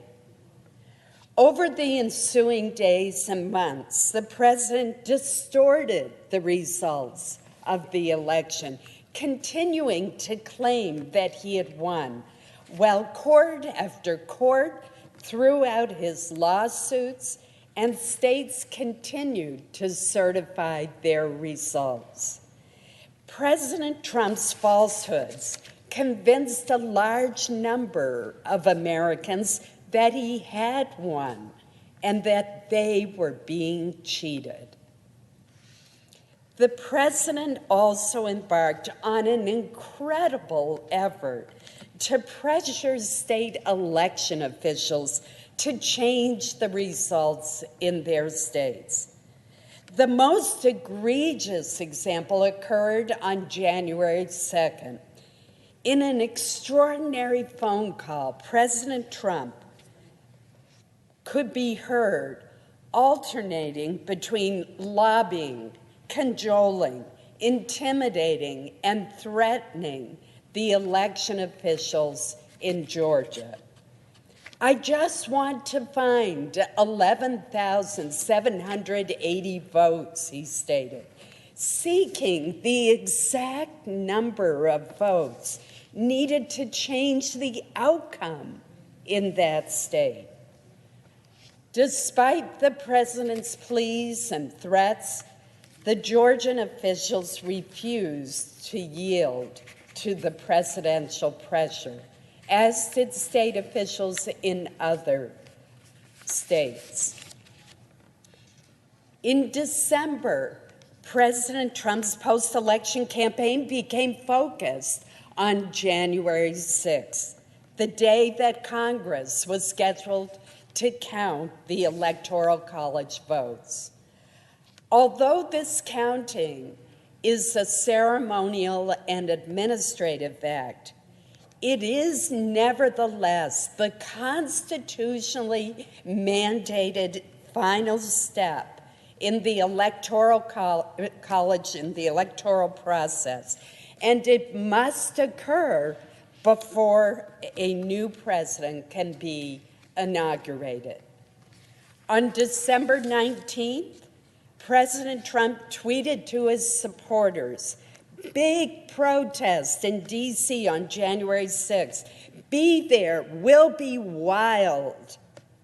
In response, some of his campaign supporters changed the date for protest rallies they originally had scheduled to occur after the inauguration to happen instead on January 6th. Having failed to persuade the courts and state election officials, President Trump next began to pressure Vice President Pence to use his role under the 12th Amendment to overturn the election. The president met with Vice President Pence on January 6th, then increased the pressure by tweeting hours later, "If the vice president comes through for us, we will win the presidency." That's what his tweet said. Vice President Pence, however, refused to yield. He issued a public letter on January 6th, making clear that his oath to support and defend the Constitution would prevent him from unilaterally deciding which electoral votes should be counted and which should not. During his speech at the Ellipse on January 6th, President Trump kept up that drumbeat of pressure on Vice President Pence. In front of a large, agitated crowd, he urged the vice president to stand up for the good of our Constitution. "I hope Mike has the courage to do what he has to do," President Trump concluded. Mr. President, rather than facilitating the peaceful transfer of power, President Trump was telling Vice President Pence to ignore the Constitution and to refuse to count the certified votes. He was also further agitating the crowd, directing them to march to the Capitol. In this situation, context was everything. Tossing a lit match into a pile of dry leaves is very different from tossing it into a pool of water. And on January 6th, the atmosphere among the crowd outside the White House was highly combustible, largely the result of an ill wind blowing from Washington for the past 2 months. President Trump had stoked discontent with a steady barrage of false claims that the election had been stolen from him. The allegedly responsible officials were denigrated, scorned, and ridiculed by the president, with the predictable result that his supporters viewed any official that they perceived to be an obstacle to President Trump's re-election as an enemy of their cause. That set the stage for the storming of the Capitol for the first time in more than 2 100 years. Nearly 30 minutes after the Capitol first came under attack, members of Congress, law enforcement, and everyone else here in the Capitol waited in vain for the president to unequivocally condemn the violence and tell his misguided supporters to leave the Capitol. Rather than demand an end to the violence, President Trump expressed his frustration once again that the vice president had not stopped the vote certification as he had urged. Shortly after the vice president was whisked away from this very chamber to avoid the menacing mob chanting, "Hang Mike Pence," President Trump tweeted, "Mike Pence didn't have the courage to do what should have been done." Instead of preventing a dangerous situation, President Trump created one. And rather than defend the constitutional transfer of power, he incited an insurrection with the purpose of preventing that transfer of power from occurring. Whether by design or by virtue of a reckless disregard for the consequences of his action, President Trump, subordinating the interests of the country to his own selfish interests, bears significant responsibility for the invasion of the Capitol. Mr. President, this impeachment trial is not about any single word uttered by President Trump on January 6, 2021. It is instead about President Trump's failure to obey the oath he swore on January 20th, 2017. His actions to interfere with the peaceful transition of power, the hallmark of our Constitution and our American democracy, were an abuse of power and constitute grounds for conviction. Two arguments have been made against conviction that deserve comment. The first is that this was a snap impeachment, that the House failed to hold hearings, conduct an investigation, and to interview witnesses. And that is true. Without a doubt, the House should have been more thorough. It should have compiled a more complete record. Nevertheless, the record is clear that the president, President Trump, abused his power, violated his oath to uphold the Constitution, and tried almost every means in his power to prevent the peaceful transfer of authority to the newly elected president. Second is the contention that the First Amendment protects the president's right to make any sort of outrageous and false claims, no matter the consequences.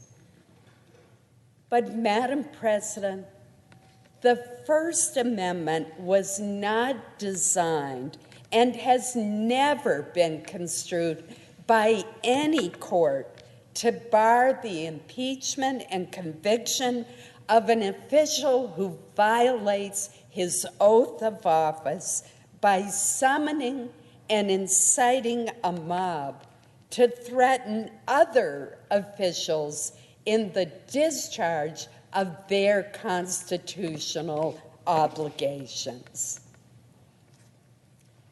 My vote in this trial stems from my own oath and duty to defend the Constitution of the United States. The abuse of power and betrayal of his oath by President Trump meet the constitutional standard of high crimes and misdemeanors.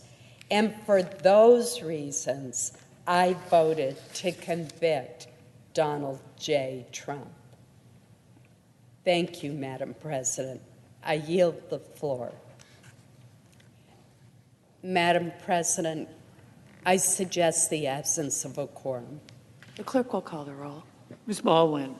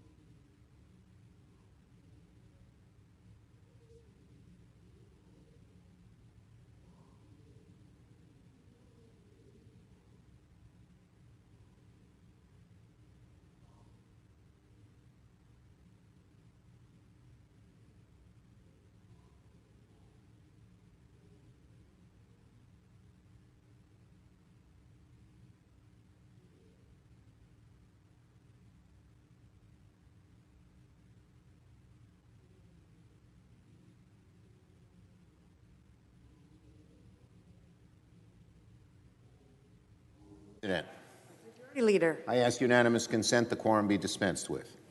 Without objection. Now I ask unanimous consent that the Secretary be authorized to include statements of senators explaining their votes either given or submitted during the legislative sessions of the Senate through March 1st, along with the full record of the Senate's proceedings and the filings by the parties in a Senate document printed under the supervision of the Secretary of the Senate that will complete the documentation of the Senate's handling of these impeachment proceedings. Without objection. I ask unanimous consent the Senate proceed to the consideration of Senate Res 62 submitted earlier today. The clerk will report. Senate Resolution 62, congratulating the Tampa. 61. Senate Resolution 61, honoring the life, achievements, and legacy of the Honorable George Pratt Schultz. I ask unanimous consent the resolution be agreed to, the preamble be agreed to, and that the motions to... Without objection, the Senate will proceed. Pardon-moi. I ask unanimous consent the resolution be agreed to, the preamble be agreed to, and that the motions to reconsider be considered made and laid upon the table with no intervening action or debate. Without objection. I ask unanimous consent, Madam President, that the Senate proceed to the consideration of Senate Res 62 submitted earlier today. The clerk will report. Senate Resolution 62, congratulating the Tampa Bay Buccaneers and the loyal fans of the Tampa Bay Buccaneers for becoming Super Bowl 55 champions.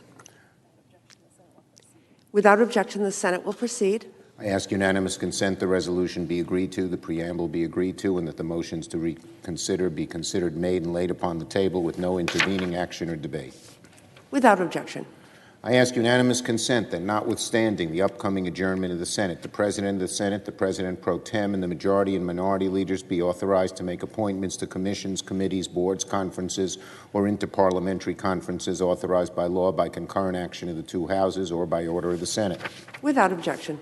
I ask unanimous consent that on Friday, February 19th, from 10 a.m. to 11 a.m., committees be authorized to report legislative and executive matters. Without objection.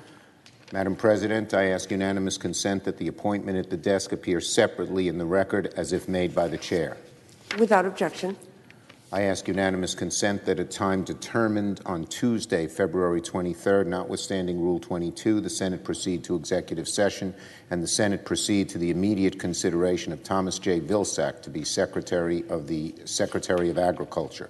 Further, that there be 20 minutes for debate equally divided between the two leaders or the designees, and that the Senate vote without intervening action or debate on the nomination, and that if confirmed, the motion to reconsider be considered made and laid upon the table, the President be immediately notified of the Senate's action.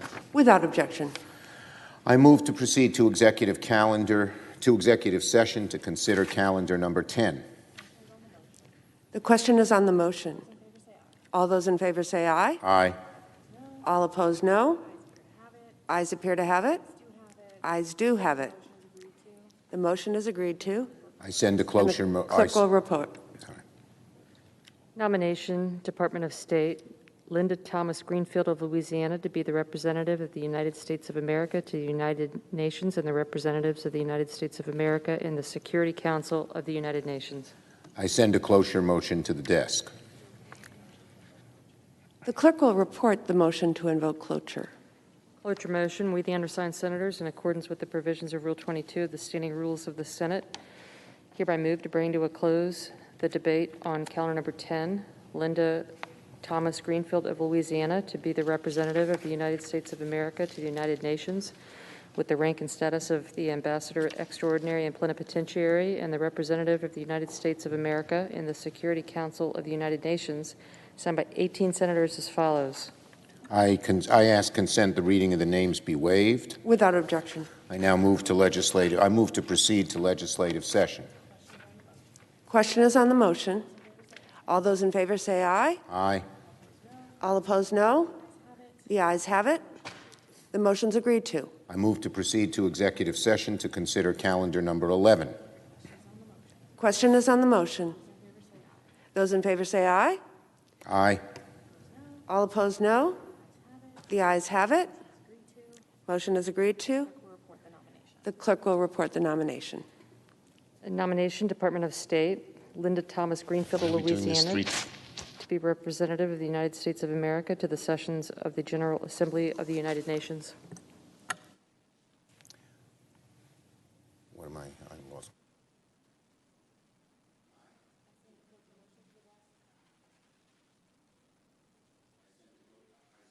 Motion to the desk. The clerk will report. Cloture motion. We, the undersigned senators, in accordance with the provisions of Rule 22 of the Standing Rules of the Senate, hereby move to bring to a close the debate on calendar number 11, Linda Thomas Greenfield of Louisiana, to be representative of the United States of America to the sessions of the General Assembly of the United Nations, signed by 18 senators as follows. I ask consent the reading of the names be waived. Without objection. Madam President, I ask unanimous consent that following the reading of Washington's farewell address on Monday, Feb. 22, the Senate resume consideration of calendar number 10, that the cloture motions ripen at 5:30 on Monday, February 22nd, and finally that the mandatory quorum calls for the cloture motions filed today, February 13th, be waived. Without objection. I ask unanimous consent the Senate resume legislative session. Without objection. I ask unanimous consent that when the Senate completes its business today, that it adjourn to then convene for pro forma sessions only, with no business being conducted on the following dates and times, that the following each pro forma session, the Senate adjourn until the next pro forma session, Tuesday, February 16th at 10 a.m., Friday, February 19th at 10:15 a.m. I further ask that when the Senate adjourns on Friday, February 19th, it next convene at 3 p.m., Monday, February 22nd.